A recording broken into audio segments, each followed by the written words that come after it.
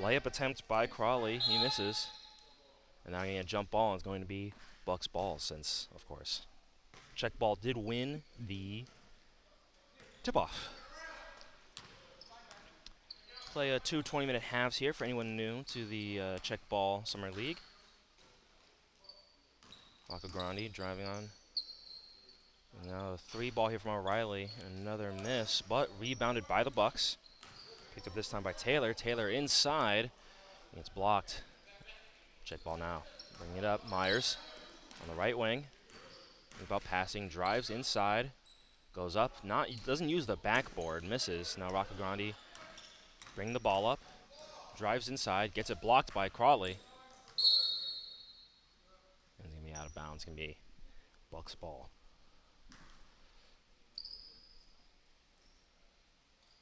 So Crawley, he was really prepped to reject that one. Grandi thought about the deep 3, chooses not to, drives inside, passes it back out to Taylor. Taylor for 3, missing, rebounded by Checkball. Zay Morales with the ball. Now to Crawley, dribble handoff to Myers. Myers for 3, off the side of the rim. And Sneed, clever move, throwing it off of Noah Morris. Keep it there, ball. Morales, ball in the left wing. Passing it over to Speaks, I believe. Now Sneed in the left corner. And they're going to call a travel on that. I thought that was going to be the case. And now checking in for the Bucks is Bright. For Taylor, Checkball does not have any subs. Grandi on the left wing. Over to Bright. Bright shoots a 3 on the right wing off the front of the rim. Now Morales bringing the ball up for Checkball. Surfing, patient, drives in, pass it back out to Sneed, who gives it to Speaks. He drives on the left side, stomps back out to Sneed and up the middle. They call it defensive 3 seconds. Oh, an offensive 3 seconds. My apologies.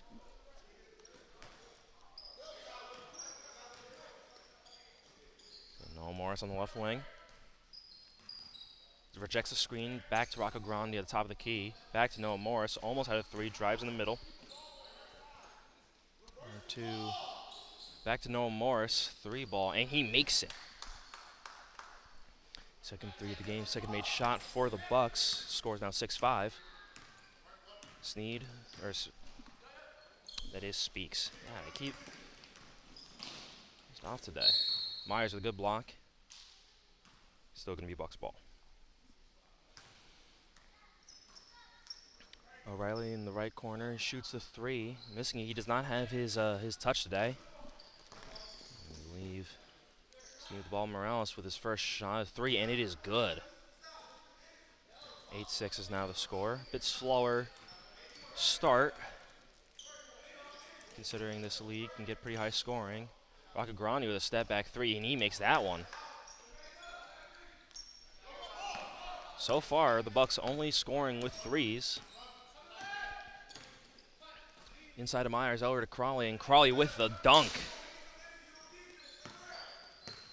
Great, just inside and then low. No, Morris with the 3, and he makes it. Still only making 3s are the Bucks. Morales driving. Up to Crawley, who misses the layup. No, Morris surveying.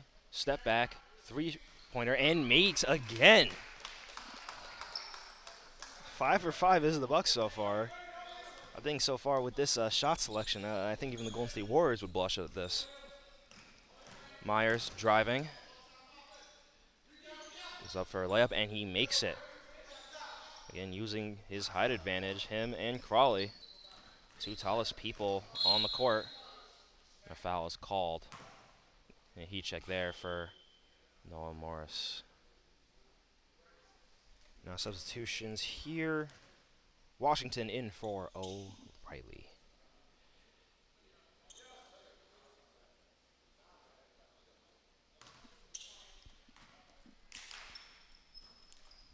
Bright in the left corner, thought about driving, chooses not to. Out to Washington. Washington for three, misses. Morales bringing it up on the left wing. Dribbles off the back of his own foot, but luckily Sneed was right there to pick it up. Sneed now driving.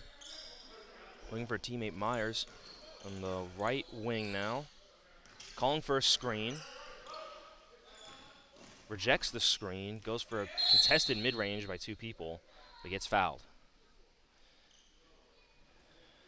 So I believe that was either on Washington or Bright.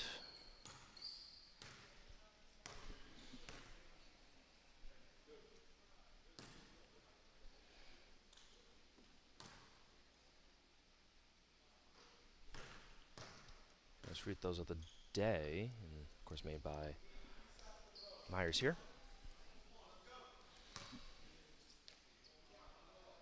Second one short, rebounded by Checkball. Speaks there, probably could have gone back up for the layup. Now Crawley on the inside, surveying out to Sneed, who drives, goes for a mid-range, and just goes in. So they get their own three-point play from inside the line, tying this game up 15-15, 12 minutes left in this first half. Rocco Grandi pulls up for three, makes the three. That makes it, not 6 for 6, of course. I think they've missed like 3, but they've made. So I thought they missed a couple early on, maybe, but. Oh yeah, because O'Reilly took 3, and he hasn't made one. So there we go. So 6 of 10. But either way, all threes for the Bucks. Noah Morris reloads, fires, just off both sides of the rim.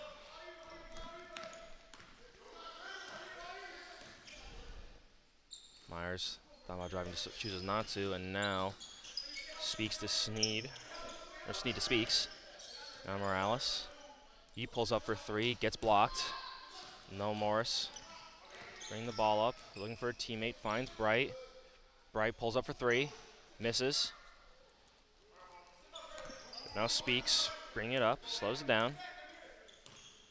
Now thinks about driving, pulls back for 3, and makes it. Tying this up again, 18-18. And it's funny because McHugh, who's been sitting, waiting to check in for so long, now Poole has joined him at the scorer's table. So drive here by Washington, choosing not to. Now Noah Morris driving in. Almost gets blocked by Myers. Doesn't. Now Myers is going to bring the ball up himself. Goes up for the layup. Gets, they say fouled. Bucks might say blocked. By the way, 2 shots for Checkball.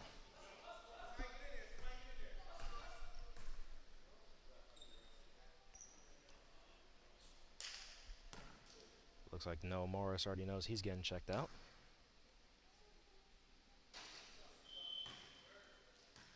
That's correct. Him and Roberto from McHugh and Poole.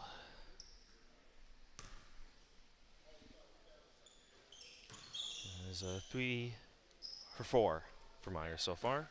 20-18 score. Almost halfway done this first half.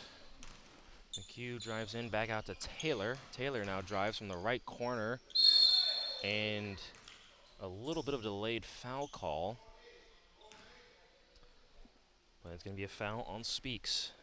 First free throws for the Bucks.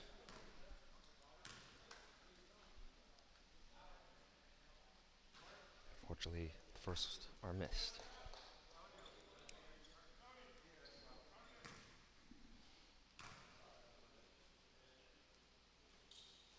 So one made for Washington is good. Speaks bring up the ball. Now it's going to be Myers on the right wing.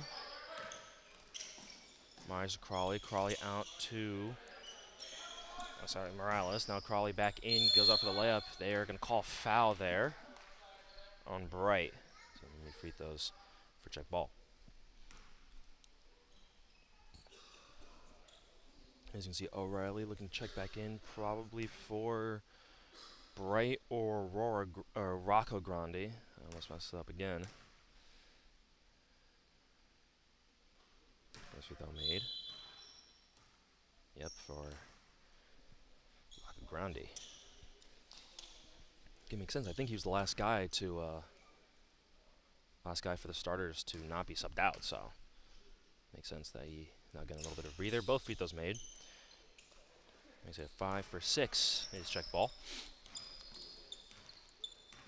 Right, bring it up for the Bucks. Passing it over to Poole. Poole to Washington. Washington on about the drive. Chooses not to. Back to Poole on the left wing. To the other wing is O'Reilly. With Myers guarding it. O'Reilly charges on the left block. Tries spin move. Just slides feet a little bit. It seems like the floor might be a little slippery today. I think I've seen someone else sliding a little bit.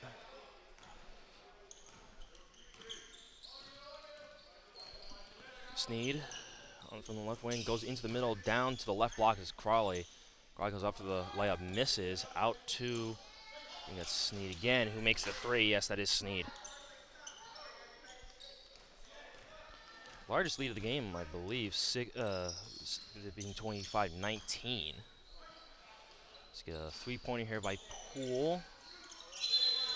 And with a mix-up of two teammates going up for the rebound there, it actually goes through Sneed's legs. On the left wing is O'Reilly. O'Reilly drives into the middle, passes back out to Washington on the other wing, off the back of the rim. So that is a Sneed driving, gets fouled, but they're going to call it on the floor. Foul on O'Reilly. Take a little water drink here. Speaks, takes a deep three from the middle and makes it. Extending their lead now to 9, and this is definitely the largest lead of the game. So Crawley guarding Bright. Bright driving on the right corner, decides not to. Now Washington tries to go in the middle, passes back out to the left wing. Is Poole for three, he misses. Speaks, dribbling the ball up, passing it over to Morales. Morales back up to the center is Sneed. Sneed being guarded by O'Reilly. Sneed drives in. It's in the middle and does get fouled. And they're going to call that on O'Reilly as well. Thought it might be McHugh.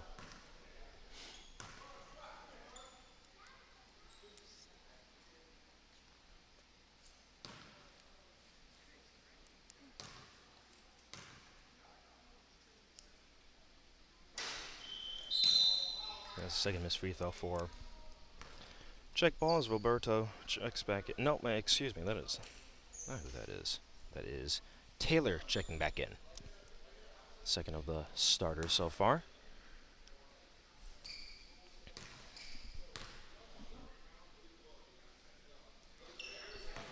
One is good. 6 for 8 is check ball. Pass down to O'Reilly in the right post. He missed it. I think he could have been fouled there. Now Myers bringing the ball up. Pulls up for three on the right wing, and he makes it. Extending their lead to 13, 32-19. Right with the ball on the left wing. Passing it over to McHugh on the, now on the right wing. Bright was on the left wing. Misses the three off the back. Myers bringing the ball up. Running for their bucket. Pulls up for three, a little bit long. Rebounded by Taylor, and now Taylor driving in, goes for a floater, just a little bit too strong. Now Morales dribbling the ball, almost has it stolen, and now drives from the left side, goes for reverse, misses that layup. Now Taylor bringing the ball up, try to go on the fast break. Myers stops him. He passes it out to O'Reilly on the right wing. Now O'Reilly pulls up for three. Again, a little too strong. O'Reilly still hasn't really found his touch. I believe that's 0 for 4 on the day so far. So a screen here. And a mid-range on the left elbow and makes it. He has a 15-point lead. Bright with the ball, Bright driving. Out to Taylor. Taylor out to McHugh, and they're going to call travel. And now we're going to get a timeout for the Bucks. So we'll take a break here and come back for our first game of the Philly God Game Summer League here at the Lenfest Center on Sports Fanbase Network.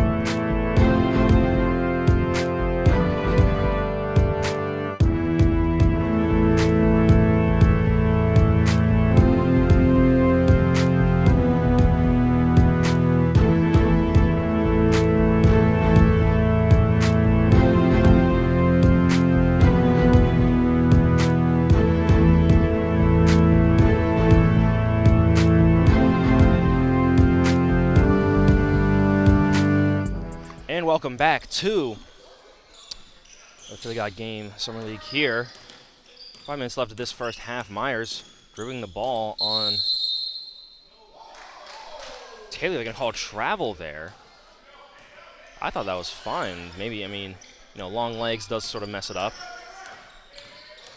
And now Bright just driving in, and he gets blocked. It's Crawley's second big block today.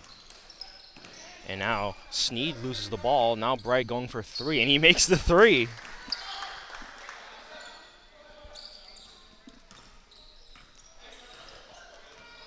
It's an interesting question my producer had during the break is what a team would need to shoot for threes, as Myers takes another one, to beat a team that's shooting normally. We'll try the napkin math that one. Myers for another three, misses. Now, Zay Bright coming back in. Taylor with the three, just too strong. Misses it. Speaks, bring the ball up. Gets around Taylor, drives in the middle of O'Reilly and Noah Morris, and makes the layup. Now Roccagrande thinks about driving in, chooses not to. Almost has it stolen from him, passing it out to Taylor. Now Taylor drives, puts up a floater, and makes it. I think that's the first actual two that they've had all game, because it was just the free throws that they made otherwise. So screen by Crawley out to the other side. Morales now driving in from the left corner, goes off the layup and makes it. 38-24, is the score. 14-point lead for Checkball. Back out to Bright on the right wing. Bright step back three. Looks like it might have gone deflected, but misses either way. Myers now bringing the ball up. Myers drives on Taylor. Goes for mid-range again, too strong, misses. Now Bright driving out to Roccagrande, who passes it out the middle to Taylor, who makes the three. And look, their score's divisible by three again. I'm just going to stick to that all day. Sneed driving on Noah Morris, spins from the left corner and makes the layup. It seems that Checkball is really using their advantage inside, which is what you would expect. Taylor for a floater, missing. Myers not bringing it up. Out to, I believe that is Sneed, that is correct, or Speaks. Now Sneed with the ball, step back mid-range, missing that one.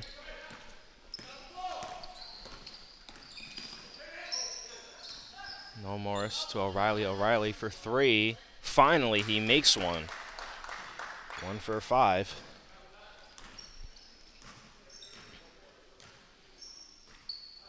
So I believe the Bucks have made 9 threes this game because of 1 layup and 1 made free throw. Myers for 3, missing.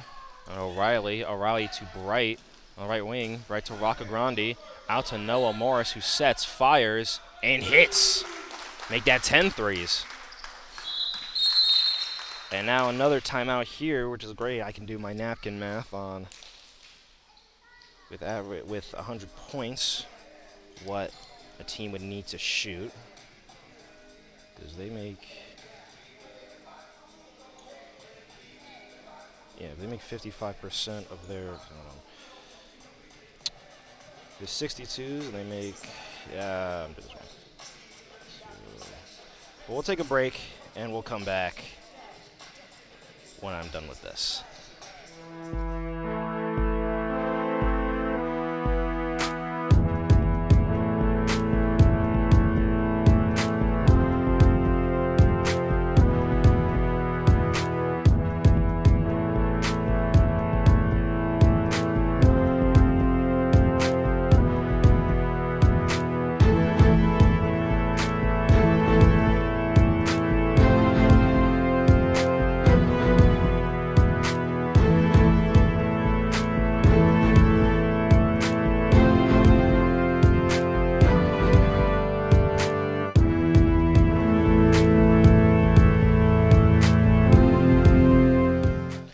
And welcome back to our first game here. 2 minutes under 2 minutes of this first half between Checkball and the Bucks. The Bucks on a little bit of a comeback with all the threes they made, but Speaks trying to make that layup there, passing it out to Sneed. Sneed losing the ball, down to Crawley. Crawley out to Myers. Myers thought about the three. Looks like he's going to drive. Tries not to, and air balls. So doing some napkin math, if a team took 100 shots, assuming a 60-40 split on 2s and 3s, which is about average in the NBA, as Taylor drives in, tries to get the confusion. Now Noah Morris. Out to Arcadia in the right corner, misses. Now I'll say my napkin math at the end of the half here.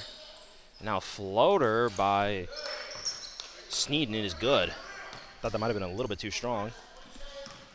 Now out to number 5. I don't have number 5. Arcadia for 3 though, and he makes another one. That's the 11th 3 of the game for the Bucks, and it's really keeping them in this game.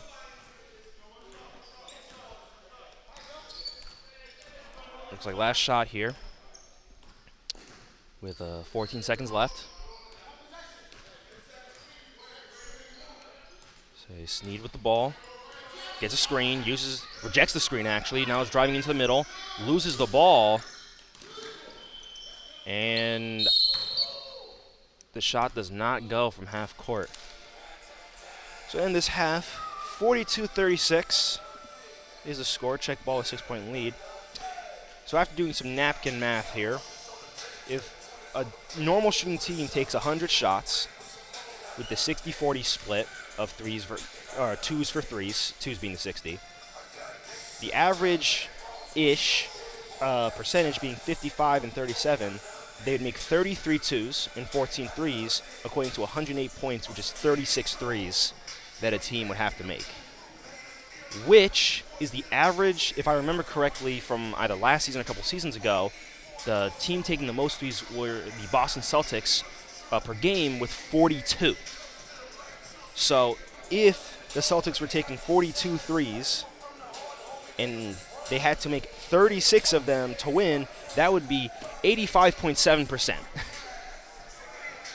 So, I mean, we don't have the exact percentages, but I think the Bucks are actually pretty close, all things considered. I mean, certainly over 50.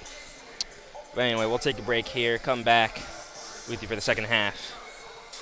Hopefully someone won't text me and tell me my napkin math is wrong. But we'll come back here. Brought to you by the Sports Fan Base Network.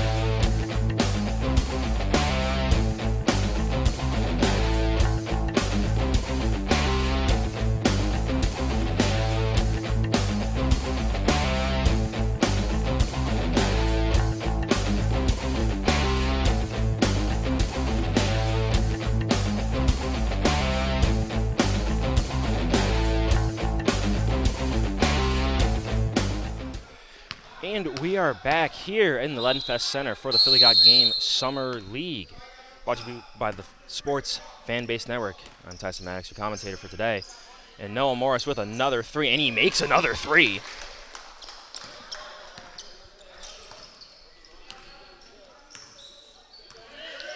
Now check ball with the ball. And now the Bucks going with the zone to start. Very interesting. Again, they're a bit of a height disadvantage, so I think check ball will go inside, but it seems to be working for them so far. Say Arcadia driving. Decides not to. Now Noah Morris thought about the three. Is choosing to drive instead. And that's the second made two for the Bucks so far.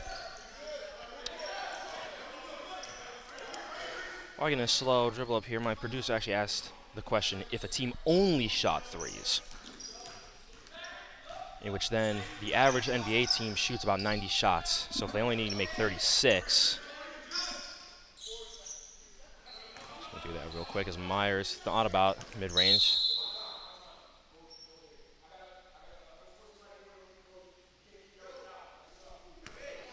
Okay, again, sportsmanlike for something. So it'd be 40%, which is still very high for a team, but again, the Bucks are certainly over that right now. A nice mid-range there for, I believe that is Sneed. Yes, that's Sneed. 3-point lead. Taylor driving. Taylor tries to pass it out to Arcadia. Instead, passes it to our cameraman.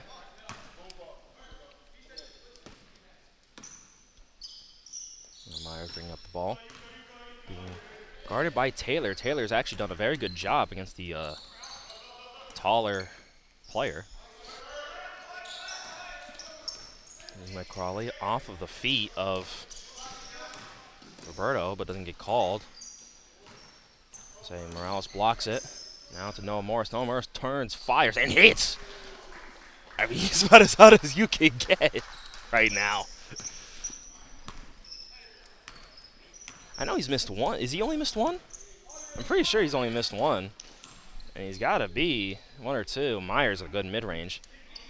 But he's got to be at like 80-some%. I mean, he's firing on all cylinders. And gets blocked there by Crawley. Now back out. Thought about the three. It was actually inside. And Arcadia is going to go out for three. Missing off front of the rim. And is going to go out of bounds.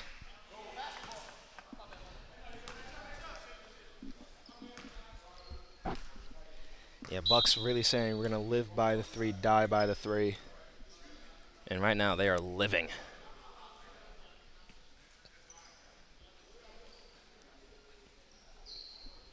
Looks like Bucks coach still upset about something with one of the refs here. My producer saying that ref in particular is no nonsense. Speaks. Takes the screen from Crawley. Passing it to Sneed. Sneed also uses a screen into the middle. Goes for mid-range and is going to call for a foul. Saying this he's a Scott Foster type, you know, Cowboy Joe West sort of guy.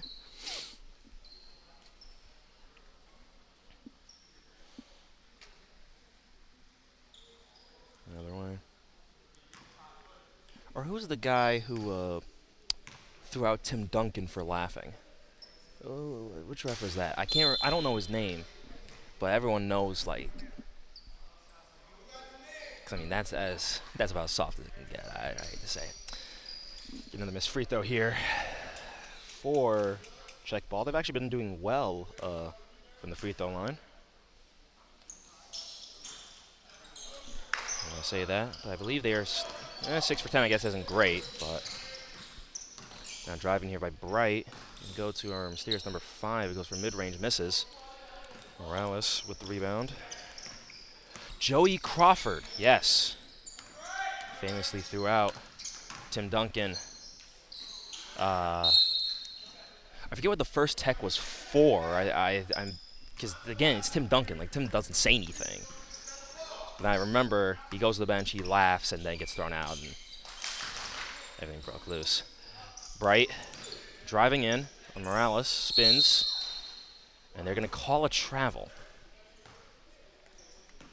Check ball. Morales bringing it up.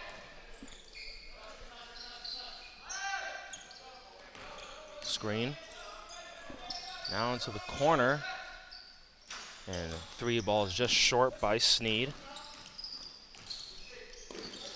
Say check ball doing good to get it out of Noah Morris's hands. Mysterious number 5 with the 3. Off of Myers, and so it's going to stay Bucks ball. Yeah, if I'm check ball, I'm not letting Noah Morris near anything. He turns, fires. Oh, missed that one. All right, maybe he'll finally cool off.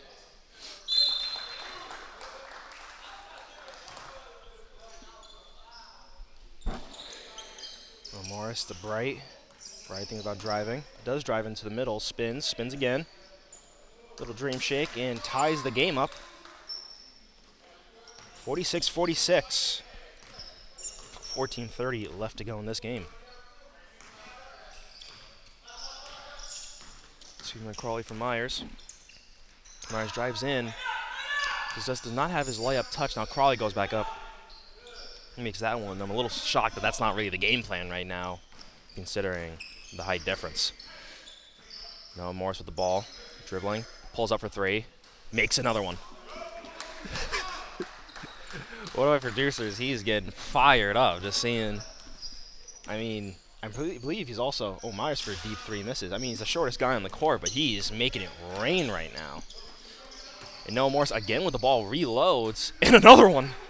Oh my goodness. I mean, he can't miss right now. So watch out for number 2. He cannot miss. I mean, he has, but drive blocked, and now, of course, in a big thunderous slam for the Bucks as they take their biggest lead, 5-point lead. And actually, I realized that was the first lead they've had all game with the 7-0 run that they seem to be on right now. And now, ball inside to Myers, stolen by Noah Morris. Seems to be everywhere. Back to number 5, who just dunked it. Into O'Reilly. O'Reilly out to Roccagrande. Roccagrande with the 3, missing, and almost a putback dunk. Just missed. And now Sneed out to Speaks. Speaks maybe thinking about passing inside, but instead drives and gets a nice layup there. He's back to a 4-point game. Roccagrande with the ball, drives on the left side, into the middle, up for a floater, a little too strong. Now Sneed to Morales. Morales for 3, and that is good. 54-53 is the score. Noah Morris pulls up for 3, missing that one. Rebounded by the Bucks. Bright goes inside, tries to go around Crawley, and he does. 56-53. Nice jelly there. Morales into Speaks. Speaks for 3, missing. Crawley with the rebound. An easy layup. And Noah Morris with the ball, getting picked up full court by Sneed, as you would imagine. And now getting doubled by Sneed and Speaks. Somehow keeps the ball. Now O'Reilly goes up for a floater. Almost gets a block, but misses. And now Sneed with the ball. And now driving. He is going to drive into the chest of Noah Morris. Now goes up for a layup. When he just goes in. Spinning in 57-56. Third lead change of this game. Fourth, actually, because there was 6-5 for the Bucks at some point with the 2 first threes. Now O'Reilly with the mid-range and is good.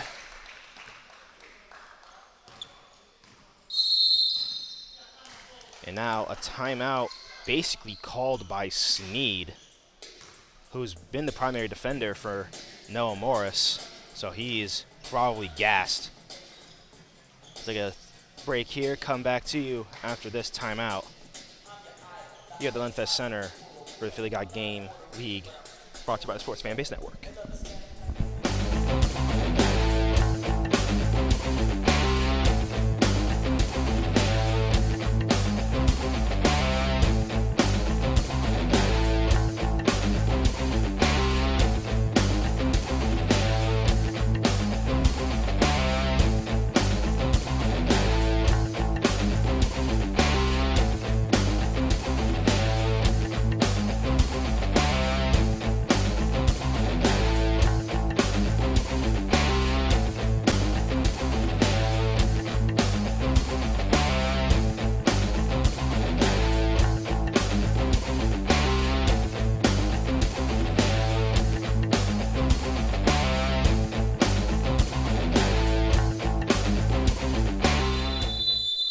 Welcome back to the Philly Got Game Summer League, brought to you by Sports Fan Base Network here at the Lenfest Center. Dyson Maddox here. I'll be here with you all day.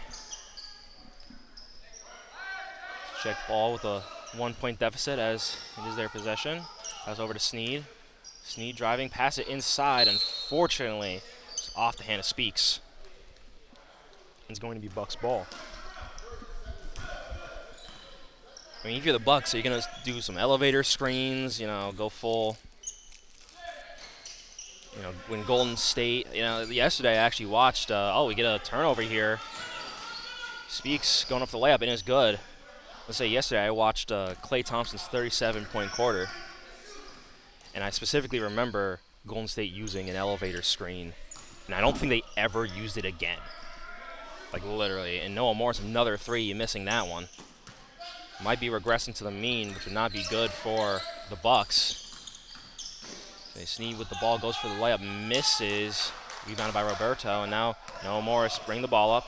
Passes it over to Washington. Washington for three. That's short. Rebounded by Crawley. Morales bring the ball up.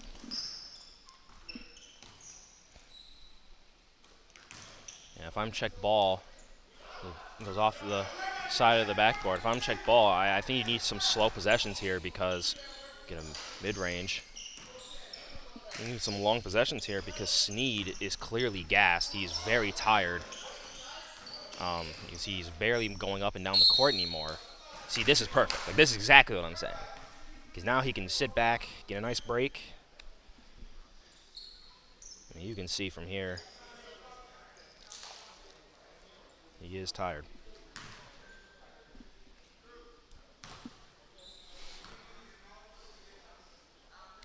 It looks like Noah Morris is going to get a break now.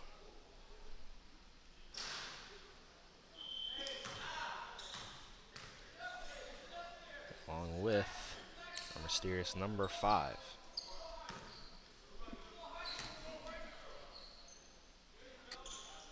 Second made free throw. I believe check ball is now at 50% on the dot for today for their free throws, which is not great. Ooh, Bright with the up and under. Does not go, but out to Pope. Pope for three. I don't think he's made one. And now Morales with the rebound. Is now running, driving. Stops for mid-range. Pulls up mid-range. Misses. Now Washington picking up the pace. Out to McHugh. McHugh drives into the middle. Out to Pope. Pope for three. That one is short. Almost gets his own rebound, but instead Morales gets it. Morales loses the ball, but gets it back off of Bright, and now goes for a layup, gets fouled.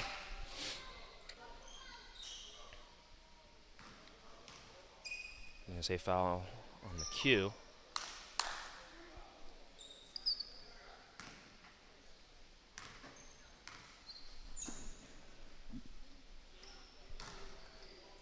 First free throw made for Morales.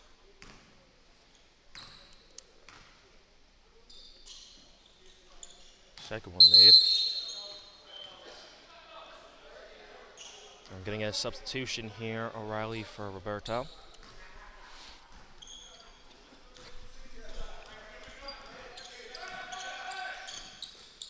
So Washington driving into McHugh, out to Pope, who shoots a three and makes the three finally. Getting on that board himself.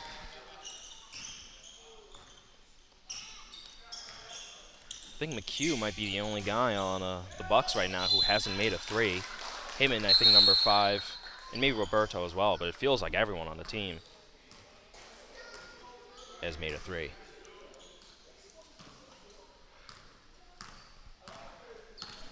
O'Reilly with the ball, being guarded by Myers. Pulls up for three, and makes it. So maybe Noah Morris cools down, O'Reilly heats up. Myers on the sort of fast break, thought about driving, decides not to. Pass it over to Morales. Morales thought about the three, decides no. Pass over to Sneed. Sneed drives. Gets it blocked off of the feet of Washington? Yes, off of Washington. Okay. I don't know why I thought they were giving it to the Bucks.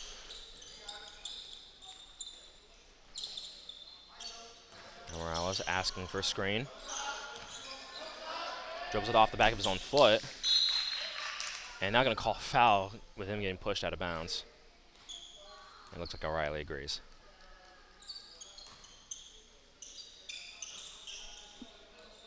Speaks with the ball. Gives it to Sneed on the right wing. Sneed just drives, gets in the middle. Sounds like he could have gotten fouled, but no call there. Taylor pulls up for three, a little bit short. Morales thought about throwing an outlet pass to Sneed, chooses not to. Asking for a screen, rejects the screen, gets around his defender, gets into the middle, goes off for the layup, and is good. Tying this game up 64-64 with 6 minutes left. Now McHugh getting an outlet pass. Spins, loses his footing, catches his own rebound somehow, but Myers gets a steal. Myers with the quarterback pass out to Morales, who throws in a nice easy dunk. Made it 66-64. O'Reilly bringing the ball up. Driving, stops the mid-range, into the block, gives it to Taylor. Taylor with the floater, and they call a late foul. Personally, I thought it was tough to see, but it looks like could have been right. And of course, Sneed arguing. I thought I heard a little bit of hitting the wrist action on the previous play.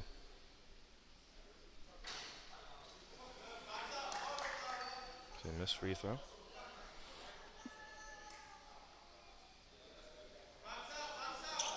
Myers having a bit of a conversation with the ref.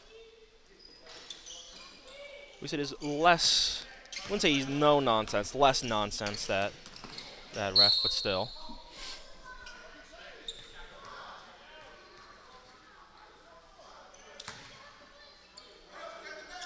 Yeah, it looks like that ref. He's definitely willing to, answer some questions as long as you ask nicely. Morales gets the ball, passes it over to Sneed. Sneed driving out to Myers. Myers for three, way too strong. I think that's the highest arcing shot he's had today. Now Taylor bringing it up, out to Pope. Pope for three, just a little bit short, but Taylor gets the rebound. Goes for a floater. That one's a little bit short. And off of Taylor goes the ball. It was going to be Checkball's ball. 66-64 is your score here. Under 5 minutes. And it looks like we're getting a full team substitution. I think that is more or less the starting lineup for the Bucks. And now Taylor driving.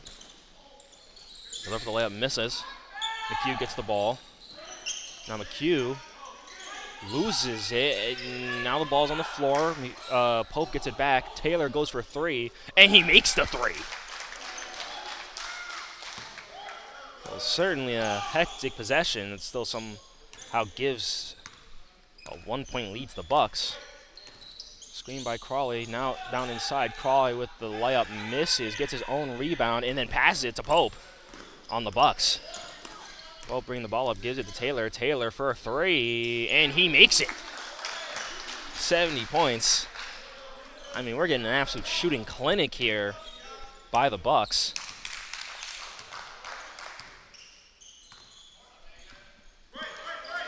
So another screen set by Crawley. Morales goes in for a layup, misses that one, and there's a foul. And so now the Bucks are going to be able to sub in their whole starting five, as opposed to Checkball, who's had no subs this whole game.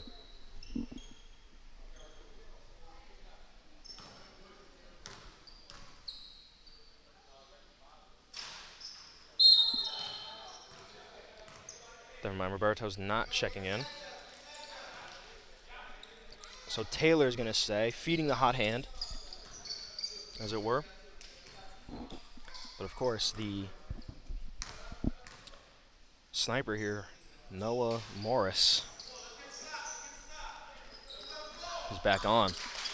And you can tell Sneed is going to stick onto him like glue. Over to Taylor. Taylor drives, pulls up for a mid-range, almost gets blocked, misses. Now Myers with the ball. Myers picking up the tempo, drives in, and just throws it off way too hard. Now Taylor with the ball, pass it over to Vaca Grande. The Steers number 5, Taylor. Taylor for the Floater, and that's good. 4-point lead for the Bucks. 3 minutes left to go here, 72-68. Sneed almost had a free lane. Still chooses to drive. Goes for mid-range, misses. Now Bright bringing the ball up. Now Morris with the ball. Picks up his dribble a little early. Bright driving on Myers, passes it out to Noah Morris. Noah Morris gets it inside to number 5, back out to Taylor, out to Bright, inside to Grandi, who makes the layup.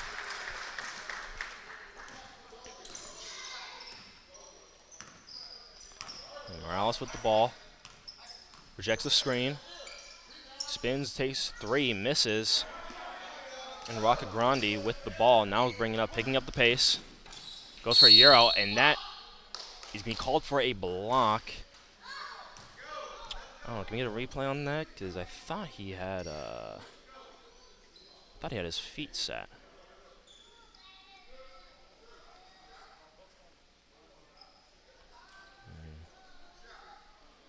And it's now 2 shots for the Bucks.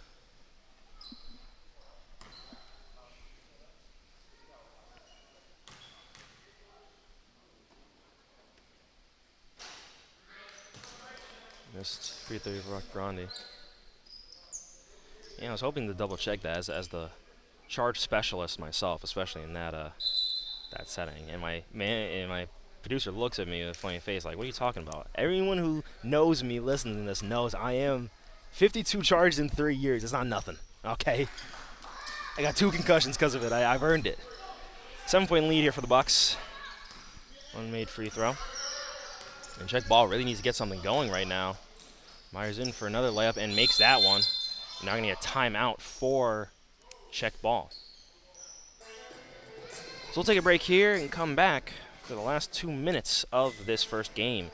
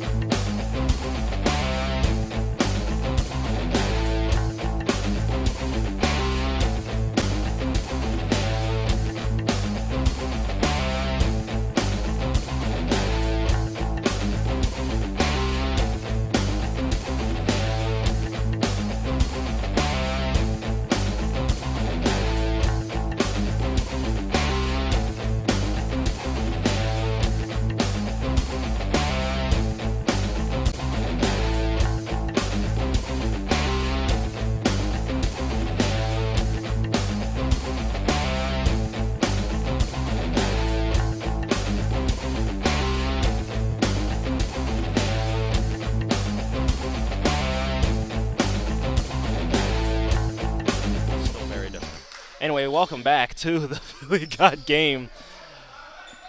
First game of this league. T-minus 2 minutes. 5-point lead here for the Bucks over Checkball. And almost the pass inside. Crawley actually intercepts it, and now Morales picking up the pace, drives in, goes for layup, and makes it. And now 3-point lead. Taylor with the ball. Taylor holding. Grandi drives, gets, it looked like got tipped from the back, but instead they're going to call foul. He's going to be on the floor. Bright driving in. And they're going to call travel.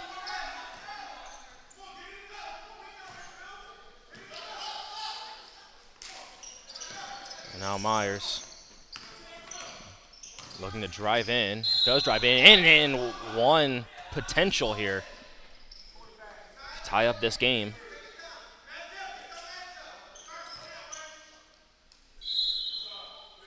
And we're getting a sub here. Roberto for Taylor.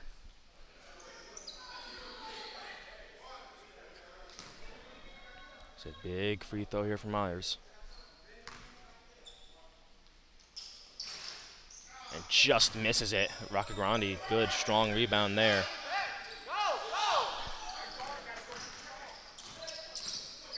Number 5 drilling the ball up, gives it to Bright.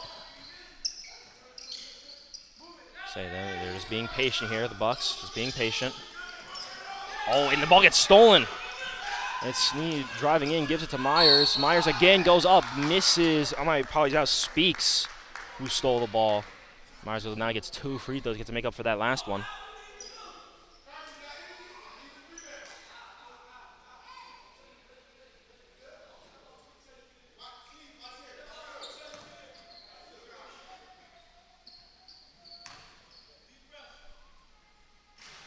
Oh, missed the first one. Now, you can't miss 3 in a row. Can't miss 3 in a row.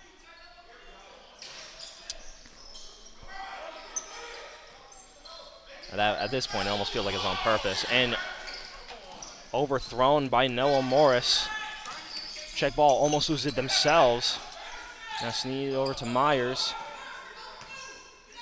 Myers looks to drive. Pass it down to Crawley. Crawley goes up, gets blocked. Oh, never mind, they're calling a foul. And even one of the players from Alvernia is disagreeing with that call. I believe the one I'm looking at is Cottrell for Alvernia. And now Taylor coming back in, it looks like, for the Bucks.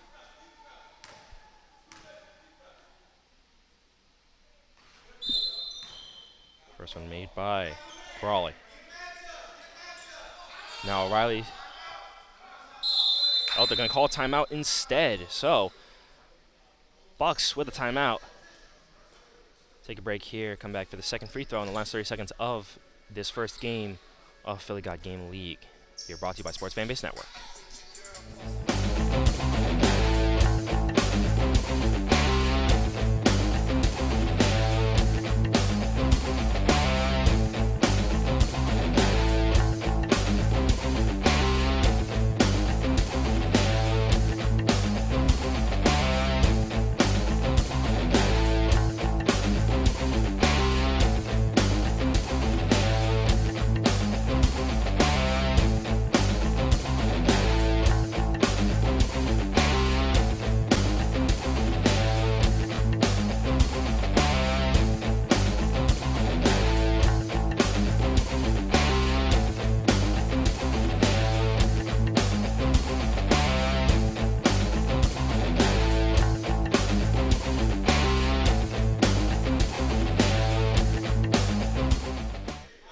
Back. Crawley could take the lead here for Checkball with this one free throw.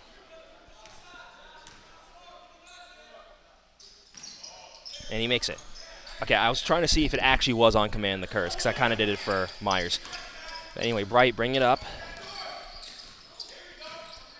And Myers running around. Bright pulls up for 3, misses, rebounded by Myers. And now the Bucks are going to have to foul.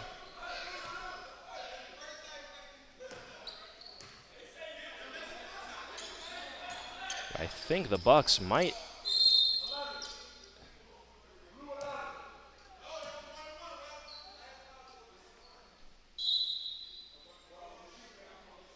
Oh, Checkball coach making sure they know it's now a 1-and-1 situation.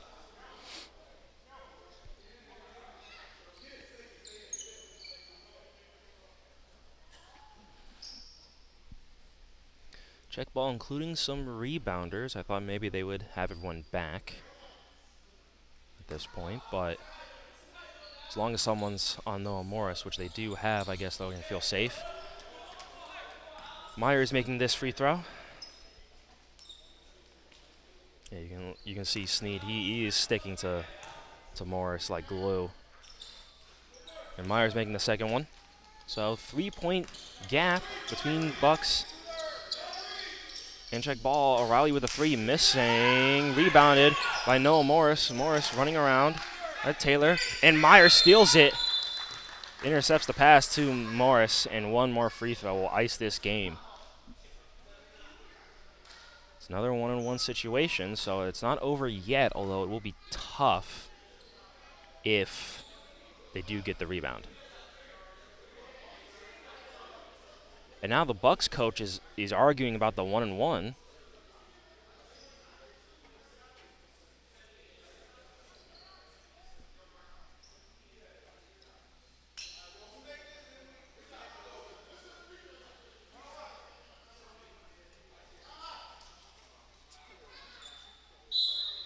Now a timeout here for the Bucks.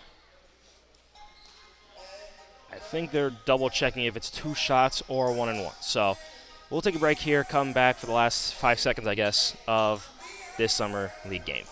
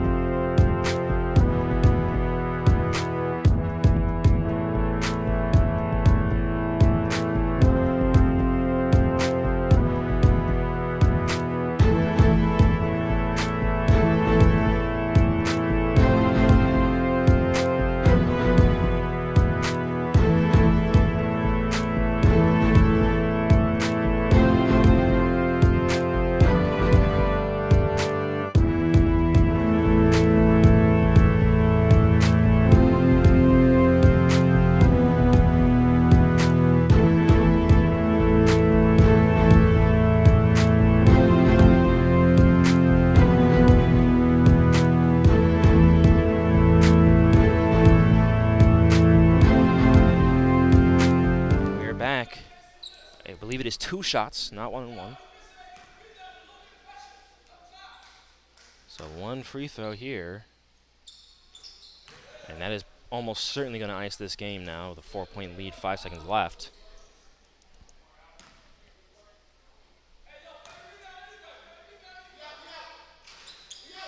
And missed the free throw there. All you got to do is not foul on the 3.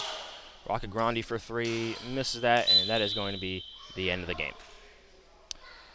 79 Checkball, 75 Bucks, and I got to hand it to the Bucks. I mean, they shot the lights out.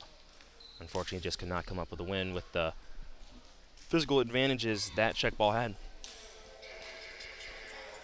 So we'll take another break here, come back for our second game on this slate, which is going to be Post and Pivot versus Alvernia. Be back with you shortly.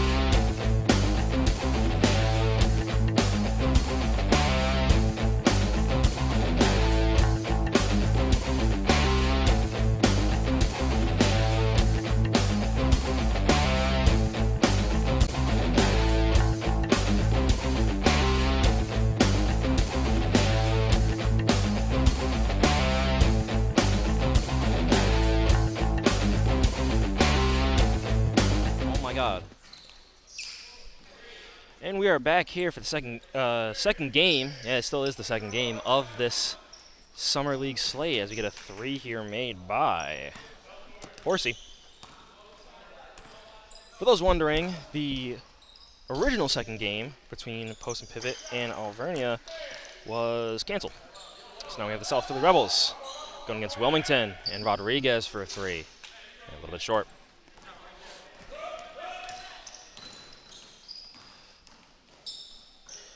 Okay, out to the right corner for 3, missed. They're going to stay South Philly ball. As I'm sure everyone can see here, South Philly a bit of a height disadvantage here. Berhanu listed as 7'1", or so says the Wilmington coach, and I 100% agree with him because my lord is that man tall. Rodriguez with the rebound. Over to Taylor.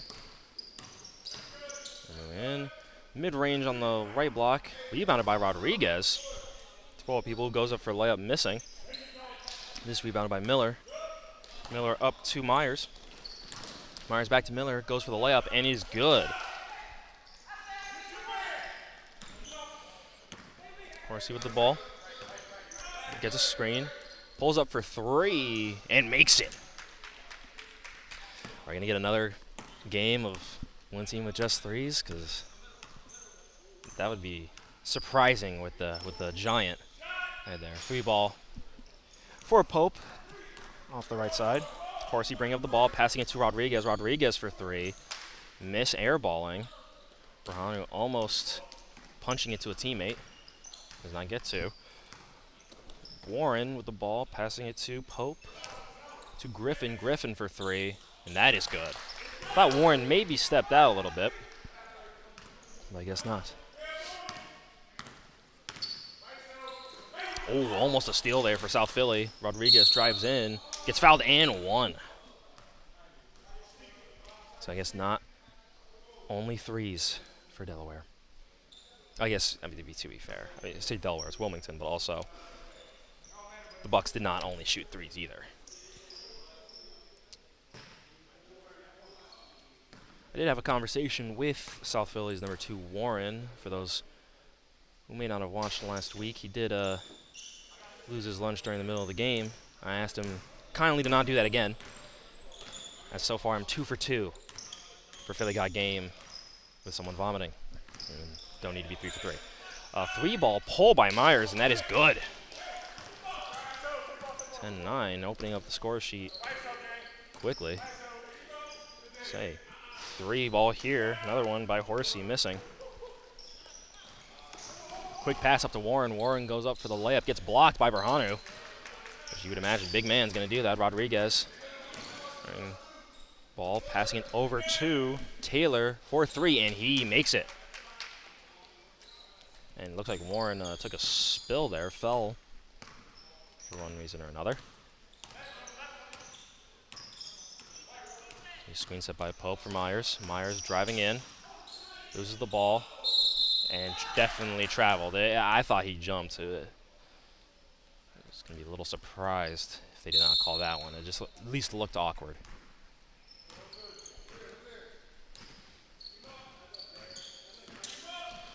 Drive in here by Boss. Pass it to Rodriguez. Rodriguez is blocked by Pope.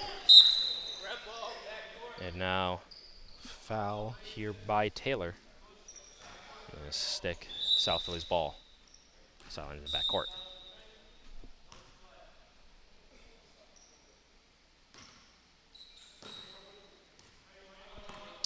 Griffin with the ball. On the top of the key here. A little bit right. Pulls for 3. Misses. Rebounded by Warren. Never mind, actually, it's going to be Taylor. Taylor up to Rodriguez. Rodriguez goes in for the layup, and he gets majorly blocked by Griffin, and they're going to say it goes off of Rodriguez.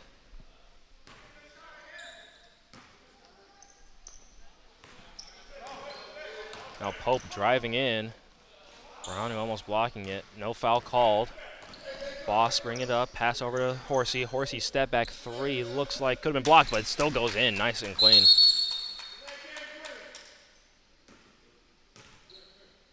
There's a delay of game someone.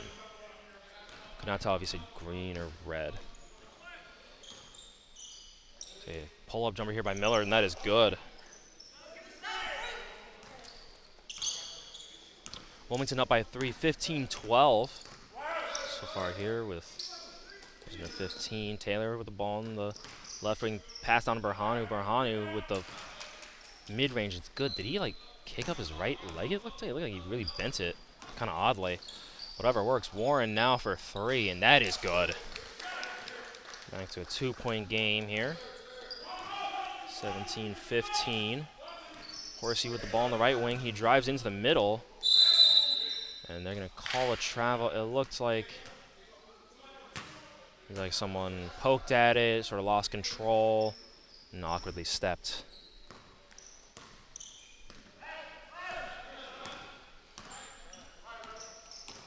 Screen set by Pope. Myers almost losing the ball, but now Pope has it on the right wing. Pope driving, or thinking about driving on Berhanu into the middle, goes for a mid-range at the elbow, and he makes that, tying this game up 17-17.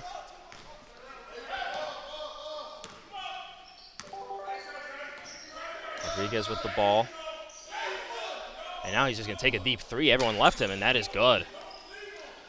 Rodriguez is by far the best shooter, or one of the best shooters, maybe between him and Horsey, on this Wilmington team. So it's definitely someone you don't want to leave open. Now the sub in here is going to be more for Berhanu.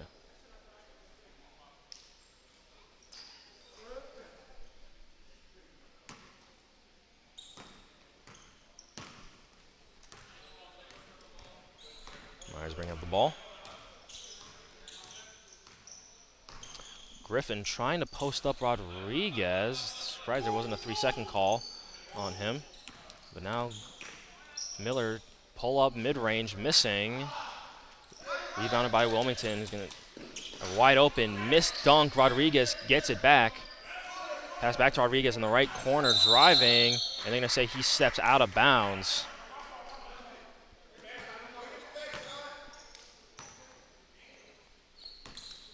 South Philly ball.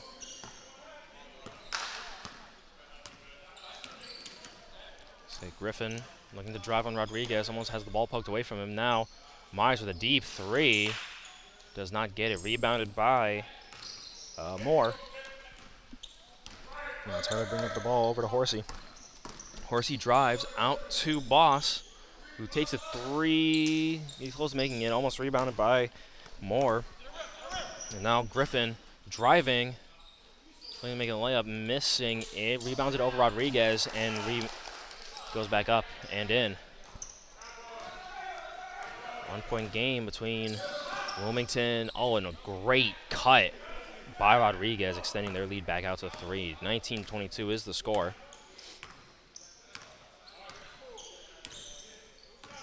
Myers with the ball, giving it over to Miller. Miller back out to Myers. Screen set by Griffin, by Warren, sorry. Pass almost intercepted by Taylor, set out of bounds.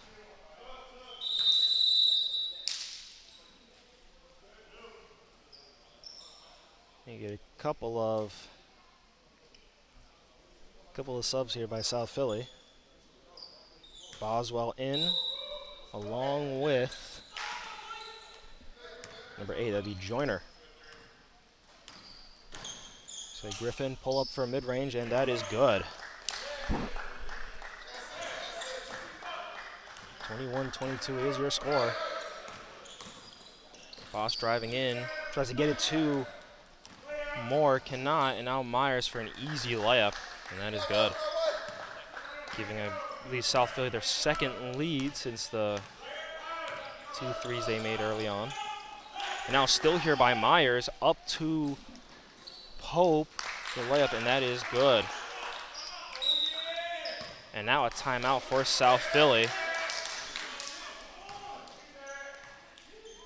As we now have a score here, 25-22 in this first half here. We'll take a break, come back to you for the rest of this half of the Philly Got Game Summer League, brought to you by Sports Fanbase Network.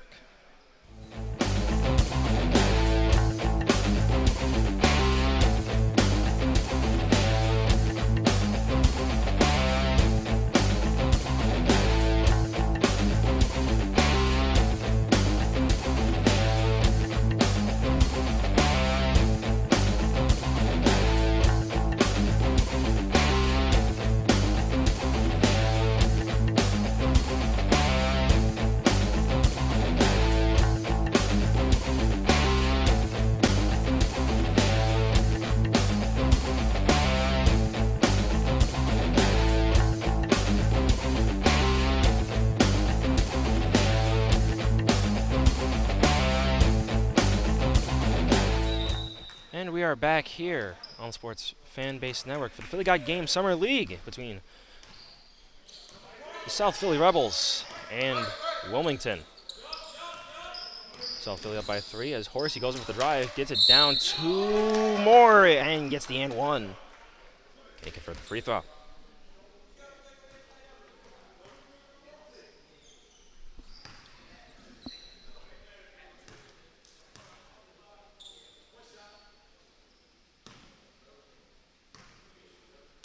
For those just tuning in, he had an interesting first game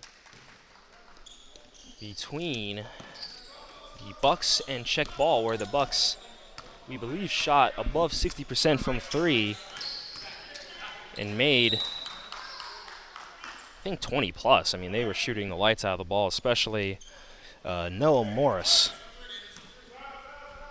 We have a more standard shot diet so far. Get 2 more subs in here. Miller comes back in. And this is Hill's first minutes of the day. Pope with the ball on the right wing. They're going to call a carry. It looks like he thought about a pass, but did not actually go for it. A little surprised that they called the carry.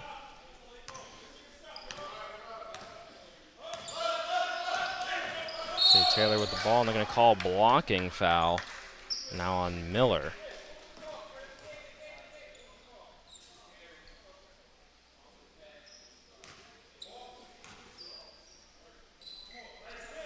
Taylor with the ball again. Gets a screen from Horsey. Instead, they're just going to throw it down to the big man, Berhanu. Goes for the reverse layup, misses. Now it looks like numbers advantage for South Philly. Miller goes in for a drive, decides not to. Instead, passes it inside to Joyner, who makes the layup. Thought he was going to go for a bit of a floater, maybe mid-range there. 2-point lead for South Philly. Horsey with a deep 3, missing it. Moore trying to get the offensive rebound, does not. Pope now driving down the middle, and does not see much interference, and makes the layup.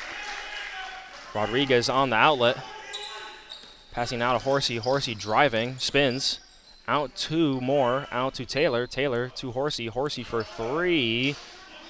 Just off the front, but Moore with the offensive rebound. And now we're going to need a jump ball, which I think will go, yeah, it goes to South Philly. Even though South Philly got the tip, it actually eventually went to Wilmington to win it. I know that seems surprising after you see number 12 on here, Berhanu, who is 7-1, but he did indeed lose the tip due to the athleticism of Warren. Hill with the ball, passing over to Miller. Miller gets a screen, drives to the baseline. He's on the right wing, looking for someone to pass it to. Passes it out to Hill, and that is going to be backcourt.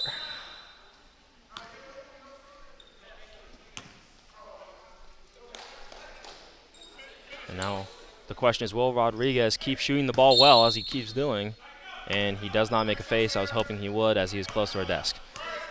Taylor gets the screen, does not really use it, almost steps back himself. Playing it down to Moore. Moore dribbles, fade away mid-range. Berhanu tries to get it over. Big man, Boswell for South Philly. And now a turnover for South Philly. Passing out to Taylor to Rodriguez. Rodriguez for 3. Does not make it.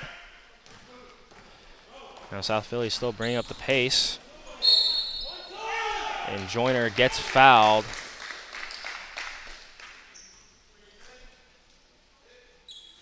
I actually missed it. Did that go in? Did not go in. All right, still getting 2 shots. You know what? I could have waited for the ref.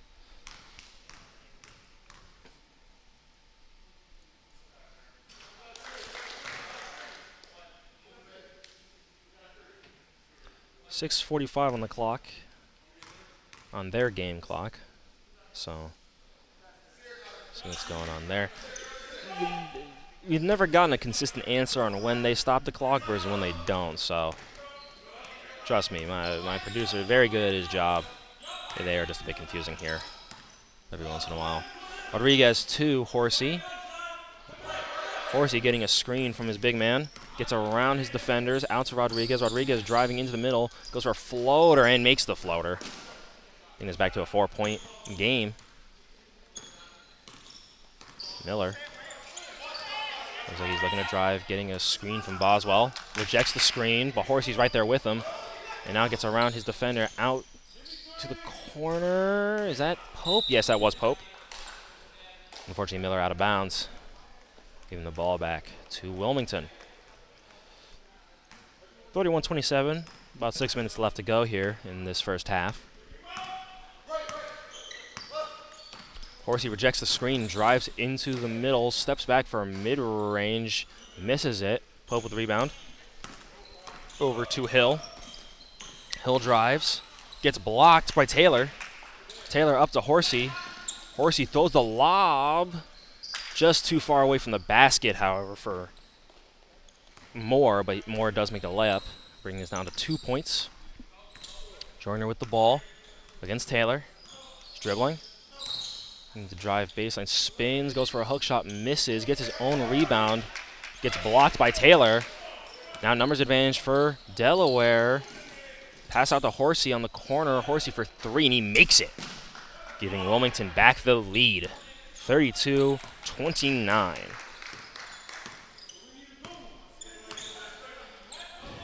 Miller down low. And that is good, and one. It's now another lead change for this game. South Philly 33-32.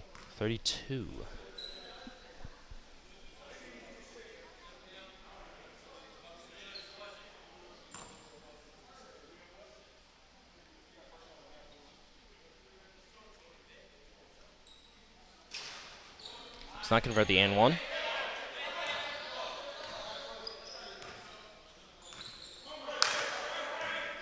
One-point lead. Say Taylor uses the screen from Berhanu.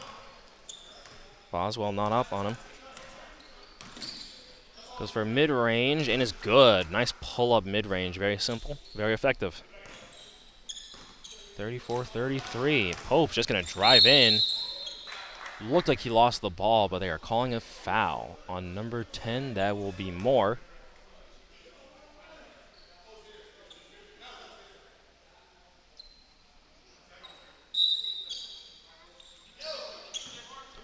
And now a wide open 3 for Pope. Missed, however. Wilmington now with the ball. Taylor bringing it up. Pass over to Horsey. Horsey thought about the 3, chooses not to. Now try to go down low to Berhanu, but gets intercepted by Pope. Pass up to Joyner. Joyner out to Hill. Hill for 3, and that is good.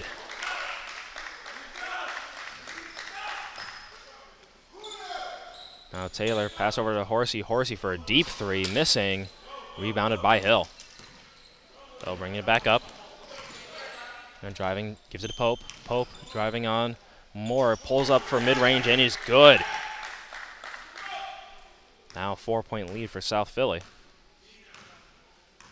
Right? I thought it was already 36-34. Guess I was wrong. We'll call a foul near backcourt violation for Wilmington here.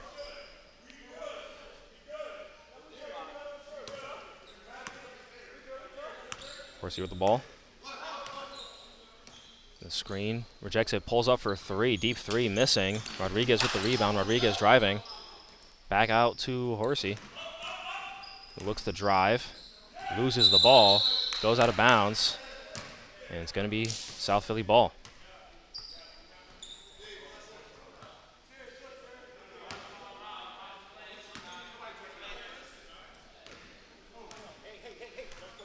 Still the ball. I guess a little chatter between Horsey and Miller. Pass inside. It looks like Moore got hit in the mouth, but no foul called on anyone. Now going to get a couple of subs.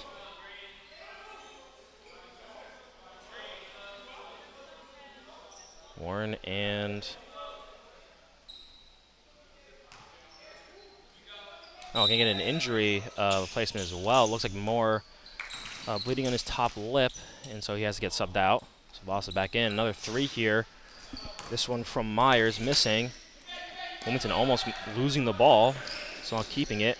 Out to Horsey. Horsey on Miller. They've been chatting early in this game. Horsey now driving. And makes the layup. So that might be the matchup to watch, is Miller and Horsey. Miller trying to, looks like, draw a foul and not get it, as Rodriguez had both hands straight up. Horsey now for 3. Misses that one. And now slowing it down, Myers. Just a minute left, 38-36, we believe, is the score. Scores table still not saying that. Myers getting another screen. Oh, and now a 3 from Boswell here, missing, but offensive rebound by Warren. Myers with the ball again. Myers driving baseline, trying to go inside, misses, and rebounded by Boss. Now to Taylor. Taylor pulls up for 3, and it is good. So we believe it should be 39-38. Still says 36 on the scorers table, so we'll see what's happening there. Miller on Rodriguez. Now they go inside to Boswell, who gets the layup around the big man. So we believe it should be 40-38. Guess not. We'll stick with the scorers table for now. Horsey driving. Goes straight towards Miller, and they're going to call a blocking foul, and I have to agree. Again, if you want to take a charge, try not to turn with the contact. I know someone might be hitting you on one of your shoulders, but once you turn, I guess because you're less stable, they see it as a blocking foul, as opposed to if you don't turn, they see you as more stable, and so they'll call the charge.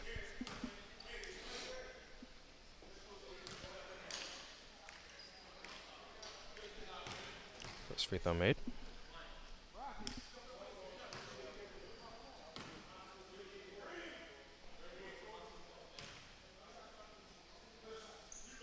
And second free throw made. 3-point lead here for Wilmington. And 3 here late by Myers, air ball. And that is going to be it for this first half between Wilmington and South Philly Rebels. 41 for Wilmington, 38 for South Philly. Take a break at halftime here, come back in just a bit.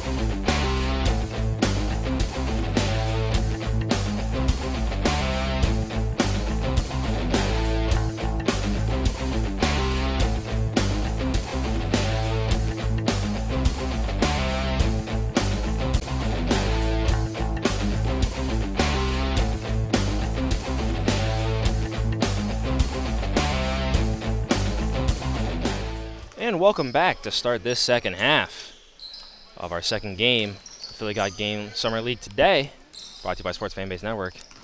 Still me, Tyson Maddox here, as Horsey steps back for a three. Missing Berhanu with the rebound. No, it's going to be Taylor instead. Rodriguez now for a wide open three. He misses that one. Warren on the outlet. Goes for a drive, goes up, and it is good.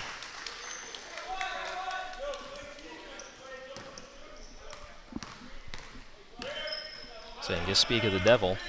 Just before he came on, I was complimenting Warren. Oh, we get Berhanu three here. Very close. Complimenting Warren. A lot of guys, you know, they get to the game, they get really focused, don't like to talk. But Warren, he's definitely willing to talk.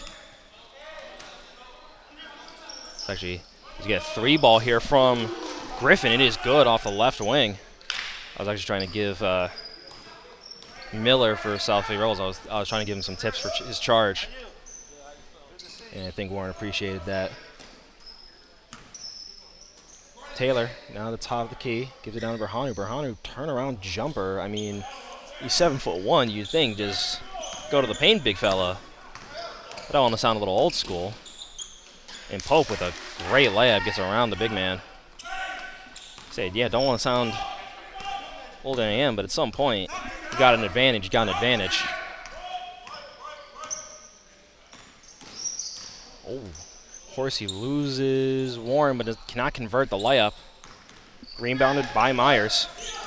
Myers dribbling through, goes up for a layup, and gets fouled.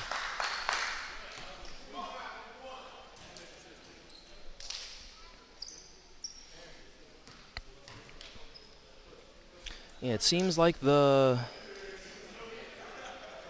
court may be a little slippery for everyone's liking, because it was the same thing here. Warren went under. And then sort of slipped a little bit.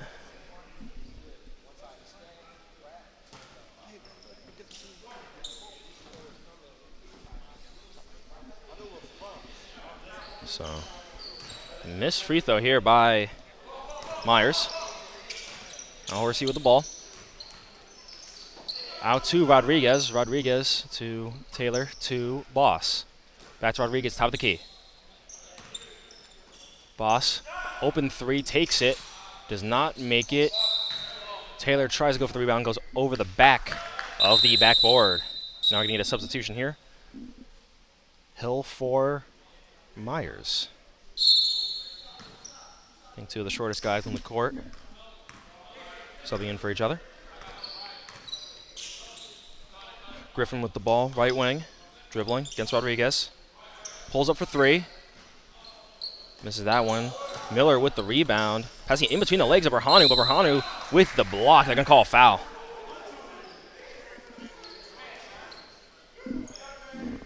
But a nice in between the legs pass. Between the legs of the big man, which, to be fair, got some, you know, long wickets there. Go between.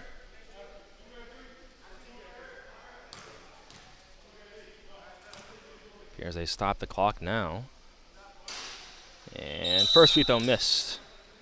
It's up more for Berhanu. I think for 7'1", might be a little bit better as a paint protector, but so far I think he's only got one block today. Seems South Philly really not caring for the length of the big man. Horsey with the ball on the left wing. Gets a screen from Moore, rejects it. Over to Boss. Boss drives from the left corner into the middle. Pass out to Rodriguez. Rodriguez fires from three, misses long rebound. Almost steals it, but somehow Hill gets it, and now Warren goes up and makes the layup, seeing their lead 2-7. I think this might be the widest lead for South Philly right now. Horsey now dribbling the ball back up. Pulls up from the left wing three, and makes it. Nice shooter's roll there. And now Hill brings it up slowly. Hill passing it down to Warren. Warren against, not Taylor, excuse me, against Horsey, actually. And now they're going to call a foul on Warren.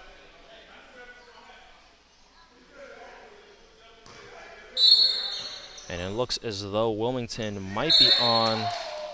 And now they're calling another foul on Warren. Warren trying to stick to Horsey. I think that's his defensive matchup, and Horsey is definitely one of the better scorers for Wilmington. Just trying to give Horsey a tougher time.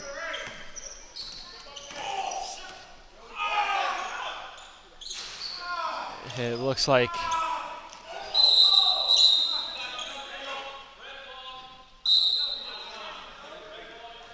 I think Warren might have gotten hit below the jewels. So we'll take a break here, come back, hopefully when he's all okay.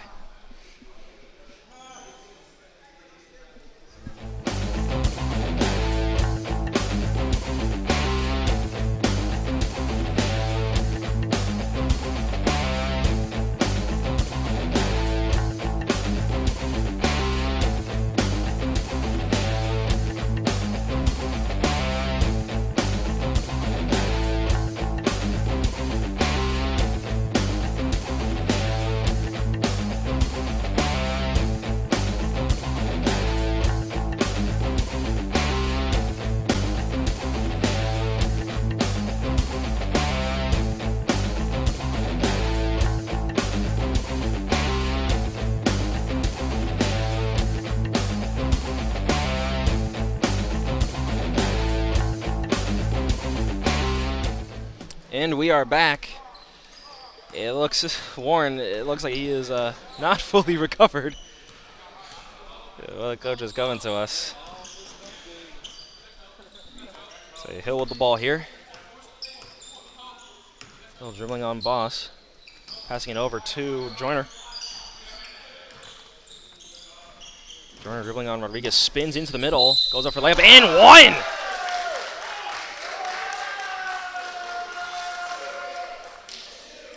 So the question is, will he convert it, of course?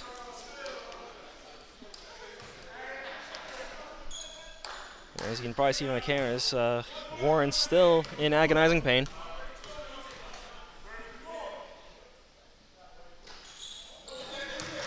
Oh, no, offensive rebound by Hill somehow, and it is good.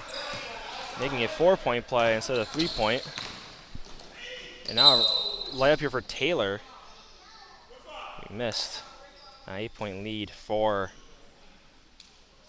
South Philly Rebels. 52-44 is your score here.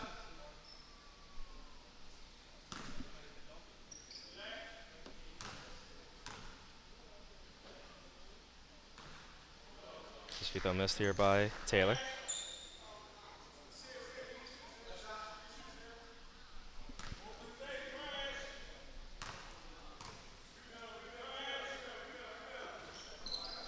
Second free throw is good. And South Philly got Pope bringing it up here. Bringing the drive on Moore. Over to Griffin, my apologies. Griffin driving in, goes up, and is good. Boss with the ball. Willing to pass it to someone. Finds Taylor. Taylor driving. Down to Moore. Moore goes up with it, and does not get it. Taylor goes up and gets fouled. Warren exiting the game, as you might have seen on our cameras. Hopefully he'll come back just fine.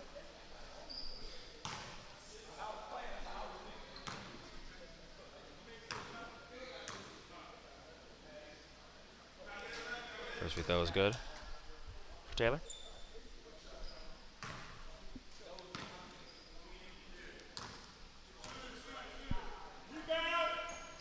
And second one is good. Guess Warren, he's just taking a long stroll. Well, Miller had Pope. He realized it, and now he's going to drive in himself. Gets blocked by Moore, but goes back up and is good. Oh, it's an elbow, Warren is saying. But got him. And now Miller fouling. It's going to be sideline out of bounds. South Philly, they might get close to the bonus here as the big man comes in for Boss. And that might be the last substitution for Wilmington. I believe they did that during the first half as well. And then this lineup, with a double big of Moore and Berhanu. The end. Horsey driving in, left block, goes up for a layup, misses, gets his own rebound, and goes back up for the layup, and is good. Pope driving from the right wing, goes up, and he gets in and one. South Philly just fearless right now, just willing to run at anyone or through anyone to get to where they need to go, and it seems to be working for them so far.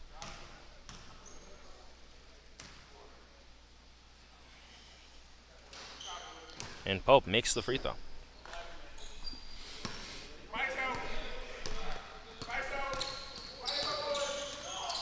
Taylor dribbling on Hill. Rodriguez gets open. Pope switches to help Joyner, who fell.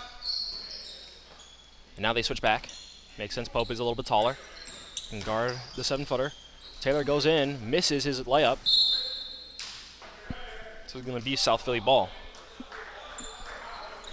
It was not blocked. It looked as though Miller or Pope tried to go up for a block. Instead, their hands just hit the rim, but the ball didn't even really get that high, so there's no goaltending there either.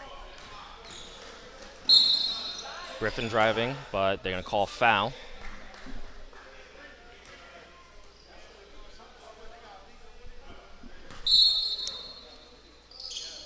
Griffin giving it to Pope in the middle, and Miller is down low and wide open, throws on a thunderous two-hand slam. And now Wilmington's going to call a timeout. Just a lapse in the defense there. Give South Philly the largest lead of the game, I believe, that being 12 points. We'll take a break here, come back for the rest of this half of this Philly Got Game Summer League.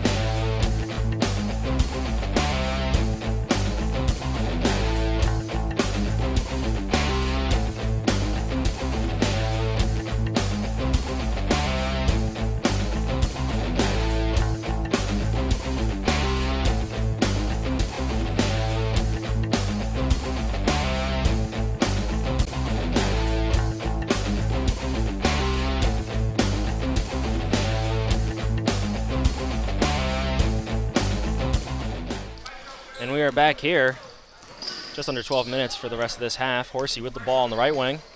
Now he's being guarded by Hill. It seems there's a rotation here from South Philly.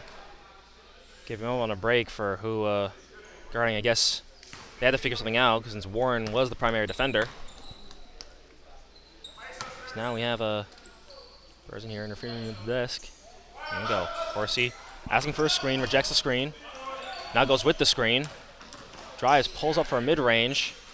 Good contest by Boswell, but Horsey steals back the outlet pass.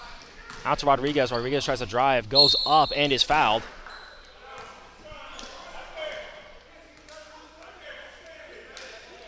And now the clock is still running. And nope, they stopped at 11 for whatever reason. All right. First free throw for Rodriguez. Have they just given up on the shot clock? Is that not happening anymore? I know they had some issues last week. I know the guy who was working it was trying his hardest with it. Rodriguez makes both of them. 10-point lead. Pope pulls up for three and makes it. 64-51. Try to bring up the ball. A screen from Rodriguez. Berhanu for three. A little too strong. Boswell gets the rebound. 4-on-1. Miller dribbles. Misses the two-hand dunk. Now outlet pass out to Horsey. Horsey goes the other side of Rodriguez. I was worried he threw it too high. Now Taylor going in. Tries to throw it down to Berhanu.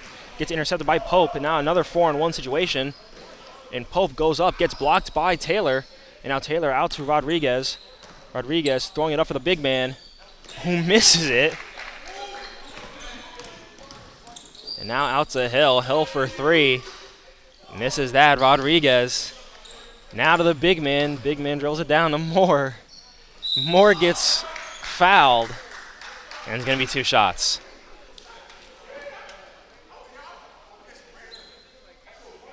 I mean, how do you not dunk that? Was it too far? I don't know.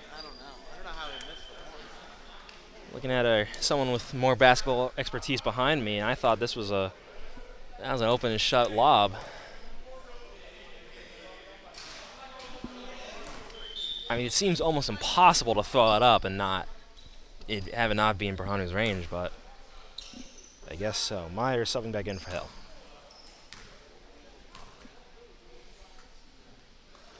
And both free throws made by Moore. 9 to 11-point game here. And Jordan bringing up the ball.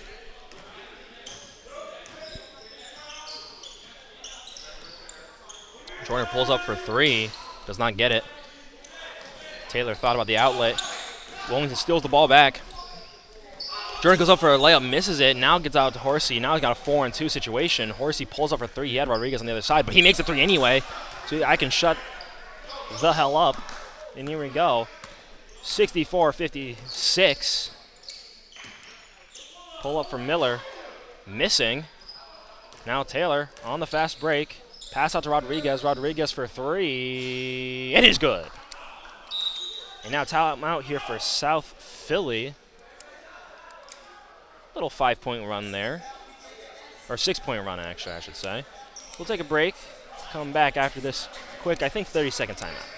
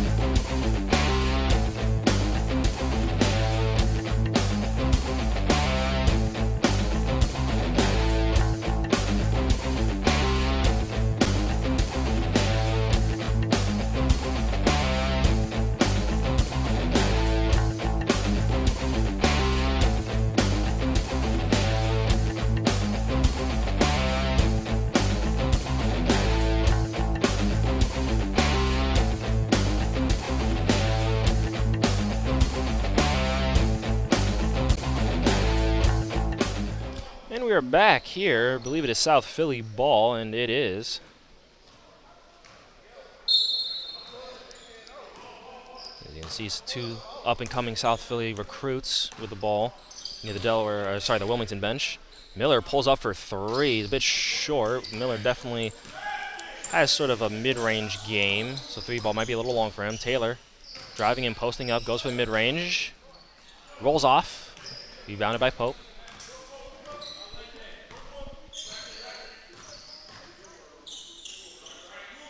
Miller rejects the screen, drives baseline from the right wing, pushes off a little bit, goes for mid-range and misses it. Rodriguez with the rebound, gets it out to Horsey. Horsey going up and makes the layup, making this now a 3-point game. This now being an 8-0 run by South Philly. A 3 here by Wilmington, not South Philly. Now out for a 3 ball, Rodriguez again missing. Rebounded by Boswell. Boswell down to Pope. Pope goes up for a layup. He misses the layup, but a rebound by Joyner. Joyner misses the layup. Berhanu with the rebound. Berhanu tries to get out to Taylor. And Taylor just goes up for the dunk and throws it down. 10-0 run for Wilmington. Now they're right back into this game.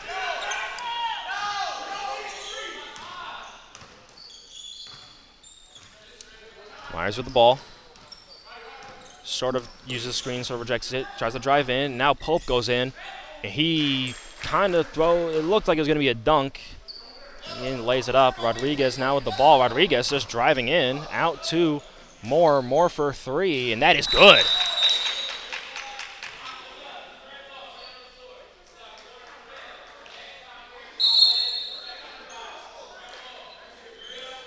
So we're getting substitutions and another technical warning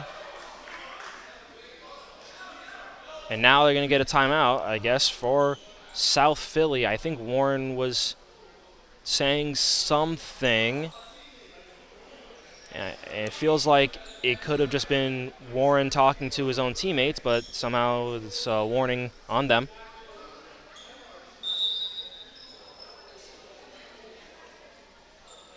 And Boswell now very upset.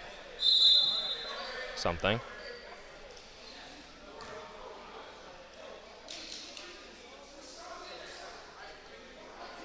As you see, Boswell elated right now. He is hot. Very upset. And right now, South Philly has 6 people on the court. Who's the guy who's coming off? And I guess it's Warren's just not going to come in at all. Okay. Hill back in. Over to Miller. 12 on 12. Miller driving in. Tries to pass it out.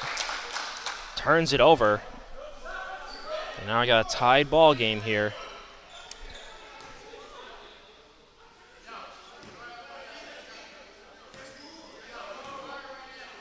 You can still see Boswell very upset. Warren trying to calm down his teammate. Taylor bringing it up on the right wing. Rejects the screen. Drives into the middle. Pushes off a little bit.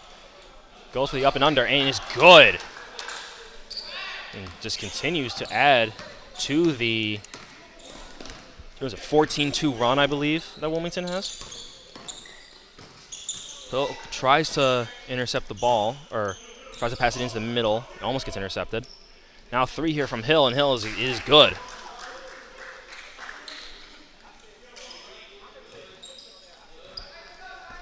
(69-68).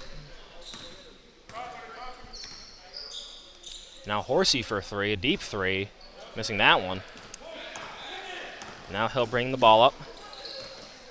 Thinks about driving, pass it up. Now he's going to drive into the middle, out to the right corner. Now into Joyner in the mid-range. Now out to Pope on the right corner, left corner. Hill goes in, goes for the reverse, just misses it.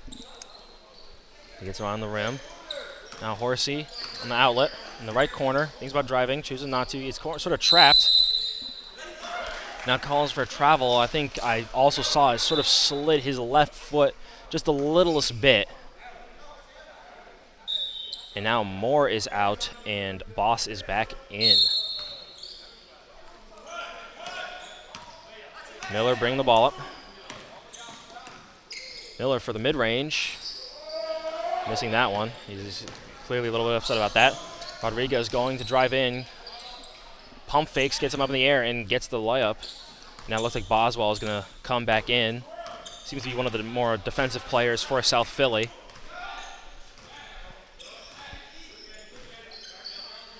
Joyner with the ball at the top of the key. Rejects and now uses the Miller screen. Pope gives it to, I believe that's Myers. Yep, that's Myers. Drives in. Pope goes out for the layup. Misses. Almost gets his own rebound. Instead, Boss gets it. Now Boss gets to Rodriguez. Rodriguez driving in. Goes for the layup, and it is good. Giving Wilmington back a 3-point lead.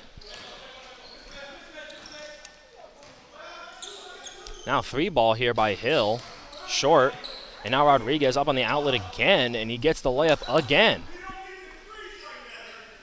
And it's not even, I mean, he's not cherry picking. He's just leaking out after, making sure he has his guy in the box. He's running the floor a bit better. South Philly not really crashing the boards, so he doesn't have to box out that hard. Miller getting past Berhanu, and that's good. And it seems that South Philly really wanting some calls to go differently and not getting them. Berhanu with the screen for Horsey. Horsey driving in, loses the ball, and he gets called for a foul. South Philly really not happy with that foul call.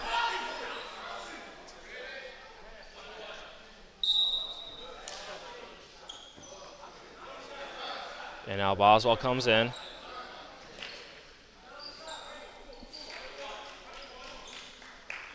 Coming in for Miller, actually. And Berhanu taking a breather. More back in.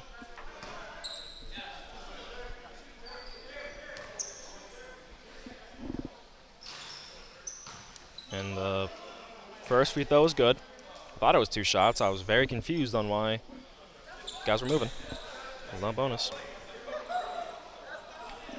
I think South Philly's got to watch out. I know, they like to have they wear their hearts on their sleeves, but unfortunately they've gotten, I think, 2 warnings from the refs, and would hate for them to start getting some technicals. Horsey with the steal. Euro steps, goes up, and is good with the layup. Now 7-point lead for Wilmington. Myers bringing the ball up, trying to do it quickly. Is getting trapped, then gets over to Pope. Pope for 3. That's short, but a long rebound. Joyner gets the rebound. Joyner driving in, gets it to Pope on the inside. He gets blocked by Taylor. And now Myers for 3, and that is good. Now a 4-point lead. Now Boss out to Rodriguez. Rodriguez for 3. No good. It looked like Warren might have distracted Joyner, but no avail. Myers with the ball. Myers rejecting the screen, driving baseline on left wing, and they're going to call it and 1.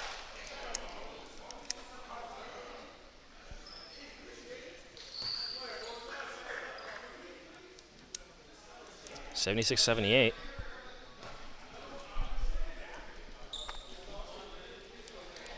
Now substitution here, Warren for Hill.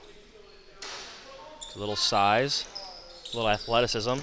I imagine his primary defensive target is going to be Horsey, as it was before, as he stated to Table, got elbowed in his lower region. Horsey being very patient. There isn't a shot clock, so if they want to, they can hold it for 3 minutes. I know that's not fun, but it is an option. Horsey down low. Warren diving onto the ball. Warren getting the ball, being able to pass it out to Joyner. Joyner to Myers. Myers going up for the layup. Gets fouled. Does not make the layup.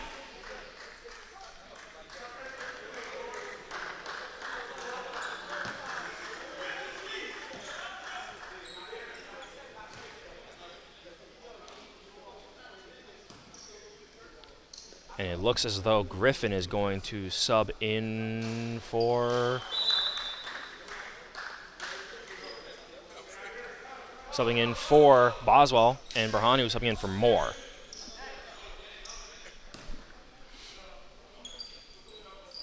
Second free throw is good. And now Moore subbing in for Boss. This does seem to be the lineup that Wilmington prefers late in games. 77-78 is the score. About 2 minutes left.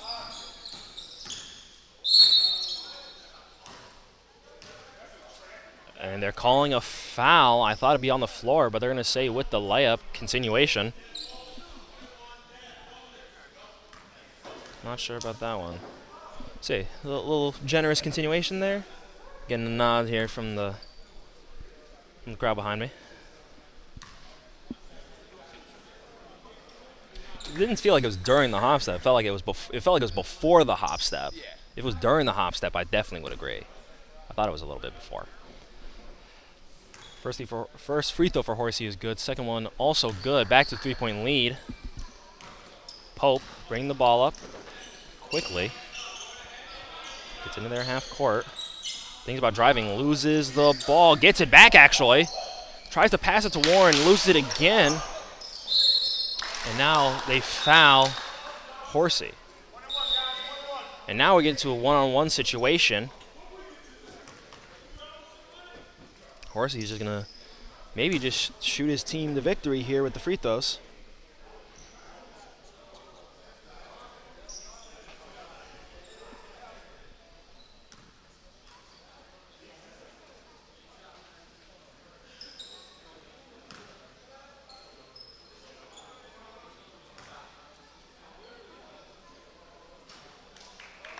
And now it's 2 shots? It's 2 shots. Okay, it's 2 shots. Thought it was a 1-on-1. I thought I heard him say 1-on-1, but I guess not. Myers with the ball, bring it up on the right wing. It looks like Wellington's now in a 2-3 zone, and he gets fouled while going up for the layup. by Berhanu. If he just kept his hands straight up, it probably would have been fine, but he lowers his, I think it was his left arm a little bit. And with the smaller player, there's a bit of an affinity to call the foul on the big man.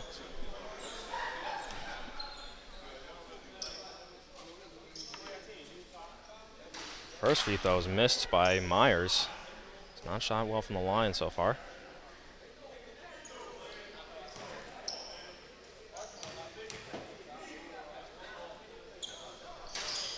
Second one is good. He's sort of pulling at one of his fingers. I don't know if something's dislocated. But I guess something doesn't feel right. Hence the misses. Horsey now with the ball. He's getting a screen from his big man. He takes it. Now it's Pope on him. Drives left side. Goes for the right-hand layup. Gets blocked. I agree. I think it was a foul. I mean, it looked like got him right on the wrist. And producer saying he heard it.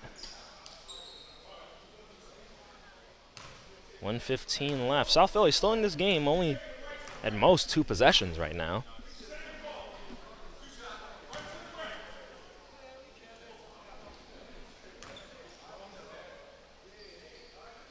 First free throw is good for Horsey.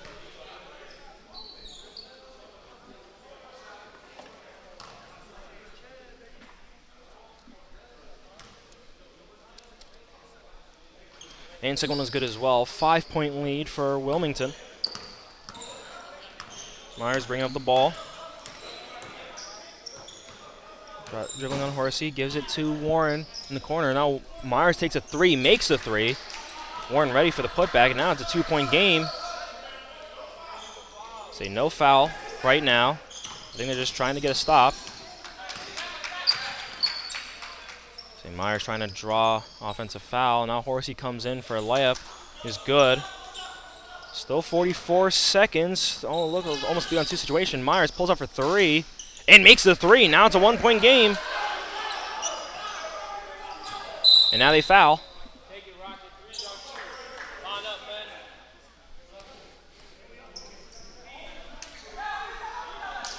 So if you're Wilmington, I imagine you try to put someone on Myers because he's been the one making the 3s right now.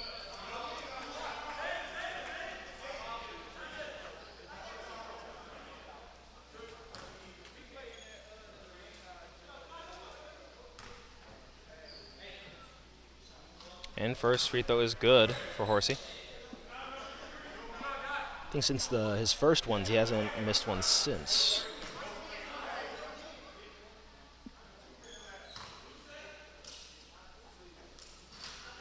And I jinxed him, as I always do. Now, Warren with the ball, gives it to Pope. Pope pump fakes, chooses not to 3. Warren also chooses no. Back to Warren. Warren for 3, and it is good! Now up to Moore. And Warren blocks Moore! And is able to dribble away, gives it to Riven, and a big block there by Taylor. Warren gets blocked by the rim, still misses. And now Wilmington has a chance for a shot. Out to Horsey. Horsey for 3. And he's going at the buzzer! Horsey with the buzzer beater 3.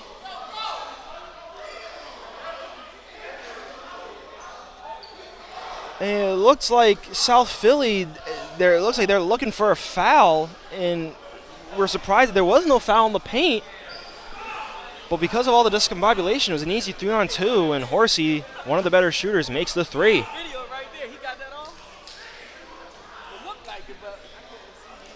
And one of the other coaches, I think he is feeling some sadness for South Philly because he got buzzer beatered as well. So that's going to be the end of that game. Take a break, come back for the next one. That's going to be First Elite and Salem. Back in a few.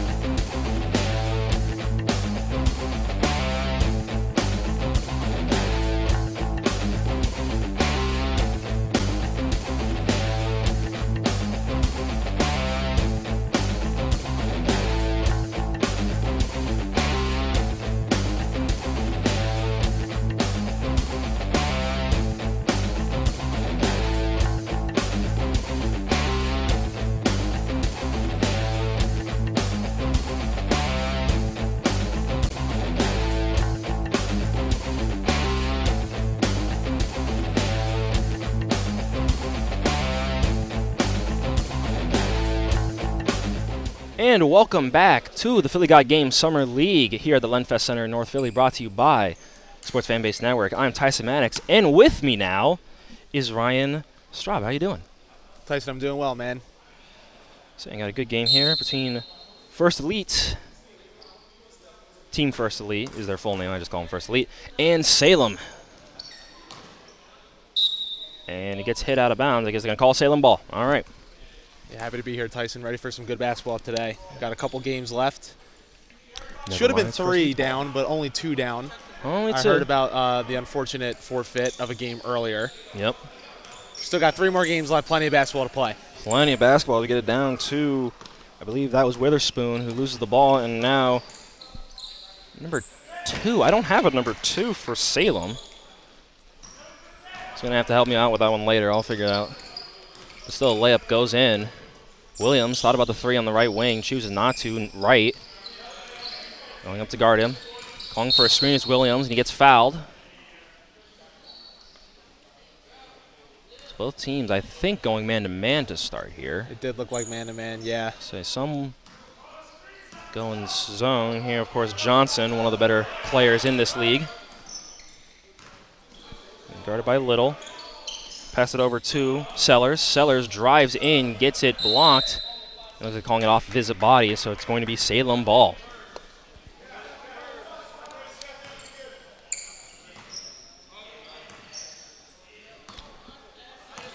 Mysterious number 2, bringing the ball up. Seeing a bit of an actual organized play here, Little. Screened by Anderson, out back to Anderson. Anderson from the left corner, 3, missing, rebounded by Johnson.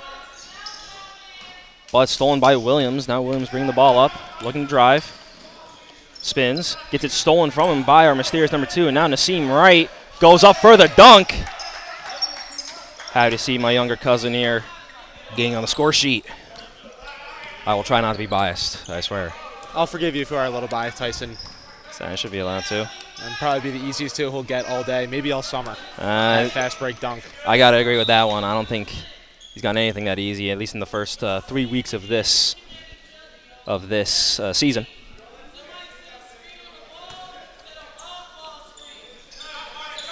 Johnson now in the backcourt, being guarded by mysterious number 2. Now Johnson driving, kicking it out. Little miscommunication there between Williams and Drummond. But there's going to be a foul called. Yeah, on the floor. If I'm Johnson there, I'm extremely frustrated. He did a good job to beat his guy off the dribble, kick out to the corner, and he had 2 of his teammates standing in the same spot.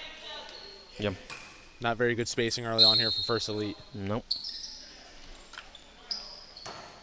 Now inside to Drummond. And Sellers, Sellers with the layup, missing it. Now up to Nassim Wright, who loses the ball, and they're going to call it First Elite. You know, I will say Drummond, he is like his namesake, you know, that being the NBA player. He surprisingly good rebounder for his size, so you can watch out for that one. Sort of like a Josh Hart with a Drummond namesake. Absolutely. Be able to get in there and get his Johnson for 3, missing it. I know previous weeks Johnson wasn't shooting well and got a little bit frustrated. Hopefully he'll get it this time. Number 2, driving in for Salem, gets pushed. A foul call. He's sidelined out of bounds. And a bit of a exclamation from the crowd here. I guess she likes the foul call, so we'll see.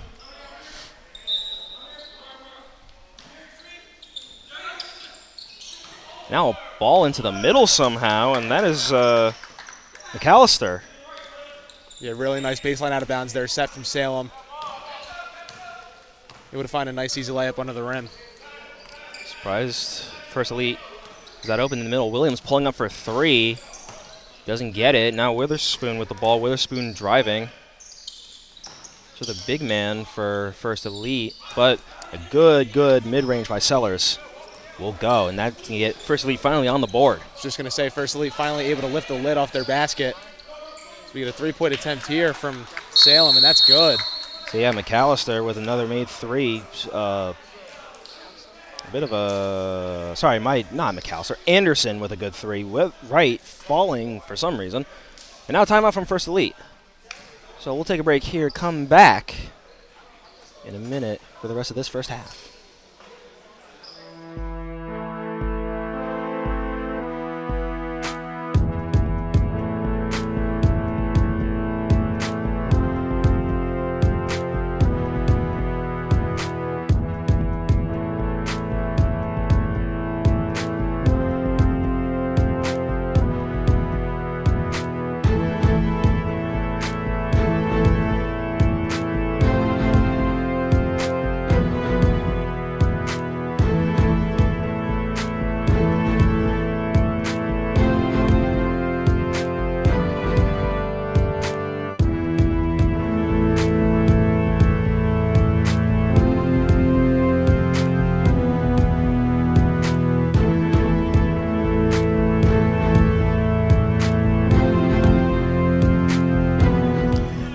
are back. Here's about 5 minutes into this first half of this third Brotherly Love game, and it looks like we're almost going to get a steal here. But First Elite being able to hold on to the ball. Now Sellers going in for the drive, gets blocked. And they're going to say it was tipped out by Witherspoon. What do you think you'd like to see from First Elite offensively so they can get going and sort of get back into this game? Well, they're doing well getting to the rim and getting the shots that they want. They're just not able to, they have that one basket to break the lid, but they're just not getting their layups to fall early on. They're trying to force a lot through contact, and so they haven't taken as many jump shots either. We'll see if they're able to kind of break down this Salem defense and see if they can get some wide open layups. Sounds good to me. Missed layup there by Wright. Now First Elite with the ball. Funny enough, I was actually going to ask you about their defense too, but then they had a great stop, so I thought, maybe I'd give you a break there. First Elite. Harley now in, wearing a big knee brace, but Johnson goes up for the floater, misses it. Williams almost with the steal, but number 2 still with the ball. What? Number 2 taking the screen, almost losing it. Witherspoon on him, and now Wright in the post, on the right post. He's got the size goes match off the mid-range, misses. Almost offensive rebound for Salem, but now Sellers with the ball. Sellers choosing to slow it down. Could have gone for a layup. Yeah, back to our point, Tyson, about First Elite not being able to knock down any shots. It's also a testament to how good Salem's defense has been so far. They're Absolutely. very active all over the place. They're in the gaps. They're not letting guys penetrate. That's why these First Elite layups are so heavily contested, is because there's always a Salem guy there to help. Good block there by Salem. Right to Good my steal. point. And layup missed. Putback also missed. Salem still almost getting the offensive rebound, but not going to go. And now is going to be Salem ball. And now I believe a timeout for timeout. First Yeah, Elite. it is a timeout for First Elite. I wonder if for Salem, there are more open rosters in this league. I feel as though Salem is one of the better teams when it comes to sort of consistency and who shows up. So I wonder if that's also helping them to just have that chemistry of being played together. Although looking back on First Elite, I know I've seen Williams every time, I've seen Johnson every time, I've seen Drummond every time, I've seen Witherspoon and Sellers every time. So yeah, and I think that's a huge part of this too, as we get into the next couple weeks, as we start to get this season going along. Is the more you play with each other, the better you're going to be. You're going to build that team. You're going to build that chemistry. You're going to build that camaraderie, and it just becomes second nature when you're playing with these guys for so long that it's definitely going to hold an advantage for Salem going forward. Yeah. Little surprised that Witherspoon hasn't really done too much so far, being one of the more physical guys on this team along with Khalifas. I thought he would sort of start this off, sort of making his presence known, but seems like going for more guard play this time around. Johnson inside to Khalifas. He gets blocked. Nice two-man game there from First Elite, but just this Salem defense has been fantastic so far. They're not making anything easy. Yeah, what do you call this, a matchup zone almost? I think they're doing a really good job. I maybe wouldn't call it a matchup zone, but they're doing a really good job of getting in the gaps and pinching on drivers. So it may create the illusion of a zone, when in reality they're just stretching off their man and really helping out each other. It's going to good potential and one for seem right. I think the refs talking to number 2, that being Harley for First Elite. I think he was the one. You saw someone threw the ball against the wall, a little bit hard, and that ref, gave some warnings in the last game, so maybe he's still not in a great mood. And he's just telling him, hey, let's not do this, Got enough to deal with. Exactly. Johnson uses the screen, still uses the screen, gets a tip from behind. I'd be very surprised if they call this Salem ball. Yeah, that was very clearly off of I agree. our mysterious number 2. Yeah. He certainly ran like he was going to get the fast break, but no. I think that was more wishful thinking that one of his teammates would be able to collect that loose ball and he'd have a layup. And as you see again, Johnson and Sellers sort of going to the same spot together as well. Let's get a foul here. Yeah, for a foul Sellers. on Anderson of Salem, and I got to say I don't really like that call. I think he went straight up, showed his hands, as you can see on our camera there. Salem bench. That gentleman over there putting his hands up to the sky, emulating what Anderson did. Yep. You know, for First Elite, when you're going through a shooting slump like this where you go almost 9 minutes only scoring 2 points to start this game, free throws are a great way for you to kind of get that offensive rhythm back and at least see some go through, as Sellers unfortunately misses that first one. Williams is putting on another shirt. Is he leaving?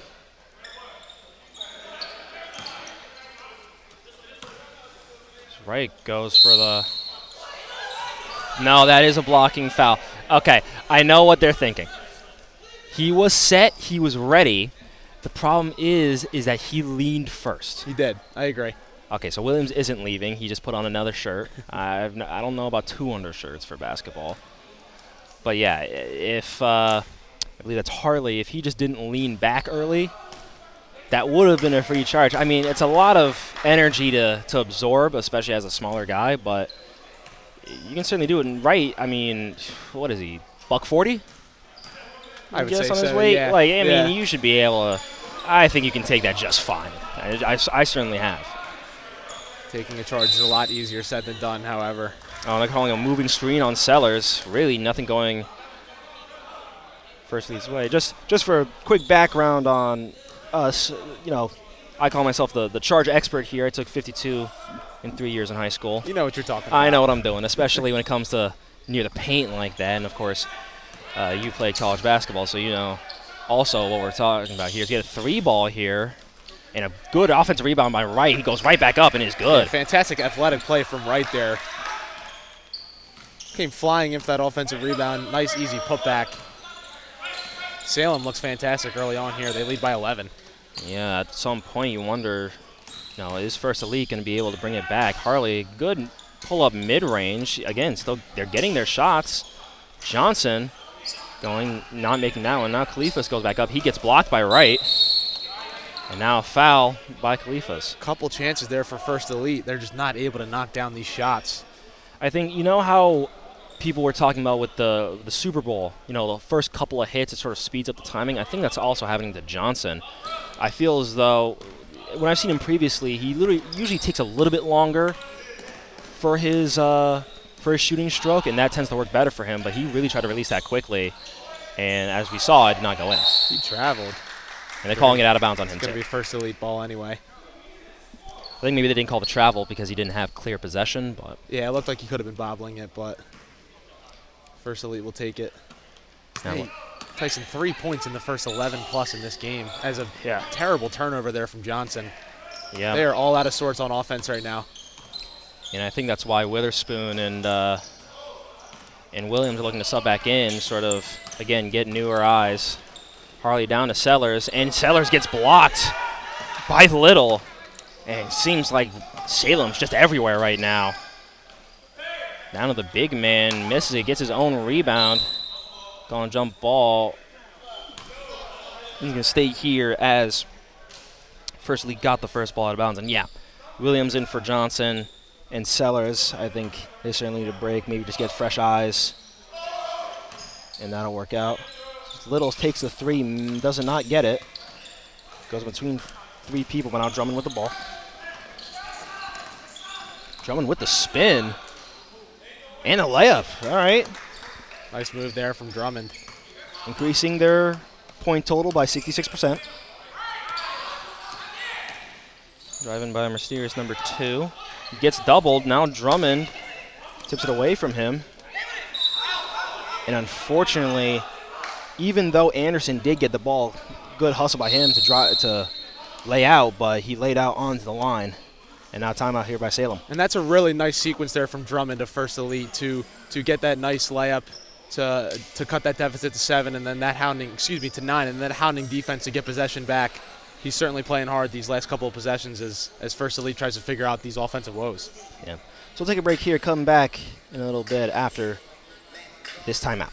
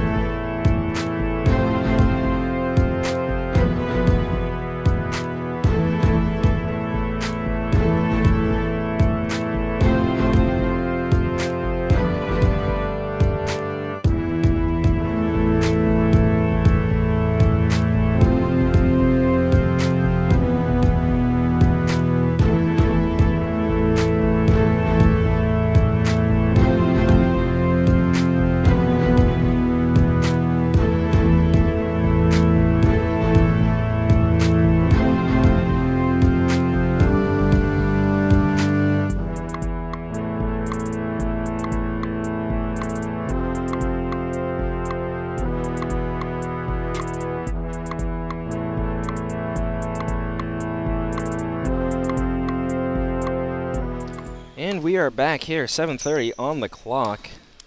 First elite ball, and almost losing the ball.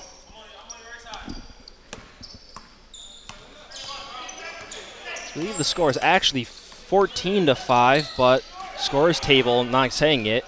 And Khalifa somehow missing a wide open layup.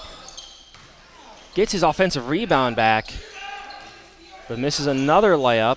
Another offensive rebound by First Elite. Williams goes up, and now Salem finally gets the rebound. And for as good as Salem's defense has been so far in this game, last couple of possessions they've struggled to gather that rebound on defense. Yeah.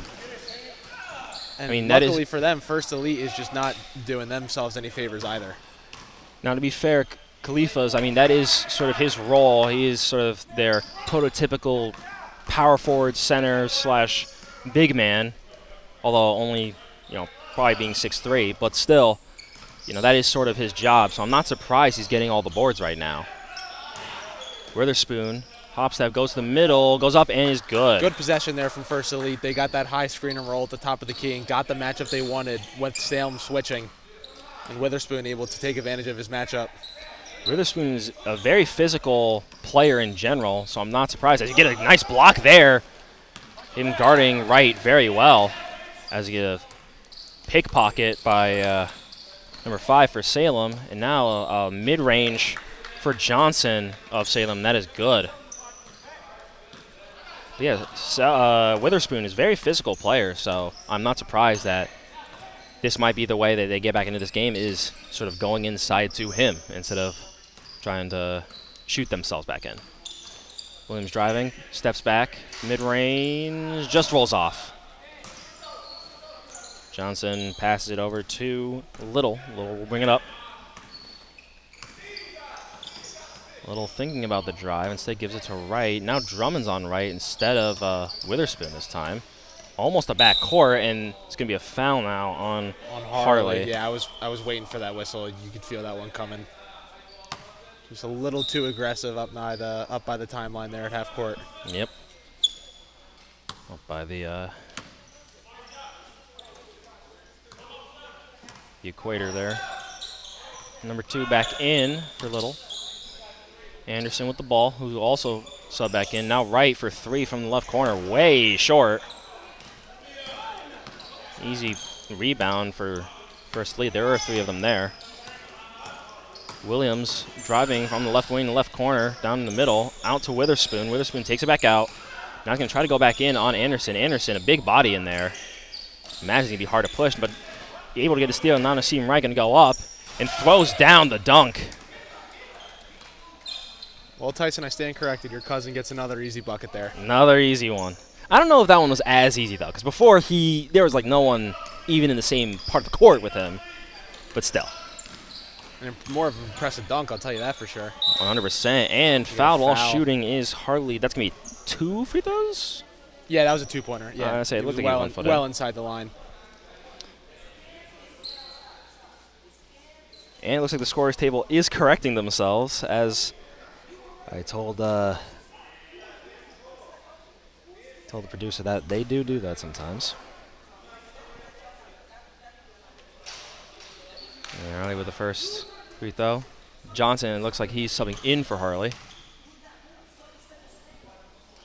And for some reason, Little walking over here for his water. I guess he forgot it earlier.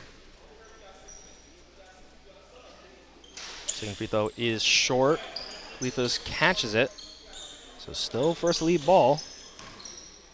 Harley out to number 9 for Elite, who drives in, loses the ball himself, and so that is going to be another turnover. Now Johnson back in for First Elite. Yeah, I'm curious to see. I don't think we do any live stat keeping or anything like that, but I'd imagine this First Elite field goal percentage is not something to be very proud of. Yeah, I think, to be kind to First Elite, we will continue to not do so. Because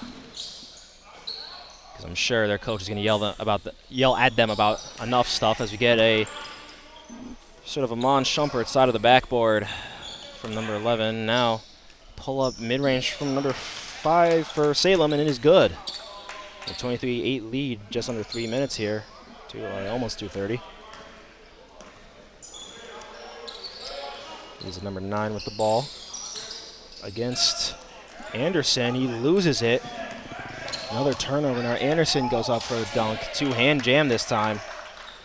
And I get more hype, but, we want to see a competitive game here. Right, I was just about to say, if you're First Elite, you might want to consider a timeout here before half, just before this gets even more out of hand than it already is.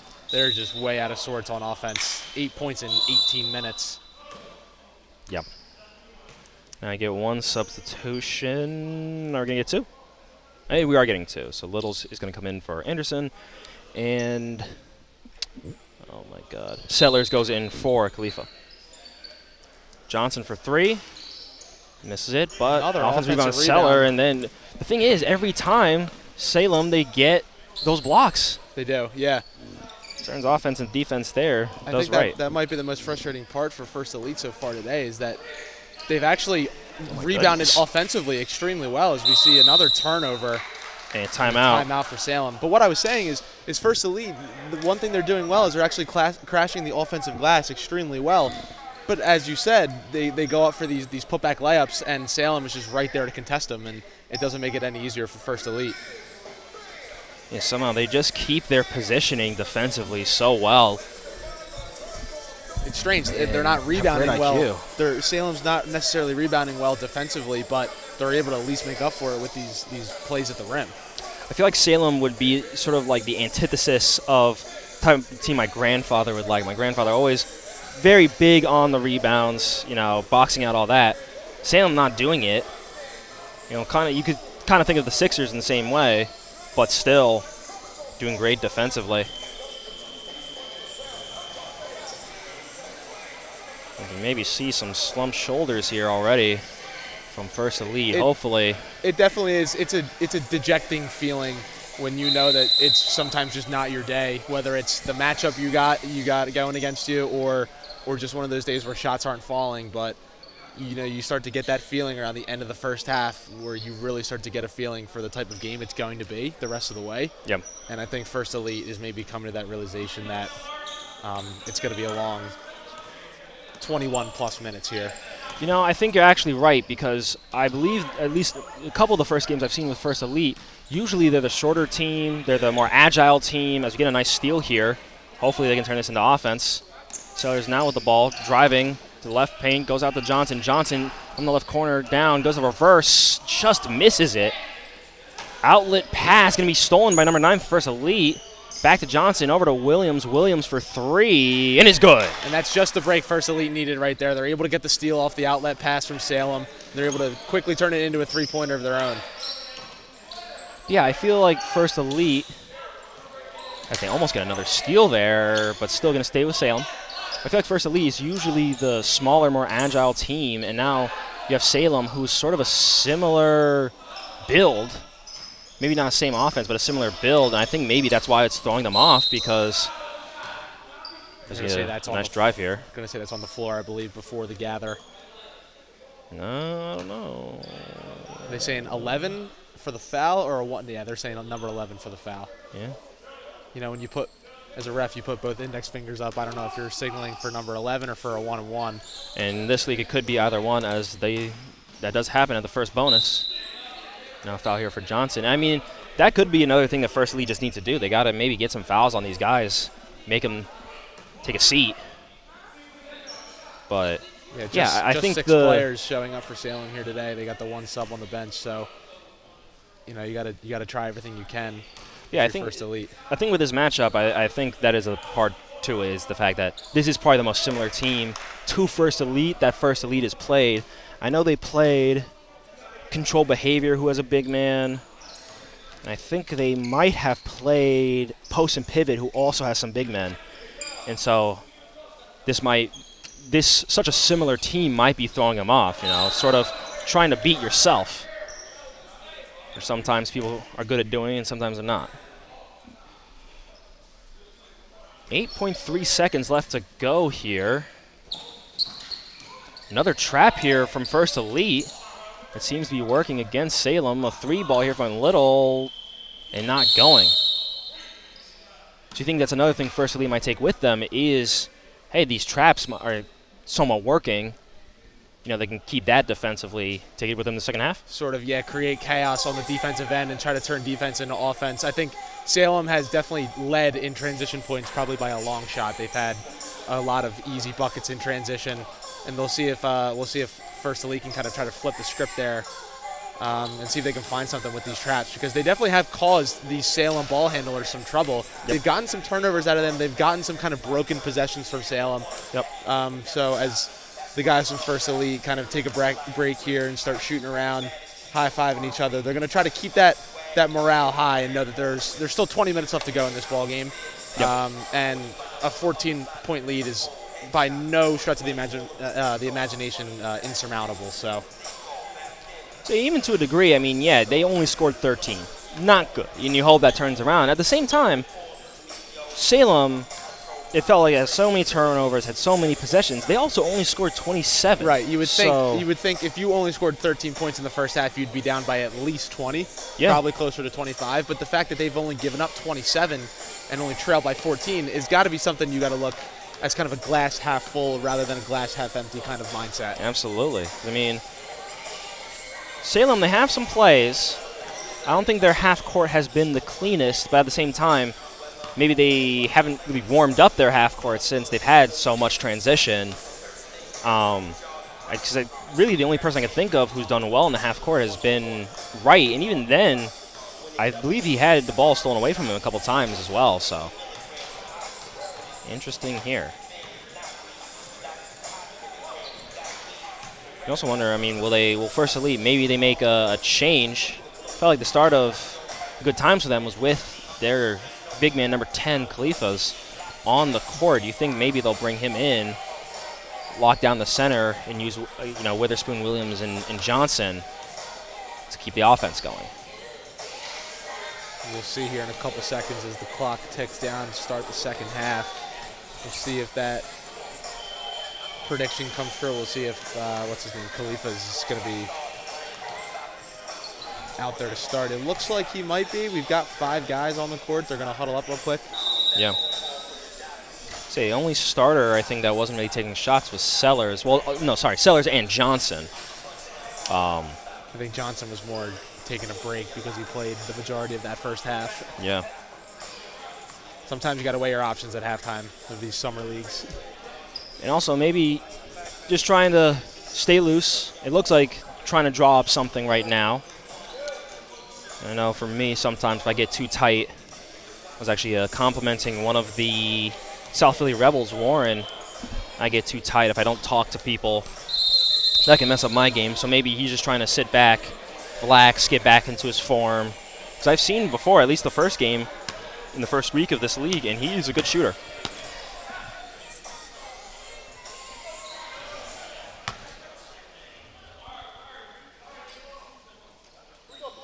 Let's go LaSalle, yeah. Arcadia. There's another good shooter there as well. That's not Williams. His name's not Williams. Oh, his name is Williams. Maybe I've been here too long. I'm starting to drive yourself crazy a little bit. I'm starting to memorize people. And a great backdoor cut and dunk by Sellers, and that is exactly how you want to start off this game. That's exactly right, Tyson. So great first possession there from First Elite to get a nice, easy dunk on the backdoor cut. And we'll see if what we talked about at halftime, if we can speak that to light for First Elite. We'll see if they trap this ball screen. They do. Yep, and they get the tie up. And they're going to get a backcourt violation. And I agree. I 100% saw that backcourt as well. So it seems that that first play that they drew up worked. The trap worked. Let's see whether they can keep going with this. Johnson pushing away. Drummond being secured, taking the screen over to Williams. Williams thought about pulling up, chooses not to. Now he's going to pull up for 3 and airballs it. And there's some frustration both by someone in the stands and the coach, but luckily, no turnover there by Salem. I completely lost my train of thought there. I don't even know what I said. Johnson bringing it up on the right wing. Another screen by Witherspoon. could post them up. Johnson, a lot of dribbling. Screen for Williams. Williams now for 3, and it is good. A lot of credit for Williams there. Shooting that with confidence at 3. Just airballed the first one, the possession before. Yeah, Gotta have a short memory as a shooter. it looks as though a big part, and another steal here for First Elite. It seems like a big focus here for First Elite is some off-ball screens to get their shooters open. Another double here. Dribbled off the foot. Now Johnson gets the ball back, and it's almost stolen. Start of this quarter. Advantage First Elite, I would definitely say. Momentum for First Elite. They've come out with a lot of energy, a lot of enthusiasm. And just like that, they only trail by 9. It's single digits. You know, I referenced actually in the first game today between the Bucks and Czech, the 3 from Johnson, just a little bit off and rebounded by Salem. The Bucks, and again another turnover by Salem. The Bucks, they did so well shooting. One of their guys, super hot. I was saying, you know, are going to go sort of the Golden State Warriors route where someone's so hot you start using new stuff that you've never done before and don't do after just to keep them going, as Williams takes another 3, does not get it, but a rebound by Witherspoon. Back out to Johnson. Johnson chooses not to shoot, drives in the middle, gives it back out to Williams. Williams goes inside to Sellers. Sellers for the layup, and it is good. If you're Salem, you don't want to get a timeout here. Say, that's a 7-0 run so far to start this quarter. Drummond on Littles. No trap yet from First Elite, but you can see Johnson shading it a little bit. Ball in the middle there, Anderson. Anderson turns, goes up, and they're going to call a foul. I don't think it was actually on Witherspoon. I think they're going to call it on.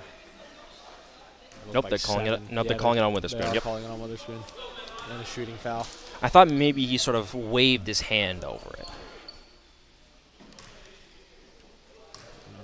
Interested to see how Salem's going to respond as that free throw goes there from Anderson. To kind of, you know, this happens sometimes in our sport where you have a big lead at halftime, and sometimes you know you kind of get that feeling creep in your mind that this other team is going to come out and they're going to be full of urgency as they try to get back into the game. And sometimes you feel like you can't even control it. Yep. We'll see if Salem's able to kind of weather the storm here as we get. Oh my goodness! Layup and a break there for Salem. They've had plenty of those today. A lot of missed bunnies at the rim for First Elite. Yeah, I mean, just wide open was Witherspoon. You can see the coach for First Elite telling Drummond, hey, you got to pass to him sooner. Because it looked like Witherspoon was about to walk through and no longer look open. So we'll take a break here, come back for the rest of this half here on the Sports Fan Base Network.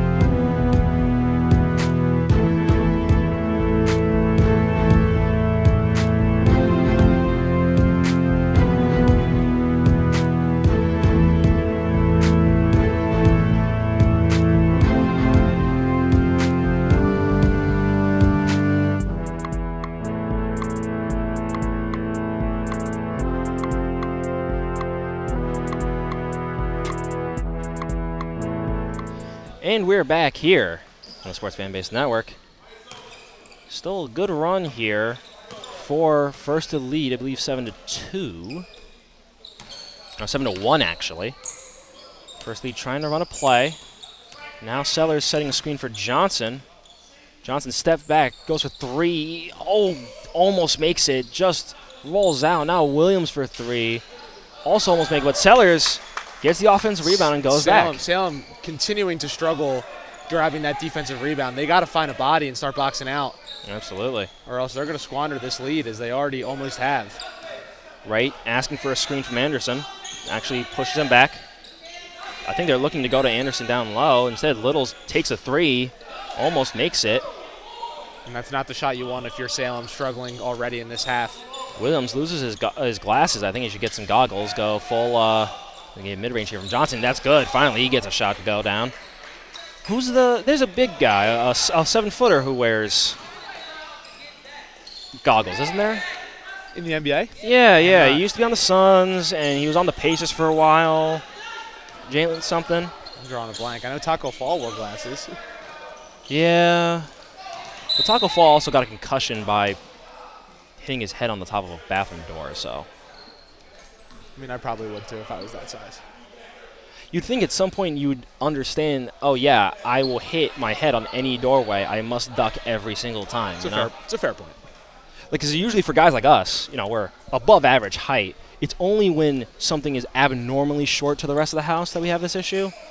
Oh my God, almost another turnover, but now it's going to look like a 2-on-1 situation. 5 for Salem. He goes up, misses, gets the rebound, rolls off at first the lead. It's going to be Salem ball. I think Williams got away with a foul there. Substitution. Number 5 from Salem going up for that layup. Williams. I swear, there's a guy in the NBA. NBA player with goggles. And I'm not thinking about what's his name for the Bulls. It's a modern guy, not Horace Grant. Someone recently who was one of them. You see another ball screen here. So, yeah, right. Over mysterious number 2. Drives in. Turns around, fadeaway jumper. It's going to bounce in and is good. I'm going to keep looking for this until I find it. I swear there's someone as Johnson goes in for layup and gets fouled. You sure it wasn't Taco Fall? It wasn't Taco Fall. Taco Fall never played for the Pacers. There's a guy on the Pacers. He's a backup to,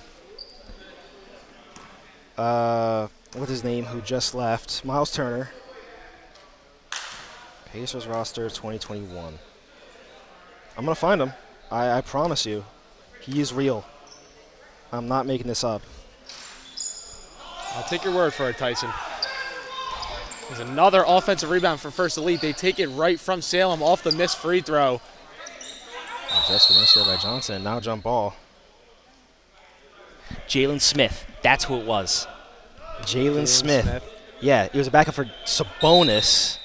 Before the trade to Sacramento. Before Yes. the Halliburton trade. Yes. I remember. What a trade that was for the Indiana Pacers franchise, that Halliburton trade. Yeah, my grandfather always brings up, the Sixers could have got him. But, There's a lot of players the Sixers could have gotten. Decided not to. As much as I agree, is Halliburton better than what a block by Witherspoon? Now Johnson giving over to Sellers. Sellers mishandles the ball. First Elite's almost right there. What a block indeed from Witherspoon. That was one of those loud blocks. You hear it pen off the glass. Unfortunately for First Elite, they're not able to take advantage of a 3-on-1 opportunity going back the other way. It's unfortunate. But no, I feel for that one in particular, to me it's the same thing with people saying, the Mavericks shouldn't have traded he had a long three here from Sellers. Littles. Very short. First Elite getting the ball. Sellers going in for a layup, and he gets blocked by Wright. Yeah, I just feel that while Hallie was younger, he still sort of was on the up and was definitely unsure how far that was going to keep going. Knew it would be that good, yeah. Brunson, I feel way more comfortable saying that because, he was basically almost a backup. And a long three from Johnson just missed. You can see the ball. It bounced before a layup. Nice pass. And just good avoid the block, but still. Witherspoon. Yep. Johnson goes in. That's definitely going to be a foul. There's been 3 subs here from First Elite. That block from Witherspoon a couple minutes ago. In the minds of the Salem players is every time he's around the rim, he's contesting. And he forced Johnson to go up and around for a reverse. That's a tough layup you're asking Johnson to make. Absolutely.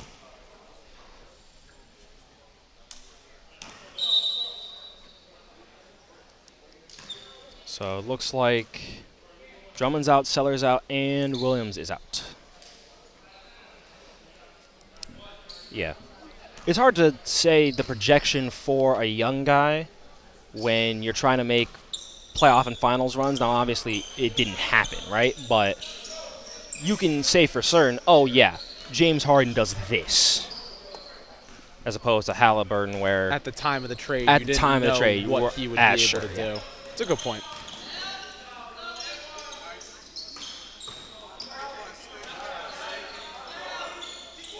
Good ball moving here from There's a Salem after great the ball offensive movement rebound. here. Yep.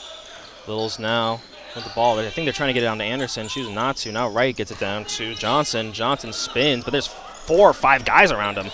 Yeah, up until that point, that was a great possession from Salem. They get the offensive rebound. They move it around. They stayed patient.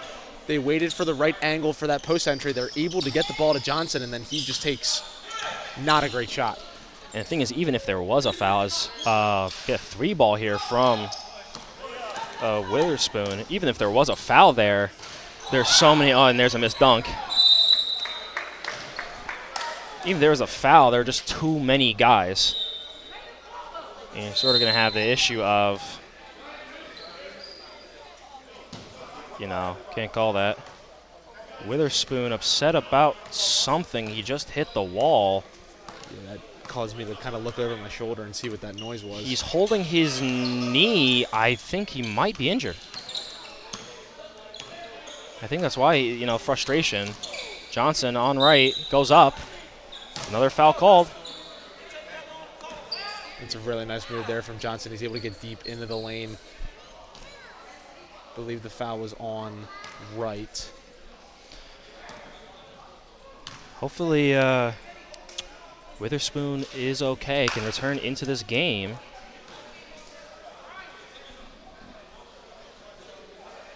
Don't even know what happened. I don't know. Maybe we'll look back on the footage later as Johnson makes both of his free throws, but I don't know if our cameras would have even been on it, to be honest. I don't know. I'm not sure we would have been able to catch that. So I guess we'll have to ask. Maybe we'll ask post-game. Number 2 asking for a screen. Gets the screen. Uses it. Tries to go around Khalifa. But Khalifa, I mean, again, really, to me at least, the defensive specialist. Now another 3 from Littles. And a wedgie. That's what you call him? I call him a wedgie, yeah. I've never heard that one before. Hey. Good vertical from Harley. Harley, yeah. What do you call them, Tyson? I don't call him anything. I don't know. What, just a jump ball? It's just like you're a ref? I guess. I don't know. Oh, man, you got to have a more fun term than that. It's a wedgie. I guess so. And it looks like Witherspoon is going back to the table, so it looks like he's good. Johnson goes up for the layup. He's not getting the spin on it that he might want. And now Wright passing it over to number 2. Number 2 dribbling it out. Never mind, spins back in. Back to Wright. Wright definitely gets fouled. Foul's going to go on Harley, I think. Yeah. So maybe for Witherspoon it was a knee knock or... I hope not. I mean, I would hope it's a knee knock rather than Or- anything else. Excuse me, yes, I hope it's a knee knock first. Second, at least I've had this experience in baseball where I have landed sort of all the way flexed with my knee, and then the extra weight I put on it pushes it to hyperextend it. Yeah, yep. And you can keep playing through that. Like, it'll hurt for a while, but you can come back and play through that. And I hope it's not that, because eventually that does wear on you. I would imagine if he's back in here after, what was that, maybe 2 or 3 minutes at the most, I think it was probably just a knee knock, Yeah. which we're grateful for. Absolutely. Because those will hurt for a little bit right away, but Big long screen term. by Khalifa's. I mean, you can see Littles. Yeah, Little's hurt.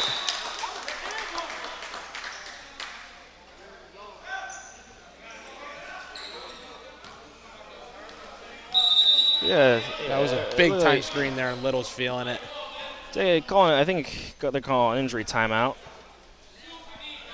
Never mind.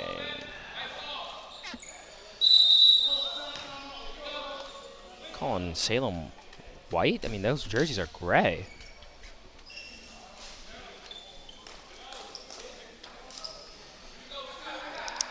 Anyway.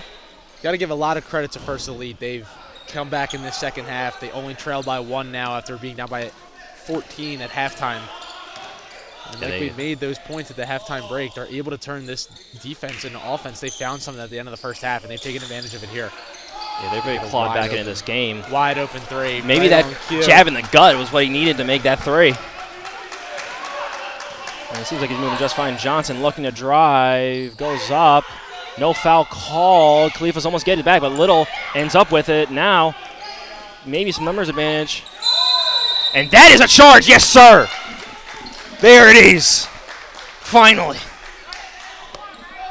And who is it? Harley. It's Harley. He learned. The smallest guy on the floor. But he tried to take one earlier. He did. And he fell early, and now he learned. See, you got to fall early. You got to fall. Just take the force. None of these guys weigh enough where it should be a problem for you. Especially these guys. I mean, all these guys strong. Shouldn't have any issues. Because I knew a guy in high school. He didn't have the strongest shoulders in the world, so every time he took a charge, he would actually hit his head on the foot. It didn't matter from who either. But,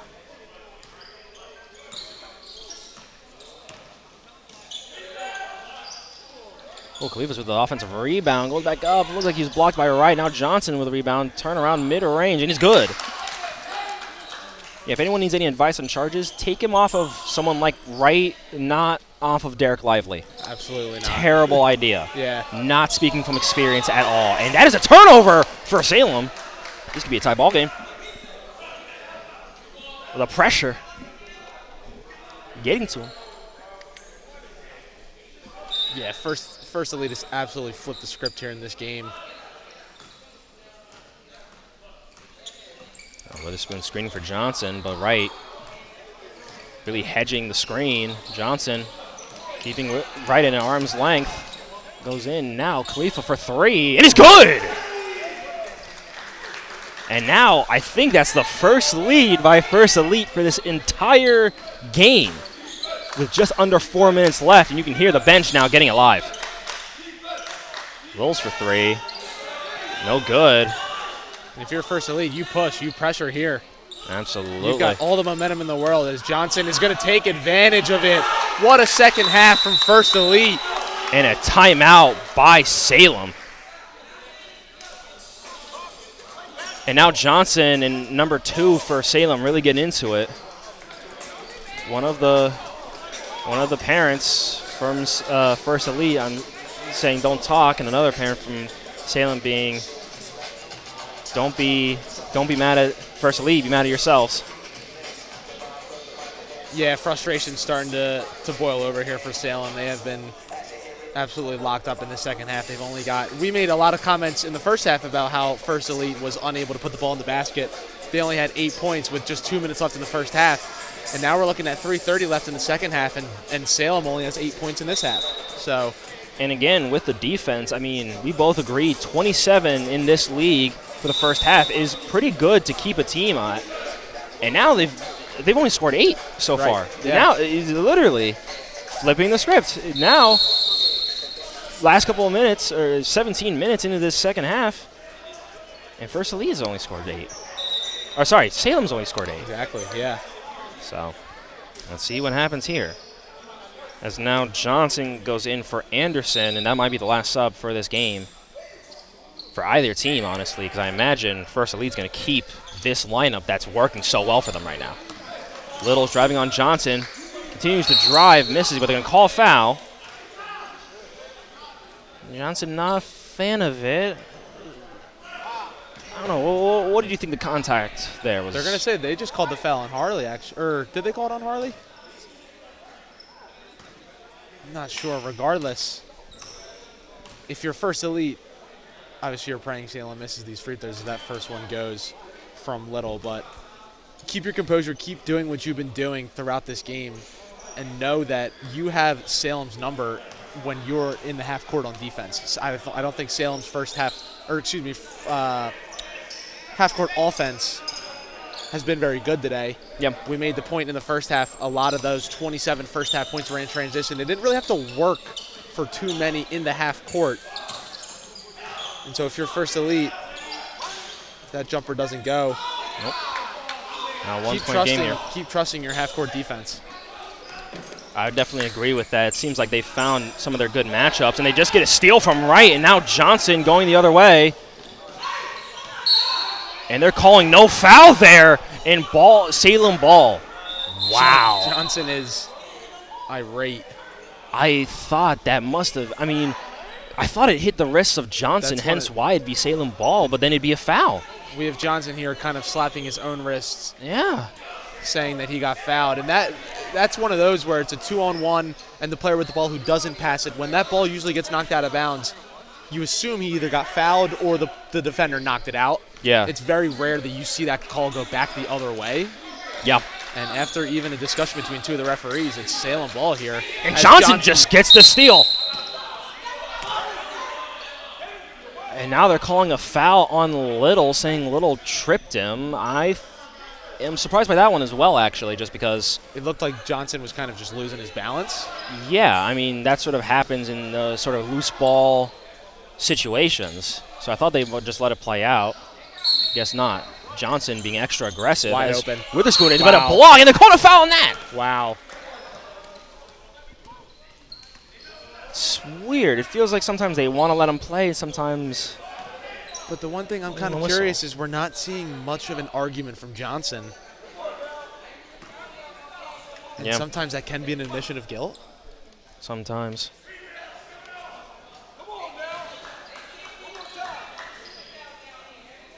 Maybe they're just, Johnson maybe not too outspoken, maybe also sort of just holding back in case. That tensions are starting to rise over the last couple minutes. Now he's trapped and gives away the ball, but Harley losing it. So it's going to be Salem ball still. So close there. Nice trap in the corner from First Elite.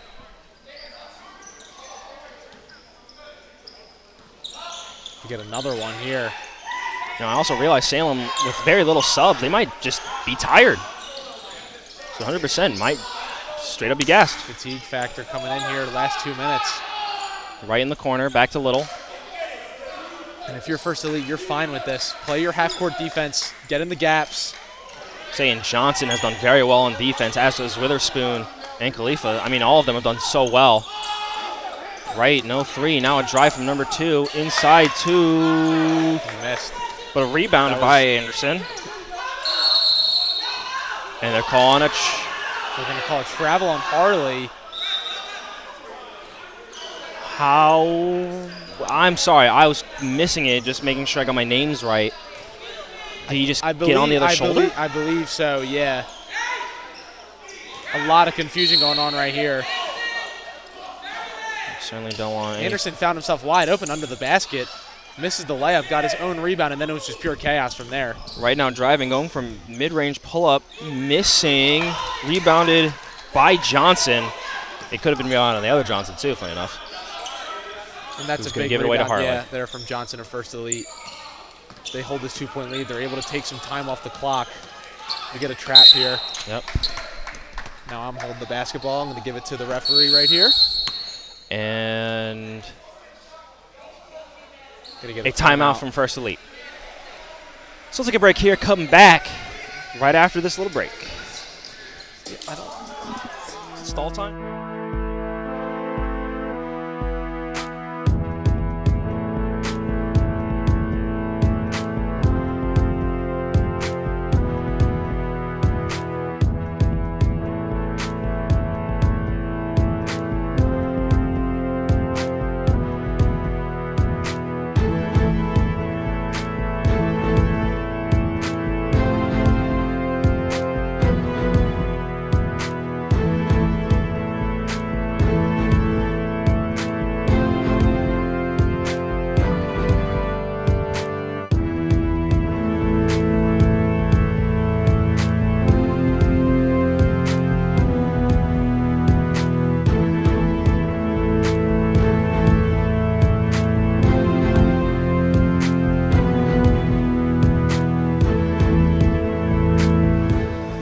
Welcome back to the final minute of this third game for the Philly Got Game Summer League. Getting some clarification on the travel because we both sort of missed it. It appears that Harley got it while sort of sitting up and then fell back down, hence the travel, which I would agree with. That was backdoor. That was a backcourt violation. His heel was on the line. His heel was on the line. Nobody saw it. Okay, but First Elite stole the ball, and except now Salem steals it. 41 seconds left. Salem out to the races. Euro step around the charge, but a good layup. Now the game is tied. Now they're going to try gotta move this ball, and he in doesn't. right, steals it. Goes up for the dunk, And and he makes it! And a no call on the charge! But now First Elite has numbers advantage. Out to Khalifa for three. Air ball. And Johnson is fouled on the shot, and he's holding his ankle. Oh, he might have landed on someone's foot.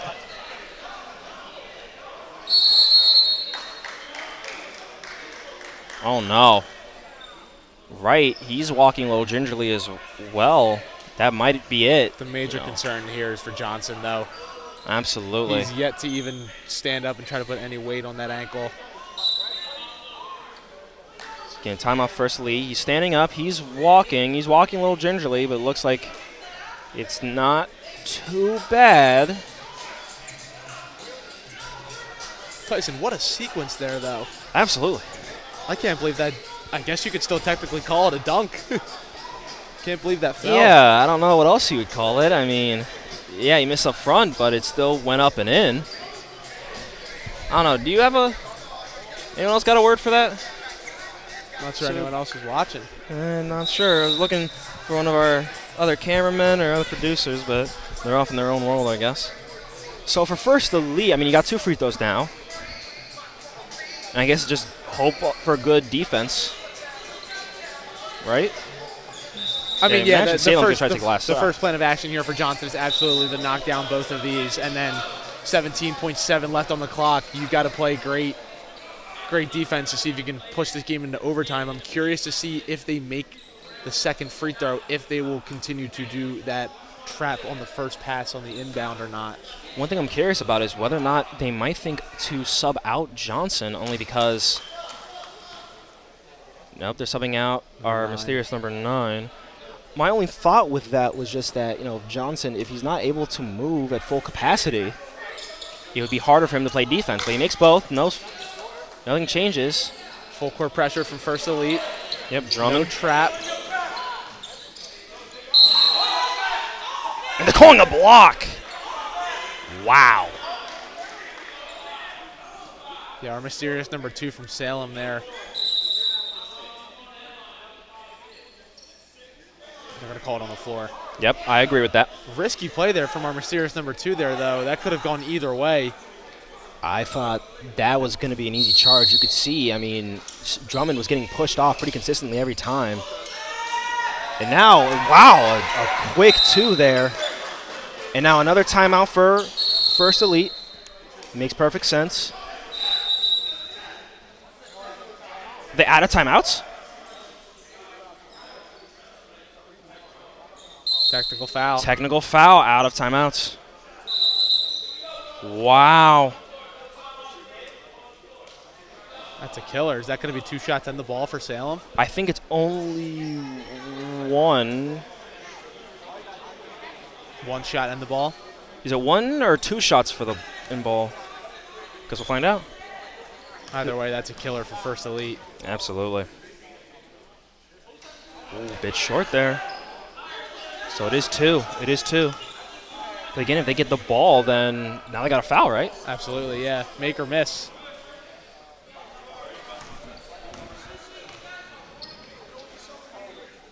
He makes the second one.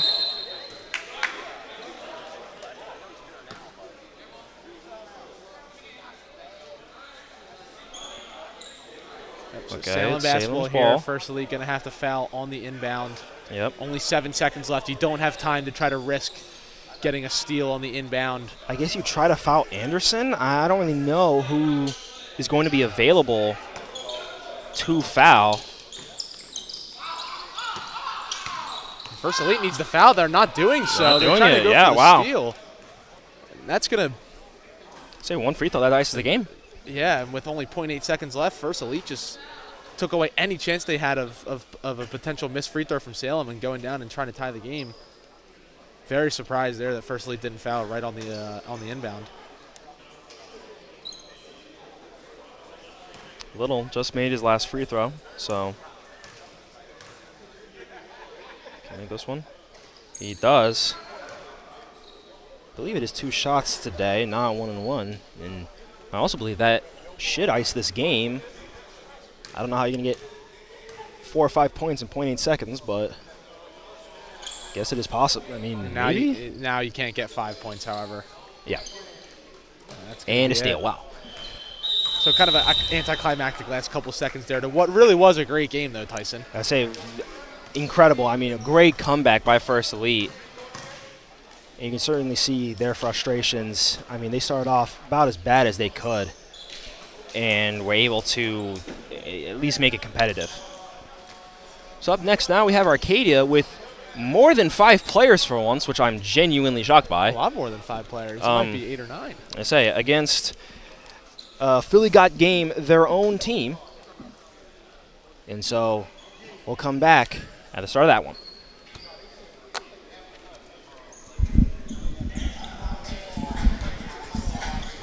Well, hopefully we'll get some good names here. Okay, cool. Yep. Wait, how many do you even have? They got more guys, I think. You're number 2. Number 2? Alright. Jaden Robbins? Rogers, alright. I have you as 2. It be saying Charlie B during the whole thing. I have you as 2. I have you as 2. I gotcha. Jaden Rogers. Swear to God, he came up to me and said, "My name's Charlie B." I was like, okay. And I talked to his teammate after the game, and he's like, "What the hell are you talking about?" No, he was there last week too. Because I went up to number 12. His name is Kobe, and I'm like, "Yeah, Charlie B, you play great." He's like, "Who the fuck's Charlie B?" And I'm like, "He said his name's Charlie B." He's like, "That's his name." I was like, "That's what he told me his name is." Got new guys, because you don't have a number 5. Yep. No, I haven't.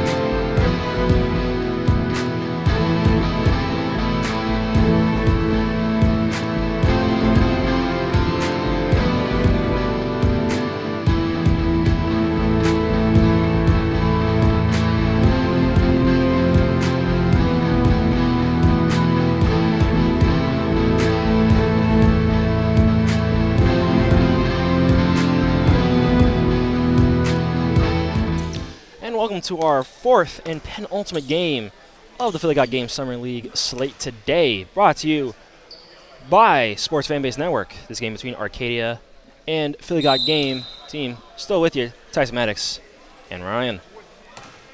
We go for the jump. And it looks like Philly Got Game's going to win this one. Now, if I remember, Ryan, you said you had some experience against some of these Arcadia guys. I do, Any yeah. insights? Played against Arcadia for 4 years while I was at Immaculata. Always a really competitive game. They're a very well-coached squad. They've got good guys. As Josh Parks throws that pass off the underside of the rim, I promise you that's not going to be a theme for him. He's a very solid player. As Rogers makes that three, is good. I'm a little confused. For Arcadia, their best player, at least in these games so far, has been Johnson, number 1. But it doesn't look like he even has a jersey on. I think he just forgot it, and now he's not gonna play. Oh, Three there from Okocha. Well short.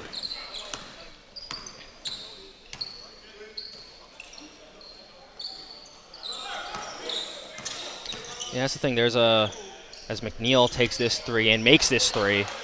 There's a very famous soccer world football player who has a similar last name, and he pronounces it Akacha. Right. So Yep. JJ Akacha. Yeah, JJ Akacha. So I don't know if it's pronounced the same way. As we get a 3 ball here From Bullock. from Bullock, missing that one. As Rogers got the rebound here. Dribbling against Williams, goes baseline, almost loses both the footing and the ball. McNeil picks up the ball, goes up, misses, big rebound, and up again. That's Taylor. And seems like he's going to be a pretty physical player. 3 ball here from number 3. That was Josh Parks. Parks, yes.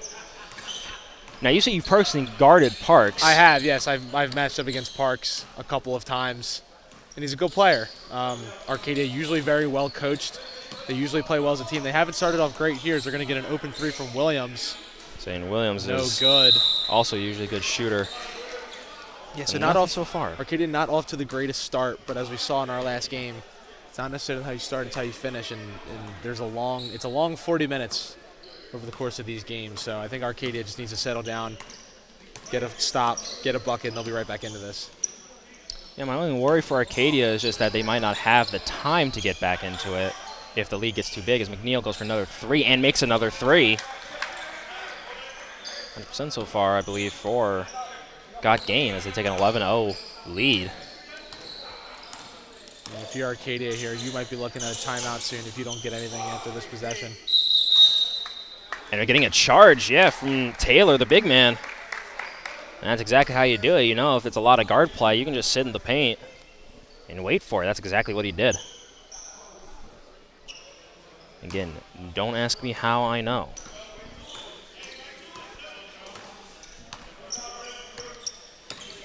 See, driving near by McNeil. Now a pull 3 from Jabril. Now you have 14-0 lead. Yeah, the Philly Got Game. They are scorching hot to start this ball game. I believe that might be 4 for 4 from 3. I believe it is, and it looks like we're going to steal here, and we do. Except Rogers hasn't picked it up yet. Now he has. Pass it cross court to Atkinson. Pass it to Jabril, who now goes in and makes the layup. Wow. And now we're finally getting a timeout for Arcadia. I can't believe it took that long. I can't lie, Tyson. I would have thought after that third 3 to make it 11-0. Johnson's injured. He's got an ankle brace. Wow. So he's not playing. That's There the it is. problem. Yep. Okay. Wow. So, As you Yeah, can tell, that that's was- definitely affecting Arcadia early on here, both So- offensively and defensively. 16 points in not even 4 minutes. You know, credit Philly Got Game for coming in and knocking down the shots that they need to be knocking down, but Yeah. Arcadia not doing a great job of contesting and making it known that they're here to play. say for anyone wondering why we're bringing up Johnson so much, at least in the first game where I saw him, he had more than 35 points while also vomiting mid-game and continued scoring. He was really the engine of that, with the second highest scorer being Williams, who's more of a three-point shooter, kind of a three-point specialist. So it'll be interesting to see how Arcadia tries to compete here. Also interesting that the Arcadia coach is wearing a LaSalle shirt. Very interesting clash of Is that- universities in the area. I was gonna say two Philly universities like that. Not sure that's allowed, but a pass over 3-ball here, missed by Parks. Looking like No foul. Game is in a 3-2 zone to start this ball game. That might be why Arcadia is struggling. Well, I got 2 free throws here for Kacha. Hopefully he can get them on the board. Lefty.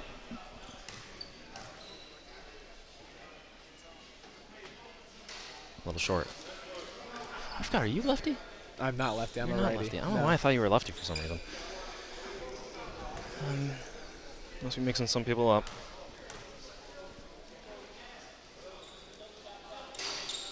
And just good. Tell you that left and right disparity though, that is huge in scouting reports. Yes. You gotta know your personnel and know when guys are lefty and when they're righty. Not just for guarding them off the dribble, as we get a travel there on number 6, Atkinson. Yep.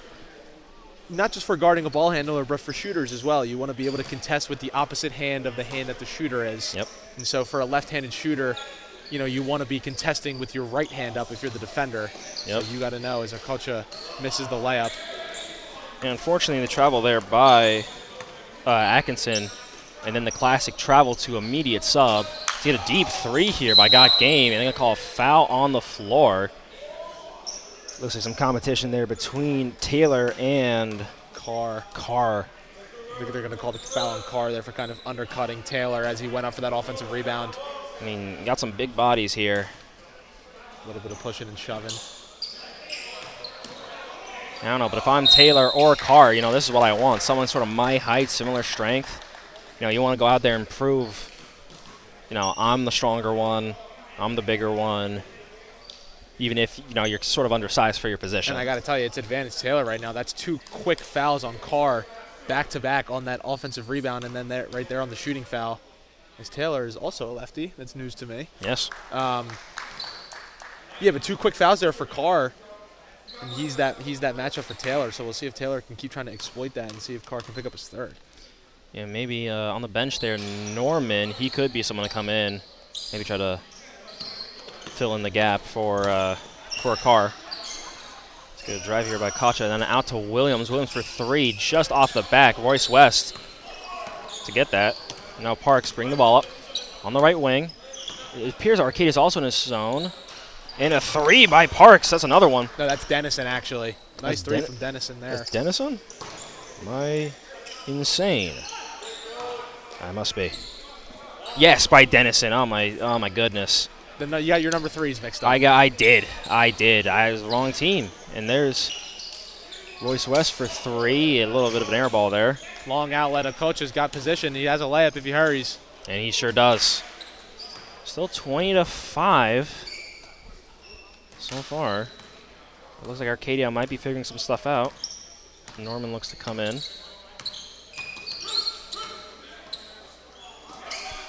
And Jabril goes for a 3. Looks like he got blocked. Now fast break here. And steal from behind by Royce West.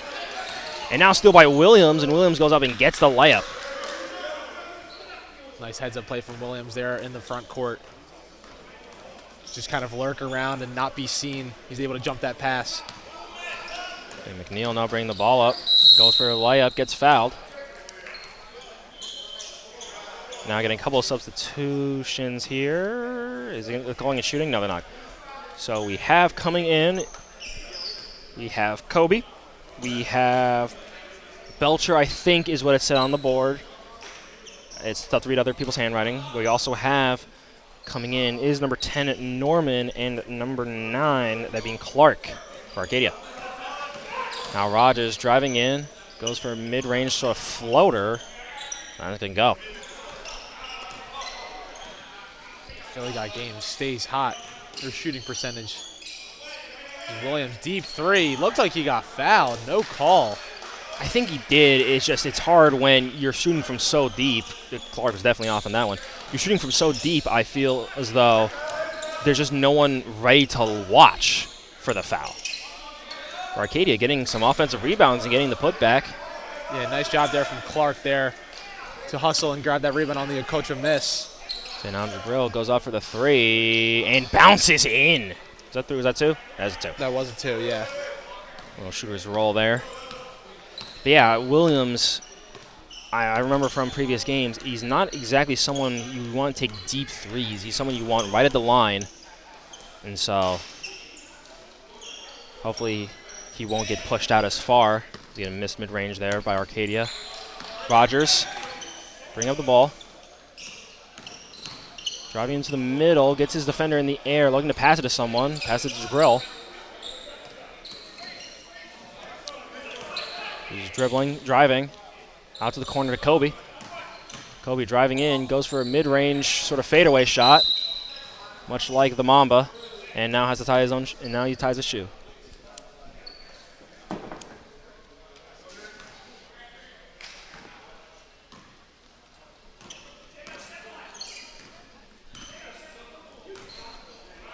So he parks with the ball, passing it over to Kacha. Drives in, gets it stolen by Royce West again. Now Jabril bring it up. Has it to Rogers. Rogers drives, goes for a mid-range. Does not get it. Did Rogers do the sort of... And a big dunk there by, by Norman. I was going to ask, did Rogers... He did sort of the step through between the legs but no dribble. You know, let's get a 3 here, and good 3 by Jabril. Oh, why can't I think of his name? The guy on the Pacers used to annoy LeBron. Lance Stevenson? Yeah, didn't Lance Stevenson? Like, he kind of used to do that, Yeah, right? he did, yeah. That's a good point. Seeing a 3 here. Arcadia missed. I believe that is Norman with the rebound. Pass over to Clark. Clark uses the screen. Goes in for a layup and is good on the smaller Kobe. Good minutes from Clark here off the bench so far. 4 quick points, couple offensive rebounds. Yep. That's the energy that Arcadia needs here as they find themselves early in a 14-point hole. But Funny enough, this was actually our halftime score of our previous game, Tyson, 27-13. Now we've got it after just 11 minutes. I sure remember. I mean, we both agreed, of course, that Team First Elite was obviously, they basically might as well have been a lid on the basket. Wow, I'm surprised there's nothing called there. There might as well have been a lid on the basket for them, but they also did a good job keeping Salem, thank you. Yeah. It's only 27 points. Right. As you can see here, teams, I mean, they can score much more than that in one quarter.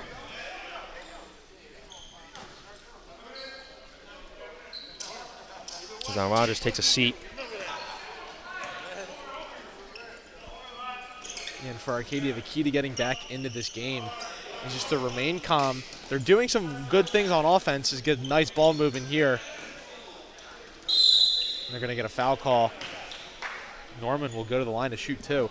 But if you're Arcadia, you just got to stay calm and sort of let this game play out. Philly got game. They've come out. They've hit a bunch of shots early on. And it's almost one of those situations where if they just continue to hit these shots at such a high clip, you tip your cap. Yep. There's not much you can really do to change necessarily right now. They're going to see within these last 8 minutes if they can start to crawl their way back into it. And just continue to do what they have been doing the last couple of minutes. I just want to mention Zach coming in for Got Game. I believe he was the one who arrived late.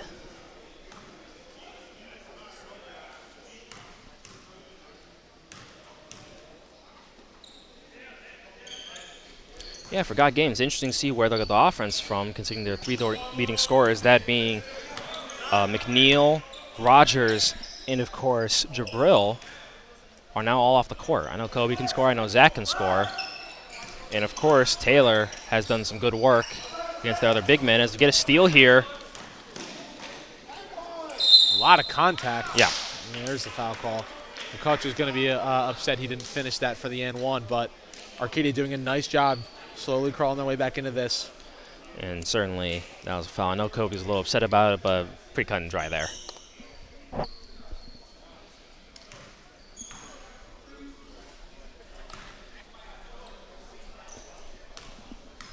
So now getting a substitution here.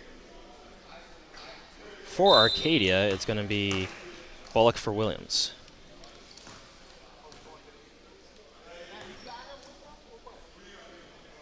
For you, when you were, checking in, would you prefer to kneel? Would you want to sit? I would actually, so I would sit.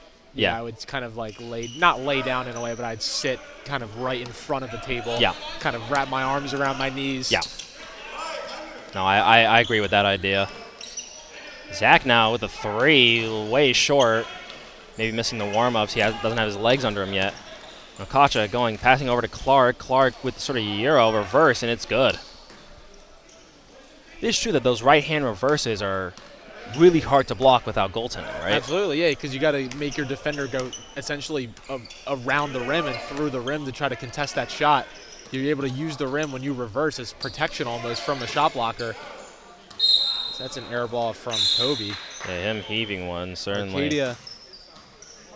Arcadia able to pick up a kill, and what a kill is 3 consecutive defensive stops, and that's exactly what they kind of needed to get back into this game. I've never heard of that before either. Yeah. 3 consecutive defensive stops is called a kill. And Arcadia able to pick one up here as that And 3 Nakacha goes for 3. from Nakacha. He's really leading Arcadia back into this. And it's starting on this end of the floor. Able to get some stops in a row. Here comes Taylor. Spins in. Right in there. Very nicely done there from Philly Got Game. They realize that they're on the ropes a little bit. They've given up a little bit of a run from Arcadia. So where do you go? You go to your tried and true with Taylor down low. That is a travel. Yep. Okay. Sometimes see those ones not get called, and then you hear eruptions from the crowd. Good call there. Part of the issue I feel like can be tough for officiating is the fact that if a guy makes it smooth, usually that makes it easier to get away with. At least for me, I was someone who always knew when they traveled, and so I would be awkward, and so it immediately get Easy called. call for the refs. Yeah. I think guys who are smooth usually, then it's kind of harder to see. Oh, was that a walk, or am I just seeing things? Someone behind me screamed walk. I can tell you that very much. Yes. I was kind of blocked from the referee's point of view. We were. Okacha steps in for 3, missing that one. McNeil really getting up there for a rebound. Now the numbers advantage for Got Game out to Rogers. Rogers for 3, missing that one. A little bit left. Rebound by Parks.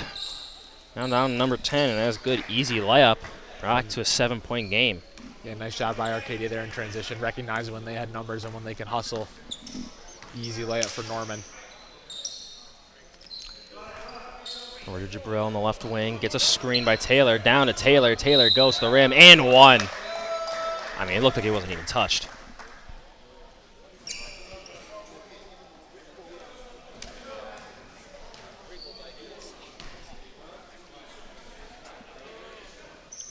Now a couple substitutions here for Arcadia. We're going to get Carr back into the game for Arcadia. And Williams back in as well. They start to sense that Taylor starting to pick up some momentum again, a couple buckets in a row. They're going to try to send Carr back in there.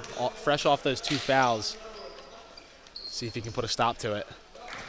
Yeah, I don't exactly know what the foul limit is in this league. I imagine it's 6 just because it's summer league. It is a summer league, and the majority of these guys are probably still in the college game where 5 fouls is the limit in college. Yeah. But I think, to your point, I think because it's a summer league, they might ease up a little bit on it. Yeah. And give you that extra foul. The 5 or 6 fouls for the limit. We'll try to figure out that information during halftime. Williams almost looked like he was wide open for 3 there. Instead, they're going to go back to Okacha for 3. He misses that one a little bit short and right. Clark almost saving it, but is going to be out on him.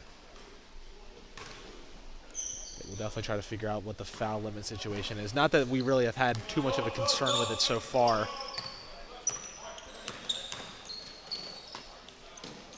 In this case, especially as we get a nice block there, Arcadia actually has. Unfortunately, Bullock a little too strong on that one. Get out of the weight room. Arcadia, they usually only have 5 guys, and so your worry is. You get a timeout here for Philly Got Game. Usually the worry is there's only 5 people, and so you're like, is it going to be 4 on 5? Is it going to be a technical? And so to me, that is the question. I don't know. Can we flag the ref down? He just walked away from us. We only got 1 minute and 47 till halftime. I think that might be a good opportunity to flag one of the refs down. Yeah, we'll certainly have time to ask him. But no, absolutely, that's a great point, especially when you have that hysteria of kind of playing with 5 guys. It can sometimes be you're trying too hard not to foul that you sometimes do pick up fouls.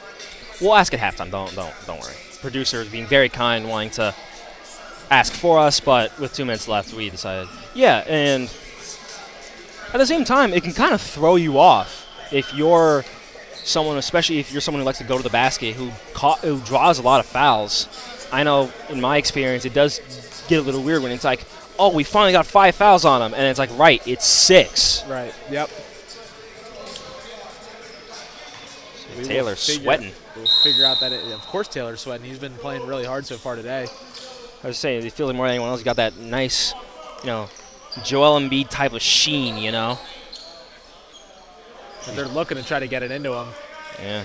He's going to go to work. I think they understand that he's the biggest guy, but doubling. And now they try to go in the middle, but Clark intercepts it. Clark gets it over to Arcadia.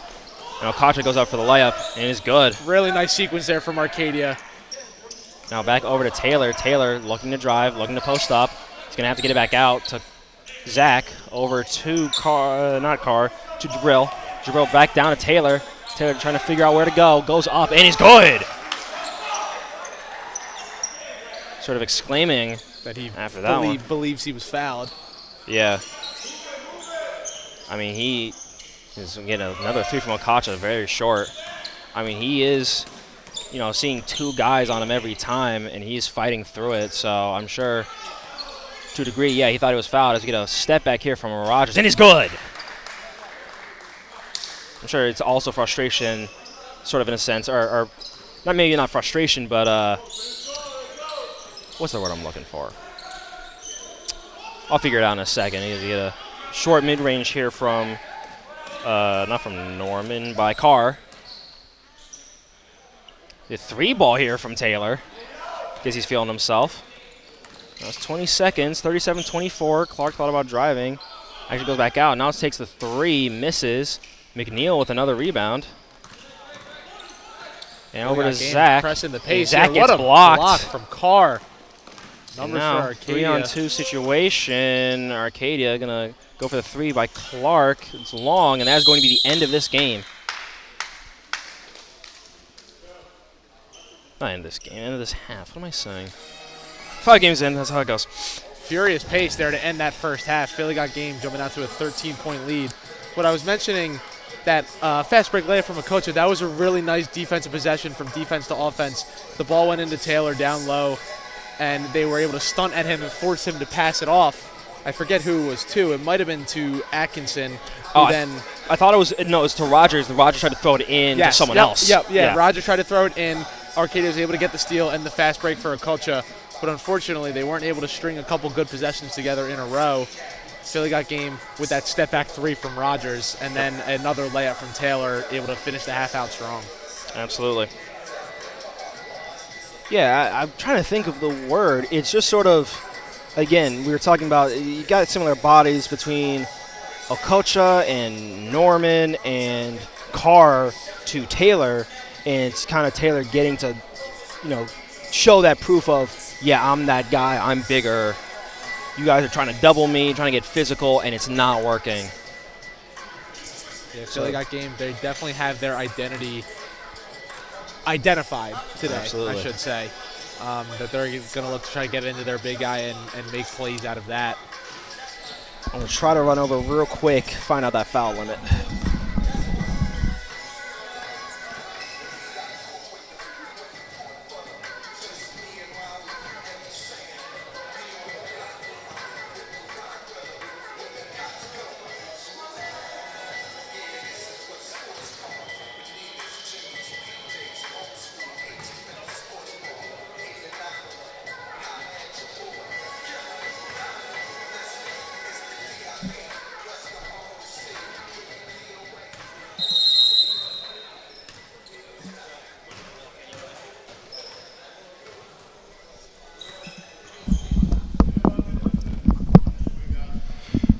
After coming back, I found out that the foul limit is 5.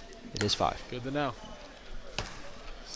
So kind of maybe what I was implying earlier. A lot of these guys, obviously Arcadia being a college themselves. Yeah. A lot of these guys are college age, so it being 5 fouls just like in the NCAA does not necessarily surprise me.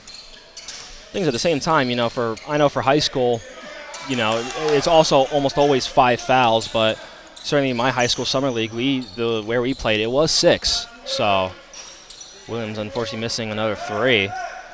So that's why it seemed like you also have had sort of that experience of some places in the summer it's 6, most places it's 5. A lot of variation throughout these summer leagues. Yeah, that's definitely going to be a travel on That's Tyler. travel. And a deep 3 there by Rogers. After the whistle. Gonna have to watch out for that one. He did just hit that nice step back at the end of the first half, so he's feeling himself. And I think the ref was also telling him, hey, don't do that next time, because it could be a delay of game. Not an official warning, I don't think. I think, you know, trying to keep things casual. Williams, another 3. Still off the mark just a little bit, but I think he definitely has the right power, it looks like. Yeah, just not falling for him so far. Good offense, though, from Arcadia. Hey, Rogers for 3, and he's good. Right on cue from earlier. He's hit his last 3. Unfortunately, one of them was after the whistle. Oh, no, 16-point lead here for God Game as we get a foul on this drive. No make. 2 shots. Yeah, definitely danger zone here for Arcadia. They don't want to let this get too out of hand. That kind of 8-minute stretch of the last 4 minutes of the first half and the first 4 minutes of the second half, a lot of people like to think are the most important stretch of the game. And so if you're Arcadia, you cannot let this get out of hand too early as that free throw misses there from Clark. I'm going to say I'm also a little worried for God Game only because, you know, they gave up that deficit with the bench. And so guys like Taylor, like Rogers, they have not had a lot of time. And you can see Taylor, he's usually doubled over. Of course, the myth about that making it harder to breathe is untrue, but still, you can just see that he is going to start getting fatigued. And he called a timeout in the first half because of his fatigue, so is trying to go for mid-range there. You just don't want that to be the reason why they lose. You know, you want Arcadia to fight back. Bullock with the ball, driving to the middle, back out to Clark. Clark surveying inside Okacha, who goes up and just misses the layup.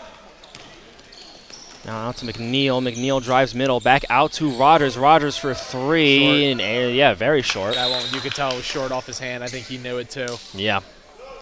And now we're getting 2 subs here for Arcadia. This being Parks and Norman. Of course, that's going in for Carr and Williams.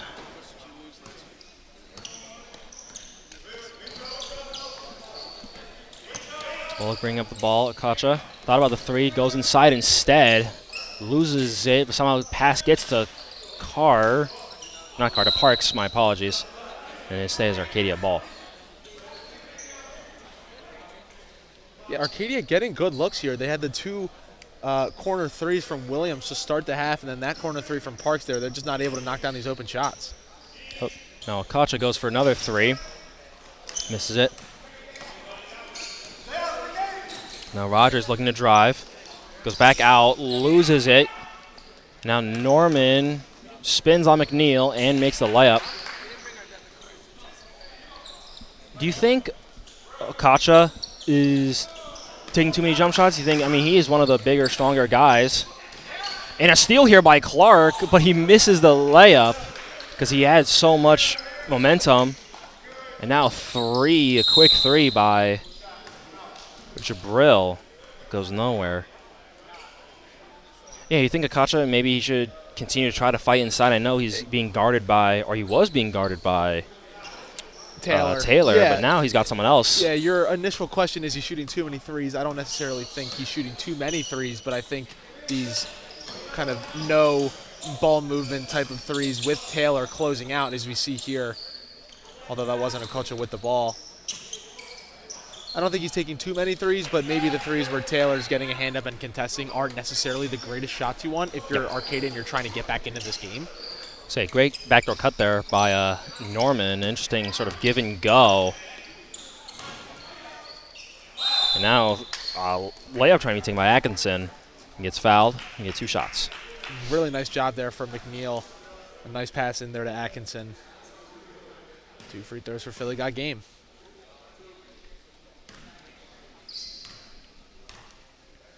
As they're going to bring in some subs, that being number 11, Zach, and number 9, Royce West. One of them for Taylor, and the other one for Atkinson. But this is good. Taylor can get his break, come back. You know, he's an explosive athlete. He can come back and be explosive. Yeah, we'll see how Arcadia responds here. It looks like Philly got game without their big guy on the floor. They're going to go small. Yep. And with Taylor being Philly got game's most dynamic player so far today, Arcadia, you almost got to think this is their opportunity with him going to sit down and taking a break if they can get back into this contest. Yeah, you can see Alcatra. He immediately goes inside and gets fouled by Royce West, and I think that is the right move. Him and Norman both should really just be attacking and fighting fighting to go towards the basket. Agreed. Definitely got to stay aggressive if you're Okocha.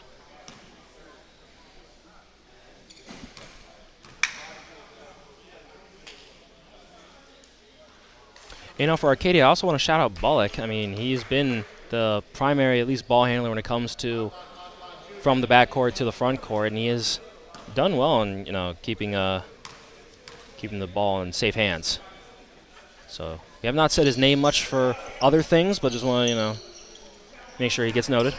As Rogers now goes in to drive, passes it out to Zach. Zach definitely travels. Yeah, he gathered his feet. If he took the jump shot, he would have been fine. It would have been home clear, but decided against taking the jump shot, decided to rip left and dribble, and ultimately got called for the travel. And Kobe in for McNeil. Now Alcatra again just going in and gets the layup. And yeah, it seems like that's just going to be their plan of action with Taylor on the bench. Say the winning ticket. So is there a score where you say, and it looks like they're saying backcourt, is there a score for Philly got game where you say, or a difference where you say, all right, I have to get Taylor in now before this gets out of hand? I wouldn't necessarily say so. I would still consider it more of a timing thing. I think if it gets to within maybe four, like, you know, if it turns into a one-possession game, that's when you would maybe go to Taylor. But I still think you play it by the time. You have usually these plans where, all right, you're going to go back in at 7, you're going to go back in at 8. I think they're going to stick to that as long as they keep this sort of middle distance type of 9-10 point lead. Yep. And if Philly got game can just keep scoring as they unfortunately can't, they turn it over. Back into Philly got game's hands. Nice take there from Jabril. Yeah, it's insane. It feels like Philly got game, again, also been very safe with the ball, and then just as soon as Taylor's gone, now losing a little bit more. Down to Rogers, over to Kobe, throws it too hard. You know, I was always that teammate. What, throwing passes too hard? Yeah, or they say too hard. I thought it was the right amount of force. But that's what, you know, I'm a baseball player. I only know how to throw hard. Yeah, but how often are you throwing a basketball with one arm? I used to practice it, actually. Let's get a steal here. Got game. Rogers going to go up and gets fouled. No, shout out to my coaches at Germantown Friends School. I think I said this earlier. You were supposed to have a senior versus faculty game, and a lot of the basketball coaches play in that game. It got canceled due to COVID, unfortunately. And as did many things. And I messed with them because they were upset that I chose baseball over basketball. By during practice, if, you know, whistle gets blown and I just have the ball, say I'm, you know, at the top of the key, I would literally just chuck it in like a baseball. And I got pretty good, actually. Right, yeah. I mean, there are definitely post-entry passes like that, or tight window passes where you need to put some zip on it. But I still feel like it's very rare you're throwing a pass with one hand unless it's a full court pass on an outlet type of thing. So there was some a particular play. There's a bounce pass that usually was better for leverage-wise if I used one hand. Carr misses the layup. Offensive rebound, Parks. That shot blocked. And it's going to be out by Kobe. And look who's walking up. Right. Big dog. And a nice job there by Philly got game. I'm not sure exactly what the score was when Taylor exited, but now they still lead by 12. They've done a good job to weather the storm. As a mishap on defense. Parks gets a wide open 3. They got lucky. I actually think the lead was relatively close. I think it was around 12 points because Arcadia was starting to get some of their momentum, and then Taylor goes out. But Right. yeah, So now yeah, if you're Philly got game and you break even with Taylor on the bench there, that's absolutely a win. absolutely. Now 14-point lead. Carr goes in to drive, almost blocked by Taylor, but it is good. Seems though Carr might have landed a little awkwardly. He's just sort of grimacing as he's running up. Maybe fine over to Royce West as an interesting, to say the least, form. And now it's going to be a foul on the floor. An interesting form there from West and a very high arcing three. Unable to get it to go. And now Zach's going to come in for West. Yeah, it feels like he shoots it sort of from his sternum, but somehow he goes for the high arc. I guess it sort of compensates for the lower release.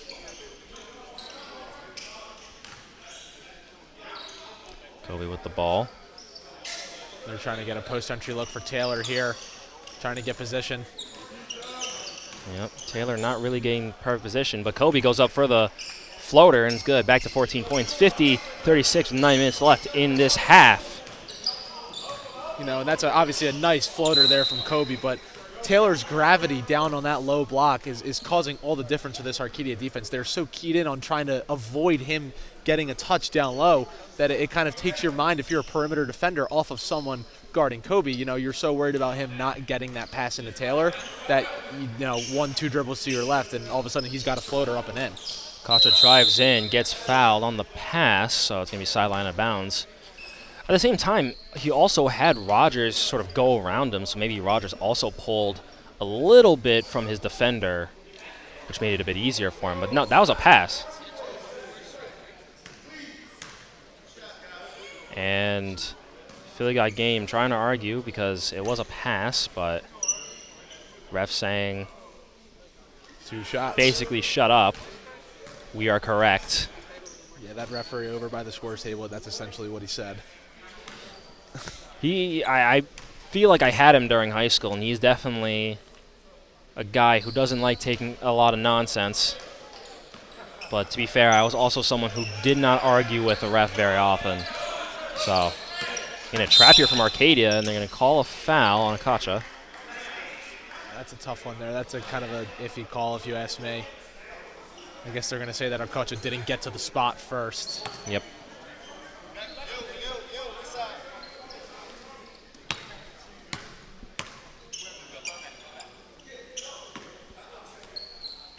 See now, Coach on.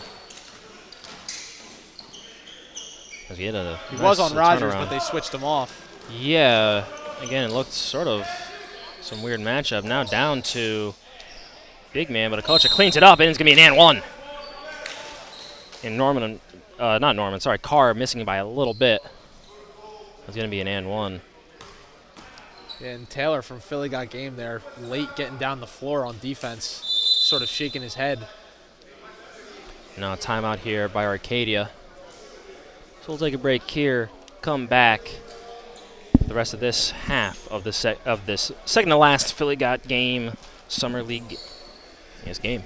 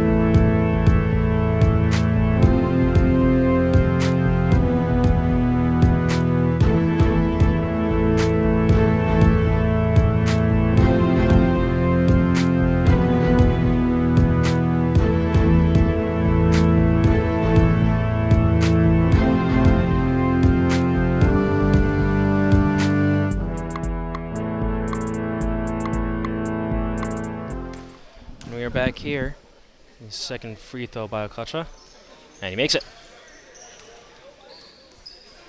So, 2-1 press we're getting here.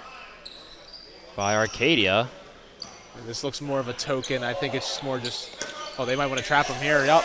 Yep, they got it to Taylor, and now back inside to McNeil. McNeil goes up for the layup, rebounded almost by Zach, and instead it's going to go out of bounds.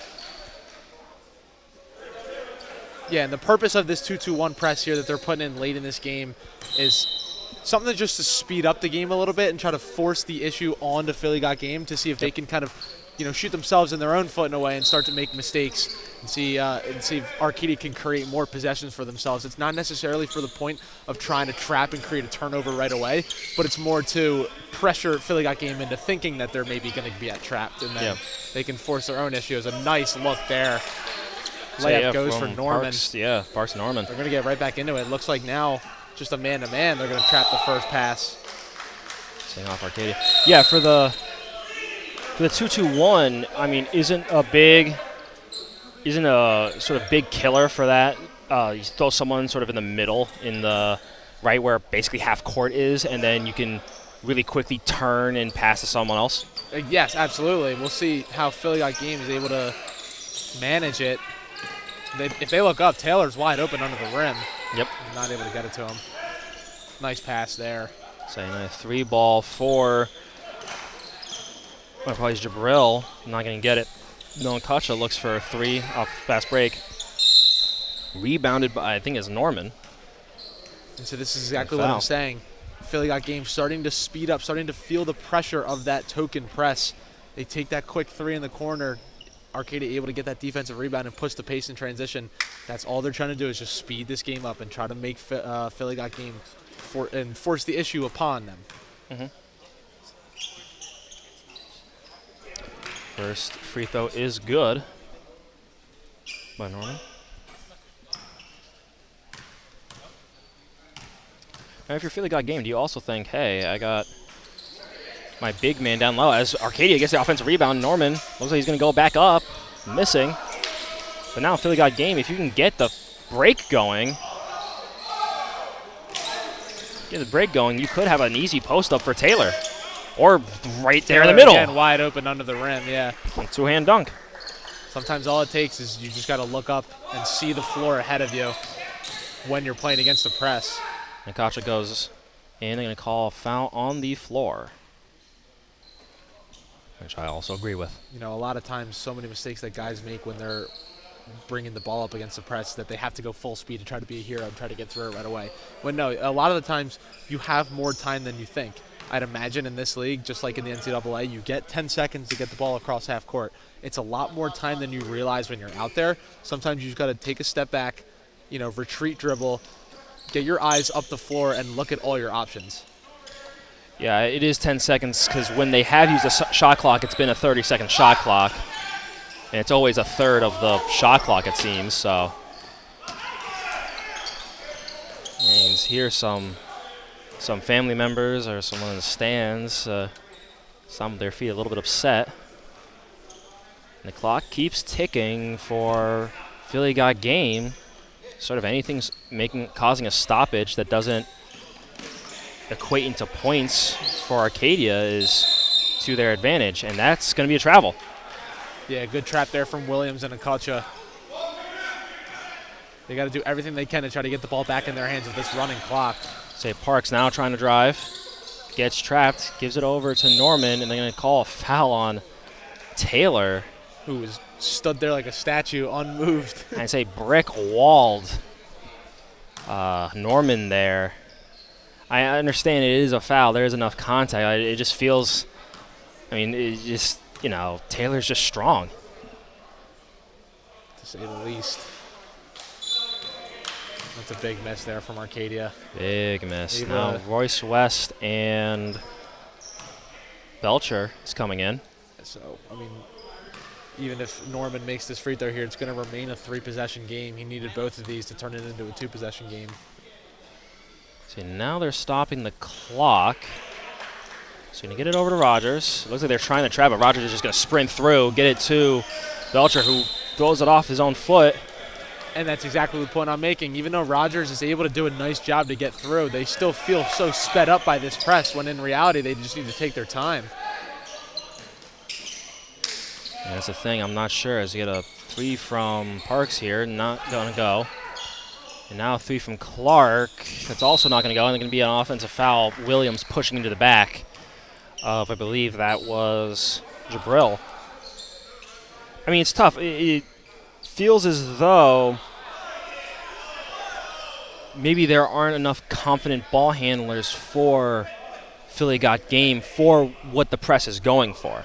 Because I understand if it was a 2-2-1, I'm not as good of a ball handler as some other people, but I've been put in the middle of the 2-2-1 because I would make the right passes. Right. But it feels as though for this, they just are not sure, especially with the open rosters, who they can have. I can't believe he missed that layup. Wow. Yeah. Who they can sort of rely on to say, hey, you're going to make this correct call every time.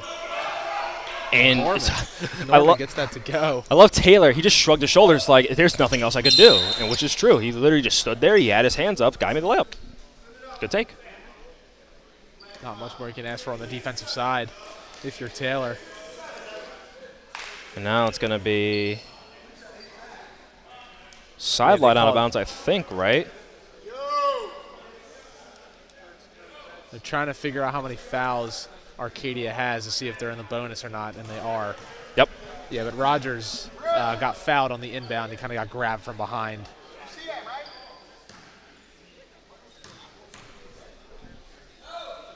First. What? What are you yelling up for? Oh, it's because someone's down the court. It's like, what's going on? First free throw made. Yeah, we got our number 3s down here to our right in the far corner. Trying to hide, get an easy 3.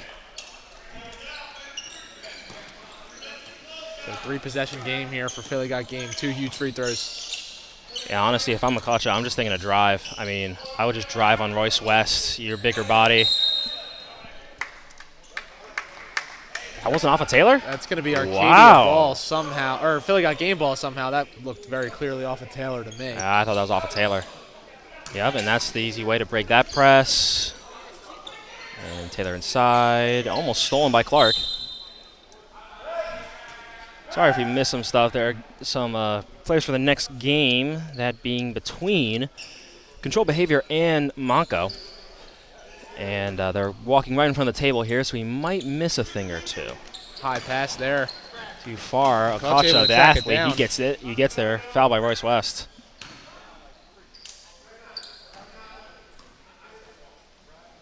Now more free throws for Akacha. Costly turnover there for Philly Got Game.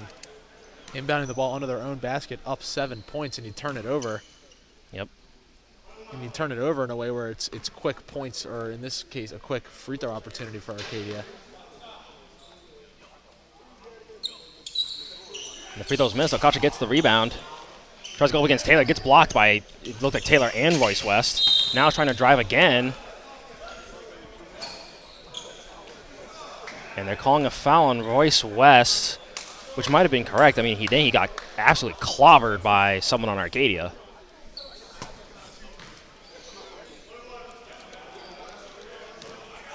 You ever had one of those times where no one tells you about a screen and you get... Yep. Yeah. Oh, yeah. You get absolutely crunched. Yep. Definitely not happy with your teammates after something like that. It's Arcadia doing a nice job to grab these offensive rebounds. They're able to at least stay in this game for now. No tag with 3. Now Rogers steals it. Goes up. up, gets fouled.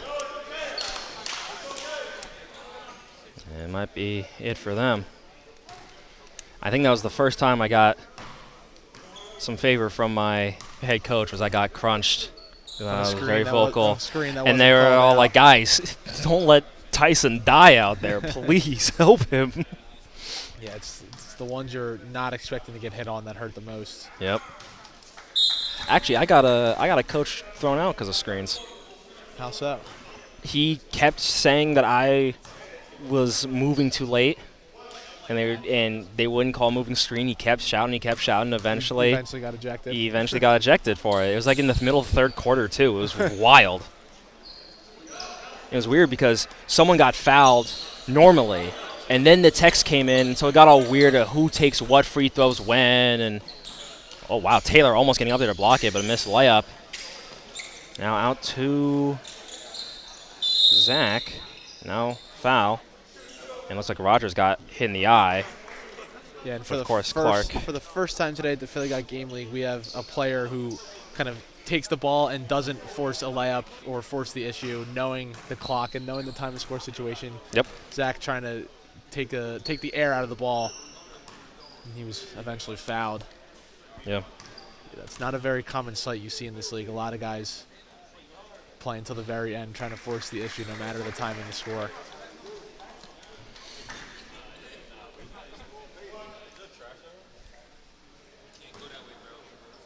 Yeah, these Philly Got Game guys, they definitely have their heads screwed on right, and they're pretty aware of those types of things. Oh, what a block by Rogers. Nice block there. Think he's still doing it with one eye?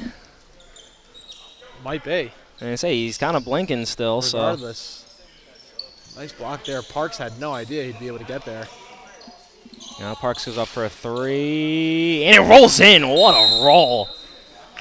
And now timeout for Arcadia. And Parks kind of putting his hands on his head there to say, finally, I got one to go. We finally got the shooter's roll. I was say he's definitely been having so having a tough day all day, so I am not surprised.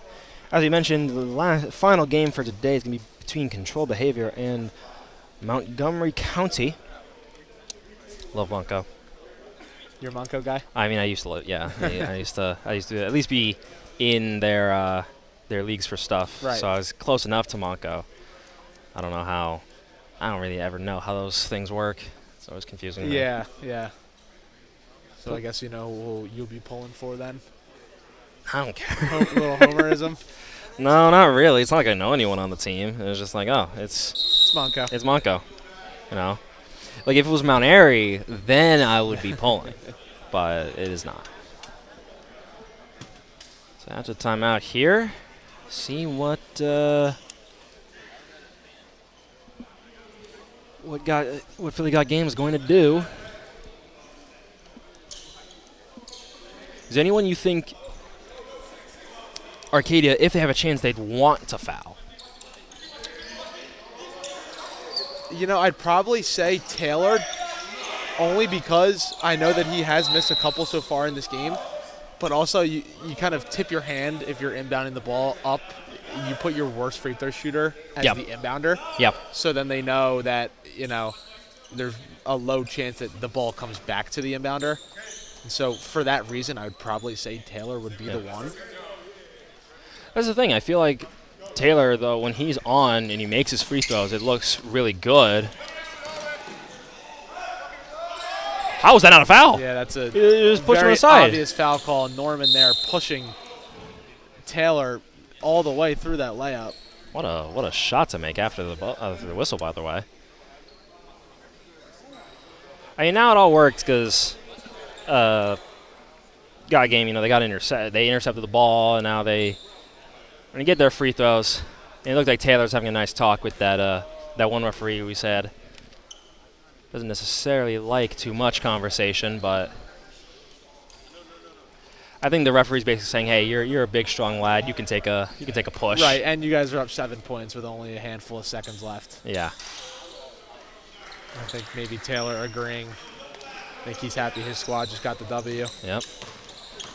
You know, that is maybe the one bad side to being strong. Is get a three from Clark, does not go, rebounded by Norman, and that's going to be the end of the game. You don't get much sympathy from the referees sometimes.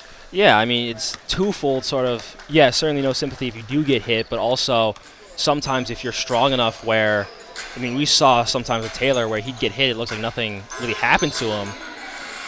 Then because it looks like nothing happened to him, He doesn't get the foul call. they won't get the call, Exactly. which happens all the time. Yep. So as I said, coming up next, final game of the day, Controlled Behavior in Montgomery County. Be back with you in a few.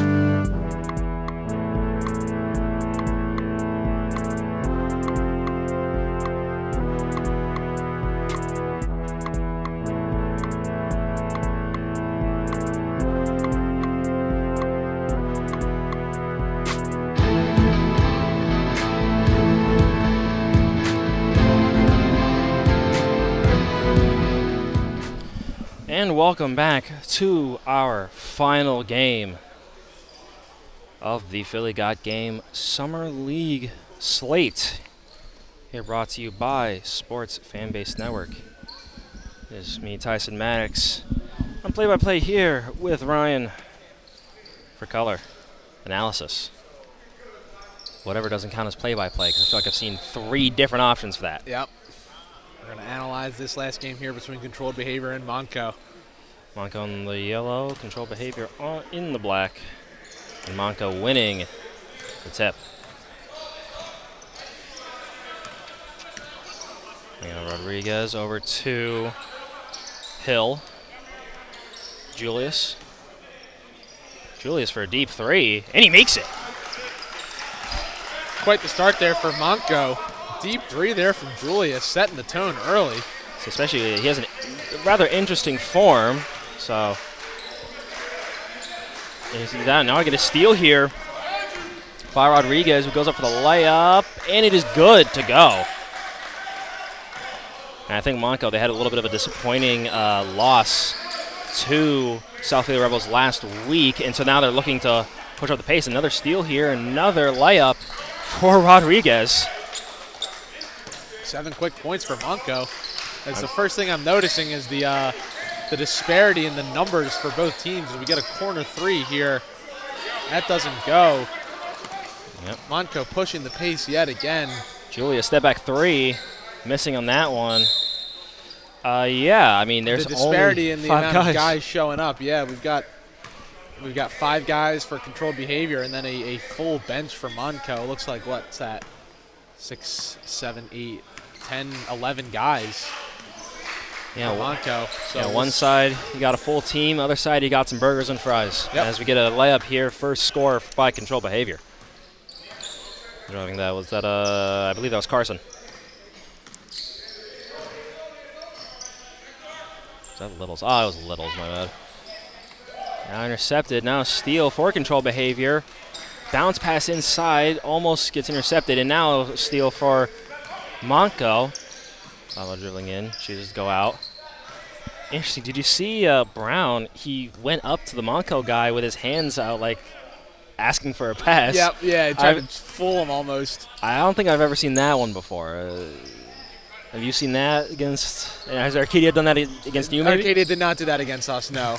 But almost a travel there from Julius. Yeah, but you both saw left foot definitely stayed on the ground.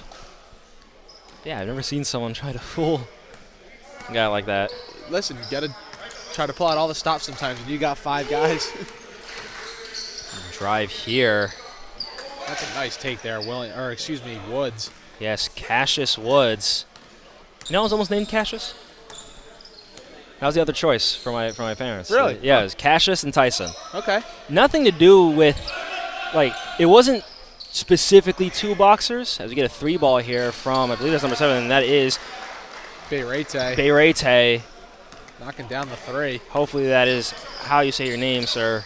We apologize if it isn't. And again, another steal here. A little bit of football. But no, yeah, so my mother, let's get a timeout by Controlled Behavior, so now I can tell this story. My mother loved Muhammad Ali growing up. Of course, yep. You know, and got to see him train one time. Mm-hmm. And, you know, maybe she was hoping it'd make her son extra pretty if she named him Cassius. And so that was the idea. And then, but because she... to fruition, though, it sounds. You know, look, there's a reason I'm on radio. Anyway, she chose my brother's name, my older brother, that being Ellis. And so it came down to the last 2. It was my dad, and he chose Tyson. Okay. They say it's not because of Mike. I don't know where Tyson came from otherwise. Kind of sounds like it might be from Mike Tyson. I mean, it's 2 boxers. It's gotta like be. I feel like it's 2 boxers. And look, both names are great, but, you know, when one is the greatest and the other one is the other possibility for the greatest, right, it feels it can't be a coincidence. Can't be, but I asked my father multiple times. He says, no, it is not because of the boxer. Now, I am not someone who likes chomping at ears, in case anyone's curious. No connection via the name, so no need to worry about that. say, luckily, we've got headsets on, so our ears are covered in case you do. Yeah, I mean, he did just insult me, so, whatever. Now Bush going to go for a 3. A little bit off to the side. Offensive rebound by Monco. Back out to Bush. Going to go for another 3. Now off on the opposite side. Good rebound by Brown. Now they try to go inside, but deflected by Hill. So we control behavior ball. And so we do not have a number 6 for controlled behavior. So yet another mystery player here. It always happens. Now 3 for Hill, or Brown, and it is good. Controlled behavior doing a nice job staying in this game early, as they're going to set up in that classic 2-3 zone. Yep.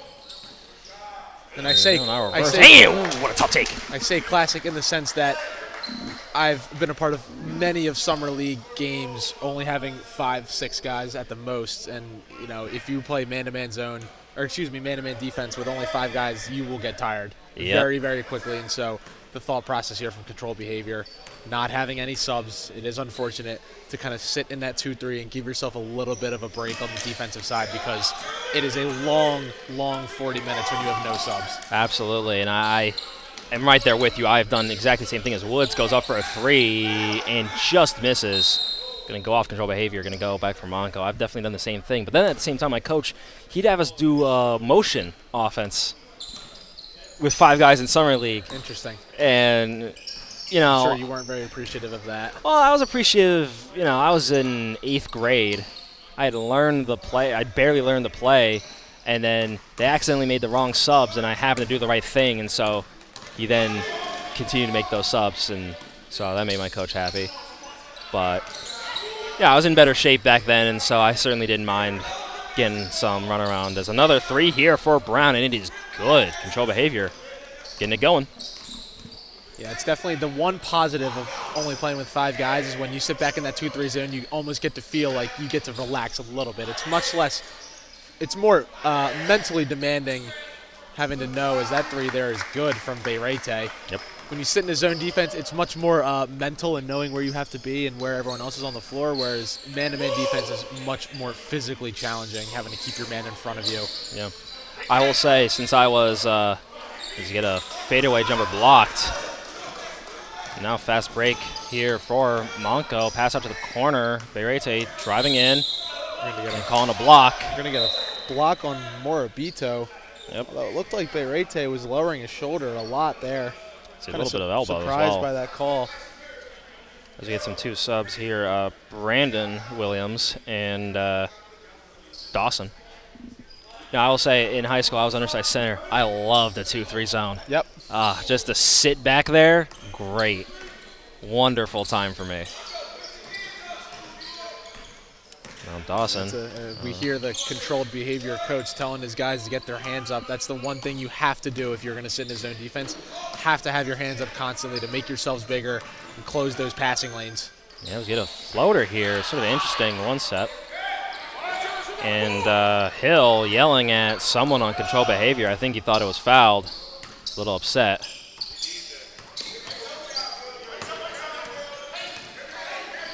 Oh, almost a steal from Hill. And now a double here. Now back out. Now he dribbled off the foot of Hill. Another turnover by control behavior. Williams. Over 2 and a deep 3 there by Dawson.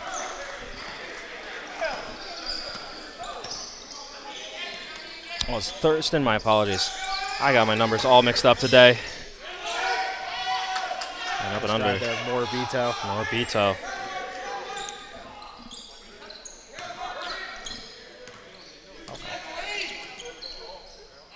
Controlled behavior going back to man-to-man. I'm surprised. Well, it seems like some guys on Monco are doing well shooting, so I guess they're trying to limit the 3-point shots. Get out there, yeah. You've seen at least 3 or 4 fall for Monco so far.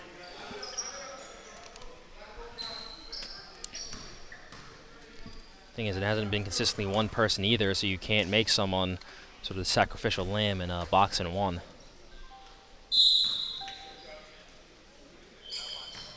Although I gotta say, as the 1, let's get subs here. Williams coming back in.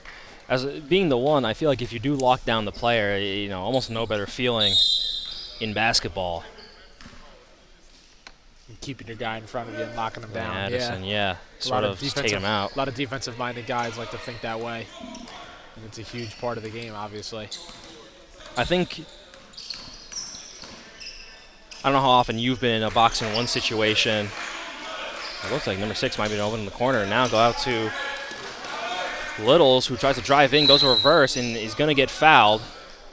Go free throws. I don't know how often you've been in a box-and-one situation, but I think there have been times where I was guarding the 1, and I've played defense while my team was on offense.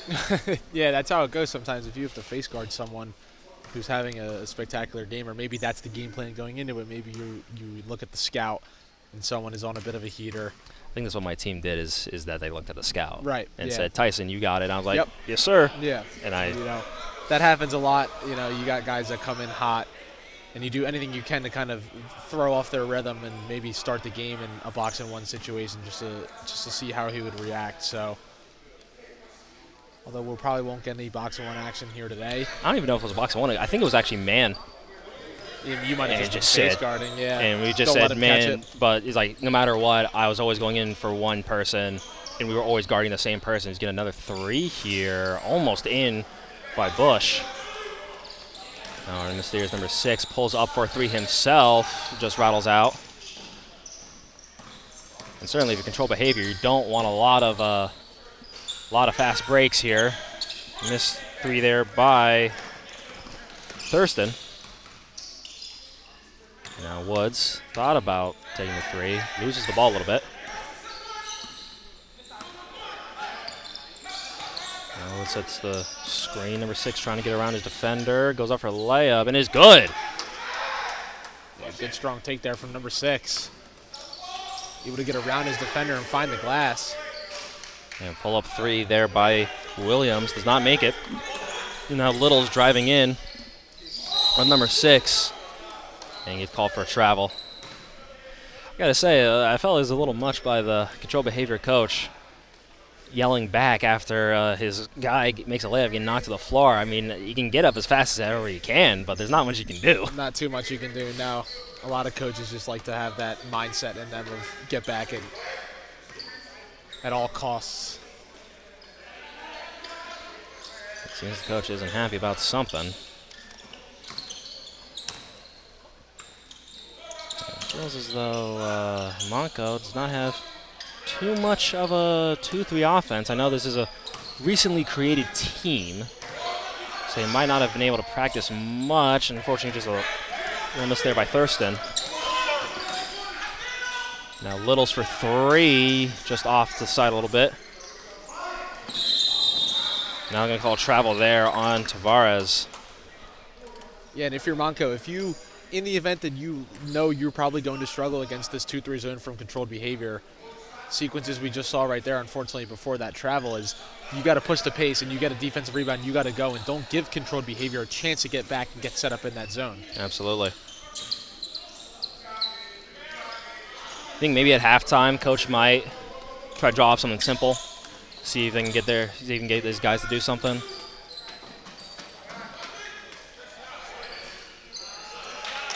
As we get a nice mid-range there by Addison. I mean, to a degree, all you really need is one guy in the middle, one guy on the block. That's exactly what I was about to say, yeah. It's find the weak spot. It's usually around the nail, right at the middle of the free throw line. If you can get a guy catching the ball in that area and he can turn and face the basket, he's got plenty of options because he's got numbers going forward.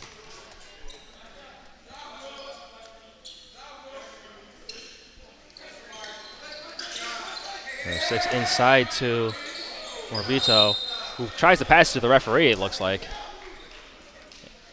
Referee dodges out of the way, lets it go out of bounds.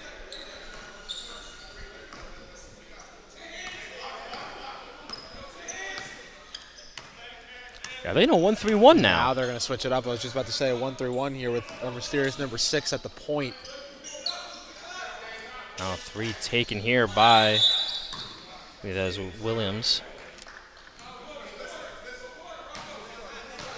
Yeah, so it seems like controlled behavior, just kind of doing anything they can, trying to switch up what they throw at Monco. It's never easy. We're going to say it a bunch of times throughout the rest of this game, not having any subs to work with. They're going to do whatever they can to try to keep Monco off balance as the 3 goes there from our mysterious number 6. Do you think also they're switching zones just so it switches not only a look for Monco, but also switches sort of the effort between different guys? Because now instead of it all being on, say, number 6 and number 4, now more is going towards Woods. Right, yes, absolutely. And a lot of it is just, we're going to get a foul on the floor. Wow. Seems like the easiest continuation Yeah. we've seen.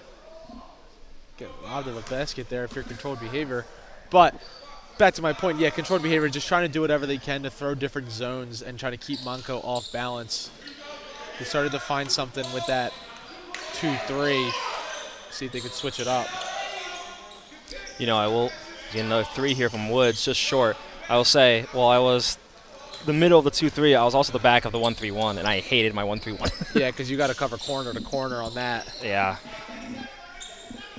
The thing is, if 1-3-1, you need such good help defense, I feel. As we get another 3 by Thurston, it's good. Barely moving the net there.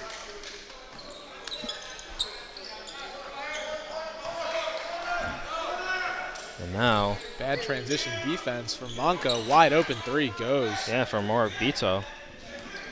Just a lapse of communication there from Monco. We heard guys trying to kind of point the finger, almost letting them know that there was someone wide open, but no one took the initiative to go and guard him. And Brown trying to jokingly argue that he didn't kick it.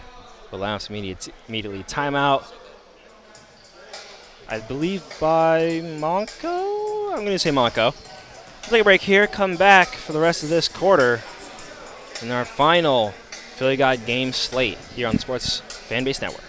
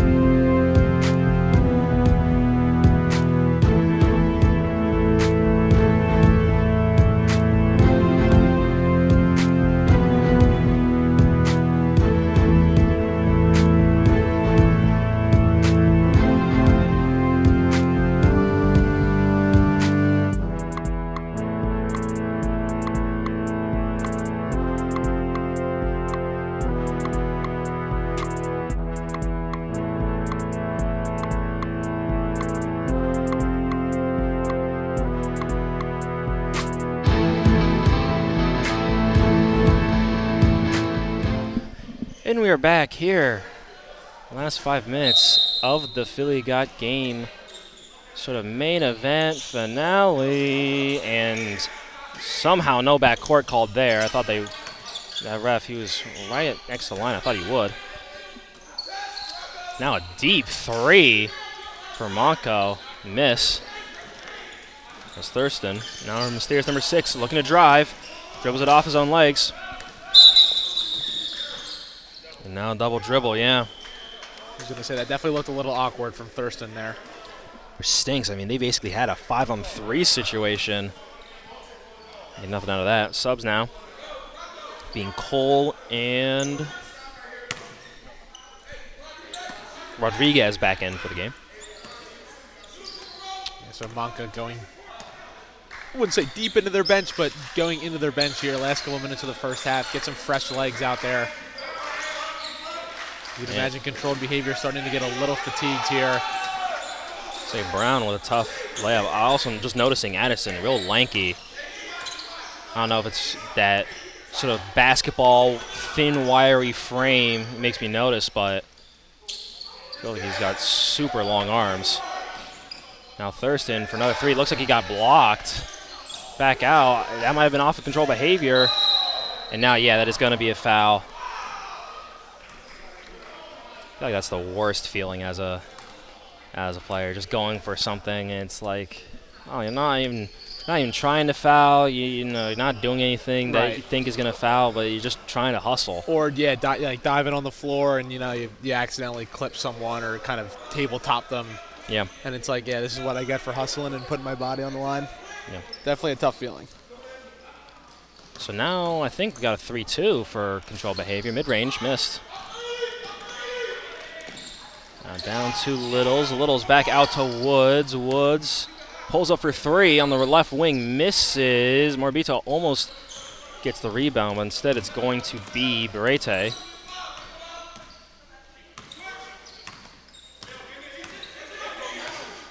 So, yeah, what defense you call this one? This is absolutely man-to-man right here. I think just because off of the missed basket, it's tough to kind of get back and get your zone set right away. I'd imagine we're going to see a turnover here. Thrown a little hard. Yeah, a lot of times, and a lot of coaches like to kind of implement this style that on a made basket, when you guys score, that gives us enough time to get back and get our zone set up, whether that be the 1-3-1, whether it be the 3-2 or the 2-3. But if you were to miss a shot and you have to sprint back on defense, it's much easier just to find a man and match up. Surprised Berete didn't take that 3-ball there. And drive back out to Julius, missing it. Now up to our mysterious number 6, who drives in. Not get a take. I don't think I've heard a coach yell ref like that. That was pretty funny. And one for Monco. That's going to be Rodriguez. And in there. And we'll extend this lead.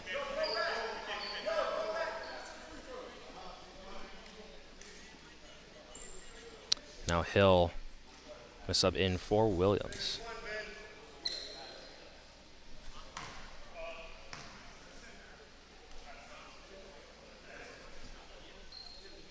One of the refs has left the game. Yeah, we only have 2 refs now. I've never seen this before. I've never seen this before. One of the refs left the game. Sweet, yeah, we've had 3 refs every other game. Unless one of them left. We've only had 2 refs this whole game. We haven't noticed? Or no, he just went into the bathroom during that foul. He was yelling something about 2 shots or whatever, and then he just went to the bathroom. Interesting. Sorry if we're not covering the game right now. I've just never seen this happen. I don't think before. I've ever seen a ref just walk off the floor like that. Usually, I think the only time I've ever seen this happen was, I think I've had an umpire do this, where we annoyed them so much on both sides that they just left. Really? Yeah, it has happened. I've never seen this happen in any sport. We're going to finish this half. Maybe the rest of this game with only 2 refs. Yeah, maybe. So it's going to be interesting to see how the calls might change. Now a deep 3 from Brown here. Almost rebounded by Monca. I was going to stick with controlled behavior. Maybe it's my curse showing up for the ref. As the 3rd ref comes running out of the bathroom. It had to be a bathroom break. I guess so, and an easy backdoor for controlled behavior. We've got it all in the Philly Got Game League. We sure do, I guess. Referee bathroom breaks. That was off of Berete, and he's walking gingerly. And now Brown going in, getting the layup. 5 seconds left here. Berete going to take a deep 3 and missing it. Yeah, good end of the half there from controlled behavior. Brown able to finish that layup. Just a few seconds left. And I'll tell you, they are hanging in there. That's the storyline so far, is they don't got any subs. Yep. Not that it's uncommon in summer leagues. Nope. But to be only down 1 against a team who has 6-7 guys coming off the bench, they definitely hung in there so far, and they're doing well. I think I just got the answer to my question about what happened to the other ref. I'm still going to go over there because you need to figure out what the potential disqualification rules are going to be here with 5 guys. So I'll do that while we take a break here on the Sports Fan Base Network. I'm Tyson Maddox alongside me with Ryan. Not Cuny. I'm not Cuny.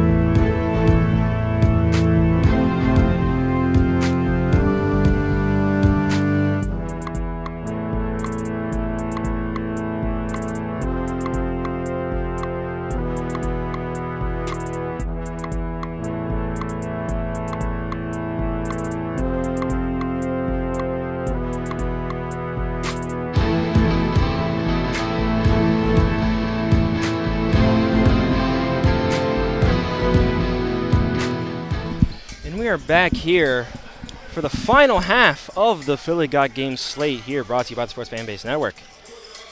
Myself, Tyson Maddox, here with Ryan Straub. And from what we have learned, if controlled behavior, if one of them does foul out, which the foul limit is 5, if one of them fouls out, they will simply just play with 4. So that will be interesting to see how they would compete there. Yeah, luckily for them, I don't know of anyone being in any sort of foul trouble. I think they probably know in the back of their heads, too, how detrimental that would be to their squad if someone were to foul out. I mean, that's one thing I think the zone has really done well. And that was a great take there by Barrete. I think that's one thing the zone has done a really good job at is they've been able to contest but not get too close or do anything to risk those fouls. Yep, yeah, as I said earlier, the zone defense is much less physical in terms of you're not going to necessarily be fouling guys as much due to the simple nature that you're guarding a zone, you're not guarding a man. Yeah. So now Hill with on the right wing. Now gets a screen, gets around, just misses his layup. And Morbito almost getting it. Somehow he saves it and gets it to Woods. Don't see that very often.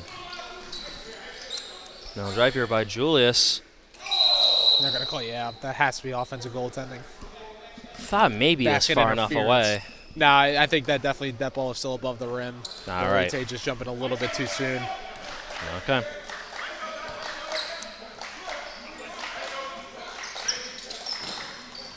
I don't think I've also often heard a coach yell ISO. I feel like I'm getting a lot of new things today here at the Philly Got Game Summer League. Layup there taken by Littles, not made. And now Rodriguez is going to calm everything down. See, man-to-man so far with controlled behavior. You think they thought, okay, we've saved enough energy for the first half, we've kept it close, now we go man-to-man? I think that could definitely be a reason for why they're going man right now, but I also think that it could just be they're just trying to change things up as they go, to almost build that sense of unpredictability. Yep. To where if you're Monco coming down the floor, you have no idea what they're going to be in, whether it's man, whether it's zone, whether it's a full court, half court press. I think controlled behavior is doing a really good job as they take the lead here of having, as you see now, last possession they're in man, now they're in this 1-3-1, of building this sense of unpredictability to where Monco is dribbling the ball up the floor, not necessarily knowing what they're getting themselves into. And then it takes them a couple seconds to get organized, and that's all controlled behavior needs. And we're getting almost a steal there. 3 here from Barrete, short. A little short. Gets his own rebound. Oh! Gets clobbered. That's a tough collision on both guys. Good thing is it looks like they're both okay. Happy to see that. I was going to say, I know for a fact we've seen the 2-3, we've seen the 1-3-1, we've seen man. I was unsure if they did a 3-2 at some point. I believe they did a 3-2 for maybe a possession or two in the first half. I do remember seeing that. I thought it might have been the 1-3-1, and then as the ball got swung around, because, it can mold into a 3-2 basically. Yep. Yeah. So I thought maybe that's what it was, but it's tough to say. Because now you could argue it looks like a 1-2-2 almost, but you could argue it's a 3-2 because that's how the 1-3-1 works, of course. Good possession here from Monco so far. Ooh. And they say reaching. Or no, they're calling it on Brown. I think they called a block. Yep. So again, maybe we jinxed them. We're saying no one's in foul trouble. At most they had 1 or 2. Right. So it's not like, here's now someone has 4 fouls and they basically have to play with mittens. But absolutely, yeah. And the running clock is a big part of it too. Is at every stoppage that clock keeps rolling, games go by much quicker, much less opportunities for fouls. Yep. With the ball being in play, much less.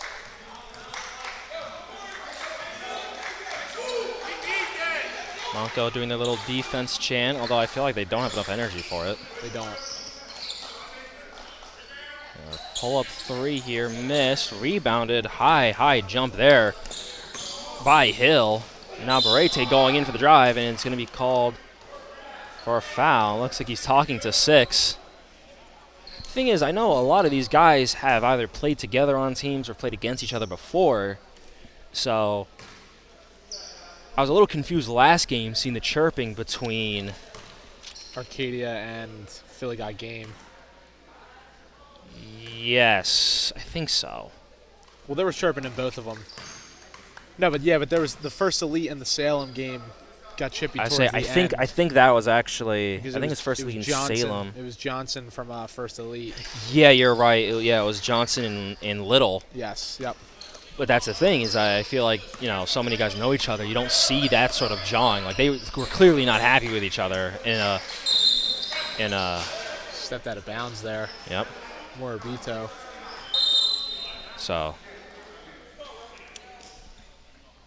Tensions definitely run high in these types of games, whether you know the guy, whether you're friends with them off the court or not. Once you step between the lines, you're only friends with your teammates.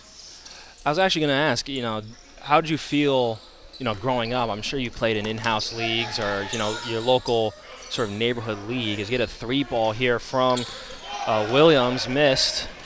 You got 3-on-2 Woods. And now it's going to be a foul, 100%. I think it's going to be called on Hill, but it's because Berete pushed Hill into number 6. Number 6. I think they actually called on Berete.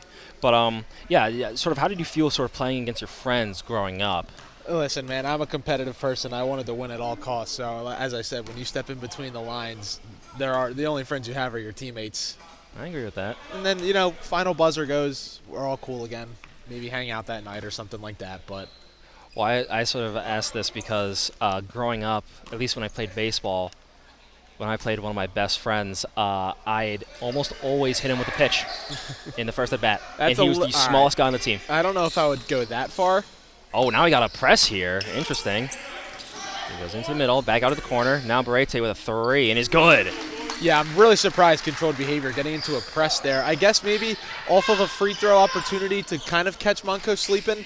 But, when you're only rocking with 5 guys, I don't necessarily think pressing is the way to go in the sense of conserving energy as a quick 5 points from Berete. And control behavior trying to get a timeout, and will get a timeout. I mean, we were talking about control behavior. They're trying to throw different looks, but, yeah, that might be a little too aggressive. And that is the most common time that you will see a press is off of missed free throws because you've already got the guys up there and you can get quickly set into it. But as I was saying, 5 guys, I don't necessarily think that's the right plan of action. Yeah. But we'll see how it goes for controlled behavior the rest of the way. Yeah, he has a break. Just to throw in some corrections, shout out to my friend Will. I did not purposefully throw at him. I just want that to be known in case it sounds like that. It kind of sounded like it just happened to happen.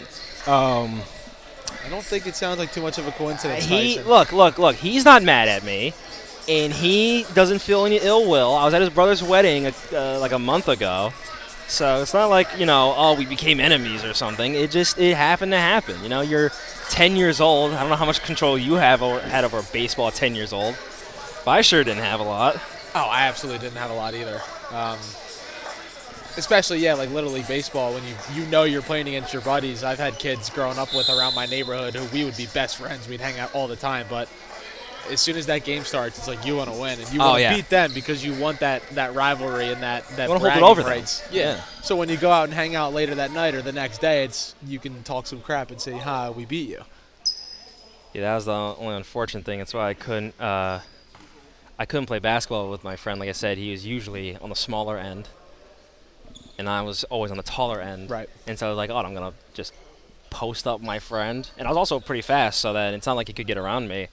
It just felt mean. But it looks as though Littles got hit, got elbowed in the face, and they're trying to clean him up. Looks like we're going to get a pause here because that is the 5th and final player for controlled behavior.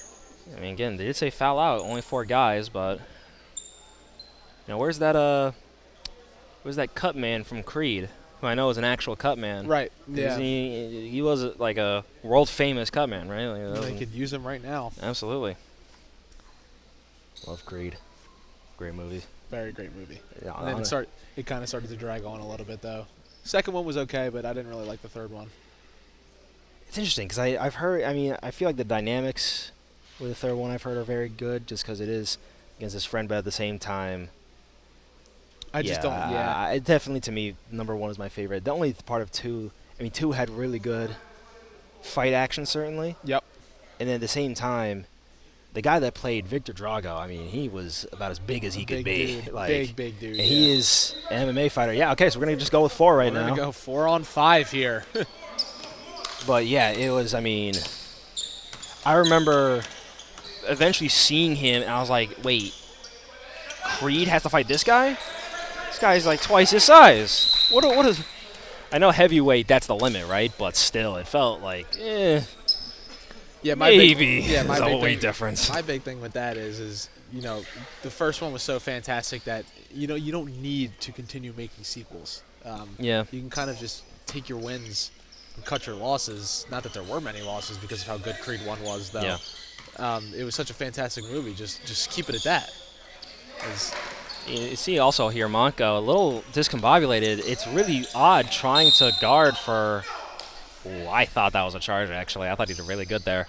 It's weird because they want to do man-to-man, but there's only 4 guys to guard. Yeah, it's definitely an interesting situation. It's almost you're not used to only having to guard 4 players, that it can sometimes get confusing.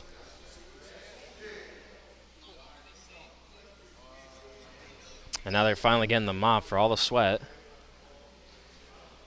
Yeah, and what I'm trying to think of here is the only way I can think of this almost being something good for controlled behavior is when you practice.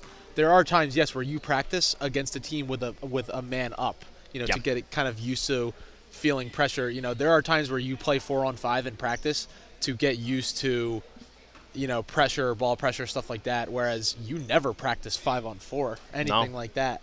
So it's almost like controlled behavior at least has a little bit of experience. I'm sure these guys probably all come from diverse backgrounds and schools and areas and stuff like that. They can all come together. But, yeah, we'll see how this plays out. It's definitely tough for both teams because, trust me, you're used to playing against 5. If you're Monco, you're used to playing against 5 guys. Yep. So it's going to be strange playing only against 4. Yeah, at the same time, I mean, I can definitely think of like a sort of transition game that then equals out to 5 on 5. And, of course, everyone's done a, 4 on 5 like defensive drills. I say, yeah, maybe shell a little bit, Exactly, or you're going to get a shell defense right here from controlled behavior, or sort of 3 on 2, 2 on 1, maybe 3-man weave to 2 on 1, like different stuff. But it's just weird, and I think you can sort of see Monco like it is. It's challenging. It's weird to them. It sounds so much. It sounds silly almost. Well, yeah, Monco, you've got an extra guy on the floor. It should be much easier, but I can promise you, it is not. When you get into a funky thing like this where you're playing only against 4 guys, it can cause confusion. I know this was tested. I wish I could remember who did the. Oh my goodness, what a pin block! Julius. Excuse me, that was Bush. That was Bush, yeah. But I do remember, and now another turnover, another block, and a missed dunk. Now it's 5 on 3. Yeah, but I believe there was a test done, or at least a look at some data on red cards in soccer, right. Or I call it world football just because the rest of the world did call it football first. And I believe the data basically said that 60-something% of the time that there's a red card, especially if there's an early red card, the team with 10 men scores. Right, yeah. And so, now, see, this is to me where the problem is going to be, is getting an N1 dunk. It's just there are going to be so many easy traps. Yes, exactly. I mean, whoever has the ball is going to be getting double teamed, so it's going to be tough for controlled behavior to really get any sort of offensive rhythm going. So if you're Monco, do you almost go into like a trap zone? I think that's what they've been doing. Yeah, I think that whoever brings up the ball for controlled behavior, they're just trapping him, and then they just trap every pass, knowing that they have the extra guy. Yeah. However, that's going to end here. Little's now back in. With a bandage over his left eye. He's going to immediately and take a 3 and airball it. Maybe some depth perception issues. We will cut him some slack. He just got treatment. We will definitely cut him some slack, and I like the effort. And I say, love the energy. Came back. I can see that he's wearing a mouth guard. Now 3 from Hill, and it is, or Julius, and it is good. I feel like I'm getting a ton of messages. Now 44-33. Apologies to anyone. We haven't been saying the score. This has been quite a peculiar game with a ref leaving in the middle. A little bit of 4 on With 5 action. a little 4 on 5. It's just been a bit all over the place. It has been tough for us to keep our focus, at least for me. I mean, No, absolutely. I agree. That's what you get sometimes. Dog days of summer basketball leagues. the last game. Right. Yep. And the last game, too. I think everyone. See, at least we're not doing commentary for the Phillies right now. That's true. We did that last week actually during one of the games. During free throws, we'd be like, "And Matt Strom 3-2 count." And, just it's the Philly team that's going on right now. It's back to the 1-3-1. It looks like for control behavior. Deep 3. And it's good. That's the second time that Thurston has hit a really deep 3 in this game, showing off his range. So we've talked about the weakness for the 2-3, which is obviously the middle of the nail, as Woods is trying to figure out where to go. Pass at number 6. What would you say are the weak spots for the 1-3-1? So the weak spots for the 1-3-1 is you want to get 2 guys on the one side of the floor. So in this case, as this ball is going to stay with controlled behavior, you want to get 2 guys on the same side of the floor, 1 guy on the wing and 1 guy in the corner. And what that creates is a 2-on-1 with the wing defender in the 1-3-1. And so that kind of, it puts him in 2 minds. Do I guard the guy in the wing? Do I guard the guy in the corner? And you're able to create that numerical advantage on that side of the floor. And then I imagine if, let's say, that's not going to be a call for a charge.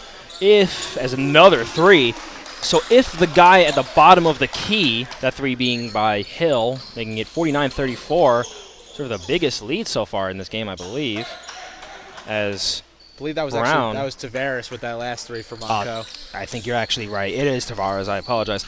So if the guy from the bottom comes over to the corner, I imagine then there's going to be another 3 here, this time by Addison. That was very short. And now a drive by Morbito and a cleanup by Brown.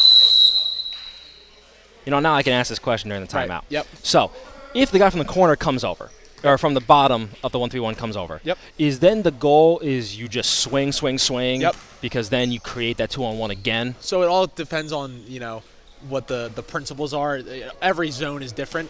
Every 1-3-1 is different. It depends on who's coaching and what you want out of it.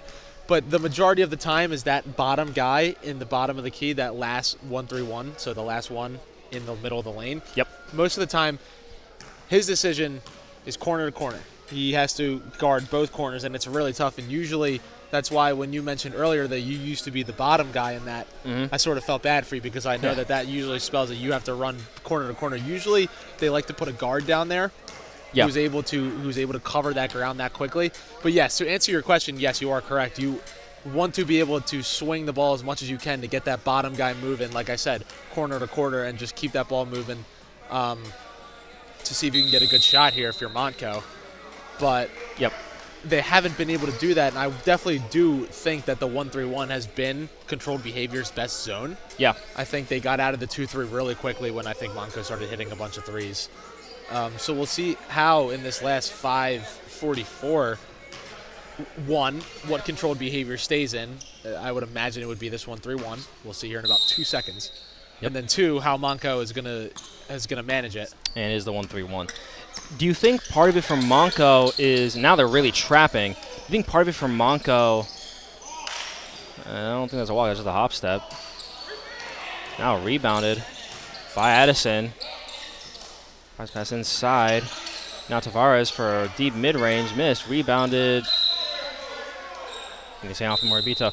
Do you think part of the issue for Montco is the fact that, well, of course not completely foreign to them. I feel 1-3-1 is usually yet less used compared to, say, a 3-2 or 2-3, and that might be what's been throwing them off so far. Absolutely, yeah.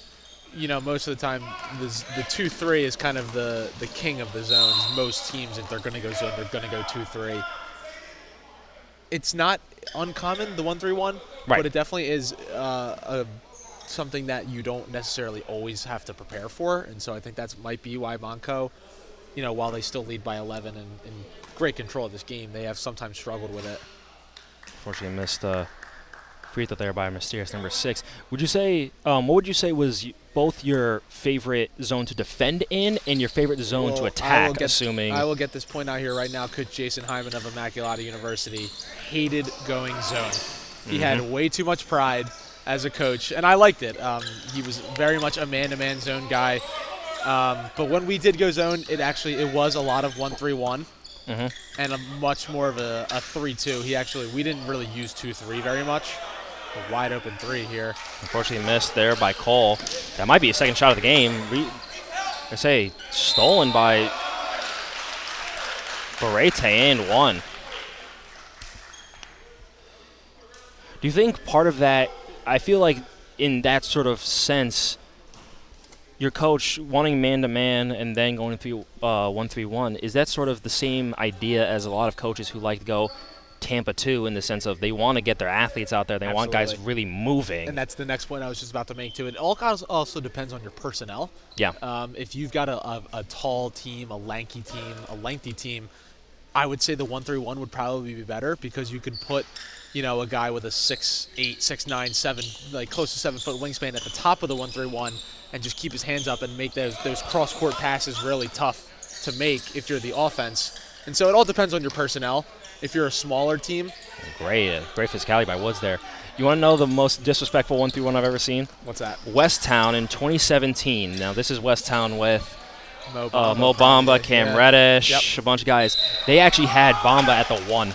At the top one. That's exactly what I'm saying. And I remember seeing it, and I was like, this is the most disgusting zone I've ever seen because it's 7'10" wingspan. Who's going to pass it around? Exactly. That's the point I'm trying to make is that it depends on your personnel. If you've got a guy or multiple guys who are nice and tall and got long wingspans, you can put them up at the top of that zone and just give the offense fits because then it's hard to pass around someone who's so big.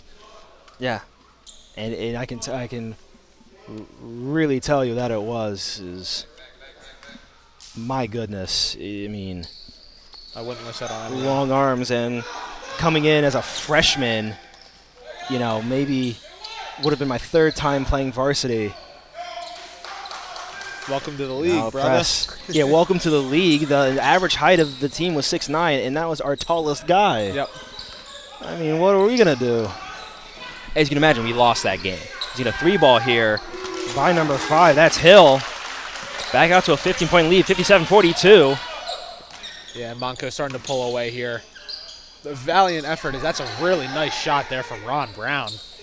Really nice effort here from Controlled Behavior, but and now full man press.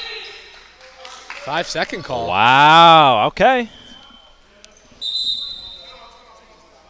Gonna get a Monco timeout. That makes sense. I apologize. I started to kind of speak a little bit too soon talking about the effort of Controlled Behavior. Obviously, the odds stacked against them only having 5 guys, but 13-point lead, a little under 3 minutes to go. We've seen crazier things happen. I mean, I Look believe at the Pacers this year. I believe we've seen 13-point leads be taken out by, I don't know how to divide with minutes because I know it's base 60. Not a fifth. Hold on, I'm getting there. I think in a 25th of the time. Is that right? Can you divide 60 by? I was going to say elaborate. Hold on. Because if it was, that's 3 minutes. Right. Fifth of 3 minutes would be, or 300. Sorry, yeah, fifth of 3 minutes. That's 180. Ladies and gentlemen, Tyson Maddox is grabbing his pen and he is doing chicken scratch math. Look, man, I'm not a math major. I'm a business major. This is what we do with 3 minutes left in the last of 6 games. It's 36. So that doesn't work. Okay. I thought it was 300 seconds, not 180 seconds. I totally messed that up. Yeah, you did. I did. Right. Yeah. It's 60 seconds in a minute. Yes. Look, I Sometimes said I'm not good at it. It's a wide open layup there. Nice baseline out of bounds set from Controlled Behavior. Wait, I thought. Oh, it was a foul. It was a 5 seconds. Call, yeah. So I know for a man's zone, it is good to go back basically to the get another turnover here. But I know pass to a corner, then pass back can work, assuming you can do it quickly, maybe to the other side or even back again. Right. Remember, as you get a 3 ball, and he's good. Wow. Worth an 8. 7-0 run here for controlled Trying to behavior. trap. Great. Maybe we'll get over. And now another steal for control behavior. And now Littles with the cut, driving through, goes up, gets a little bit blocked, but a tip in. And now it's a 6-point game. If you're controlled behavior, keep doing what you've been doing. You're on a quick 9-0 run in the last minute. Yeah. Monco is all out of sorts. And now we got travel. Wow. Another turnover. Hey, look, we got a buzzer beater in our second game today. Can get another one. Yeah, controlled behavior just kind of throwing the kitchen sink at Monco right now. It's almost like they're controlling the behavior of Monco. Absolutely. I see what you did there. Yes, I felt like I must. Brown for 3, way off. And now foul. And the control behavior coach doesn't seem to be happy with Brown. But it's going to be 1-1. I can't say I remember a particularly good free throw shooter for Monco so far, but I just don't think there have been many I would free say throw shots. I was going to say this has been the least amount of free throws in a game today. An anti-Joel Embiid game. I would say so. Anti-Shea Gilgeous-Alexander game. A steal there by Monco. Control behavior trying to foul. Now Monco passes again into the corner. And if you're Monco, you just need to slow down here. That's definitely going to be their ball. Tipped again. You know, out of anyone who I would want to get the ball to, I can guarantee I'd want to get the ball to for Monco. It is actually Barrete. I think he was one of the only people to take free throws. Right. But he's also just been generally a good shooter, so you imagine his form will work. Interesting, because he's not even on the floor right now. He is. He's right over there. He's in the left corner. Oh, he was blocked by the referee. Yeah. As opposed to, I mean, Bush, he has made a 3. Same thing with Julius, but I don't feel as though their forms I would be confident in. That's what I'll say. Yeah. Also, I got this free throw here. Phillies score in the first inning. I think Bryce Harper scored Stott safe off a first base throwing error. Remuto to second, Castellanos to third. Now going up, Brown out to Woods. Woods driving, baseline. It looks like he gets hit in the face. And now we're going to stop again. The baseline referee blew his whistle and then didn't make a call. I think he's calling out of bounds. I think he's going to call it on Monco, basically saying, hey, you hit this guy. Right. We're just going to call it out of bounds. I can guarantee you, though, I promise you he did not point to say that it was controlled behavior ball. No, I agree. He definitely did not do that. Littles reloads, fires just short. Now stolen. And now Monco going up for the layup. That's a killer right getting there. It. Littles almost getting hit in the face again. Now Woods driving, goes for a mid-range, airballs it. I think that might be it. Yeah, it's a tough sequence there for control And yeah, behavior. they're calling it. Control behavior is just going to call the game. I think. No, I think they're just calling a timeout. Oh, they're calling a timeout? Okay. Yeah. He made some hand movement, and I have seen guys call games. I believe it was actually one of the games that we didn't get today, which is post and pivot. I believe it was their coach who was talking to us earlier today, and he says that, you know, with this being more developmental, that he will simply call games if he feels that maybe someone will get hurt or something's going, you know, he doesn't want to torture guys, especially a lot of these guys working, taking classes, doing other things. Yeah, I was going to say, I would have been very surprised if controlled behavior threw in the white flag there, considering they had just scored 9 points in a matter of 45 seconds to a minute. They've shown that they can quickly come back. Obviously, now the odds stacked against them even more, down 8 with 41 seconds left. But a tough sequence there. A couple offensive rebounds. Morabito, number 4 from controlled behavior, with a really impressive offensive rebound over 2 guys, but unfortunately had his pocket picked. Yeah. And that led to the easy layup for Monco.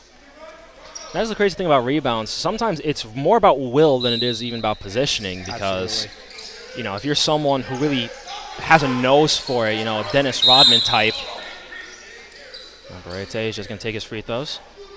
If you really have a nose for it, sometimes you can just sort of figure out how to out-muscle, do whatever, Right. and you just get there, not even say get in front. It is an art form for sure.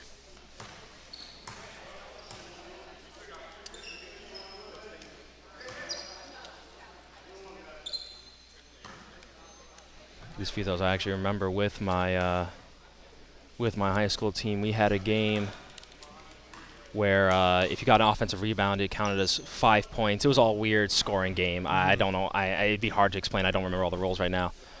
But I remember offensive rebound was made particularly valuable. And there are some times where I would just give it to a three-point shooter, tell him to shoot, and then I would just run in and be like, I'm going to get the ball. And usually I'd get about 2, and then it happened. And a missed dunk. How many missed dunks have we had in this game? We've had plenty. Is that 4? That's at least 3. And they're saying out on control behavior. It looks like they are.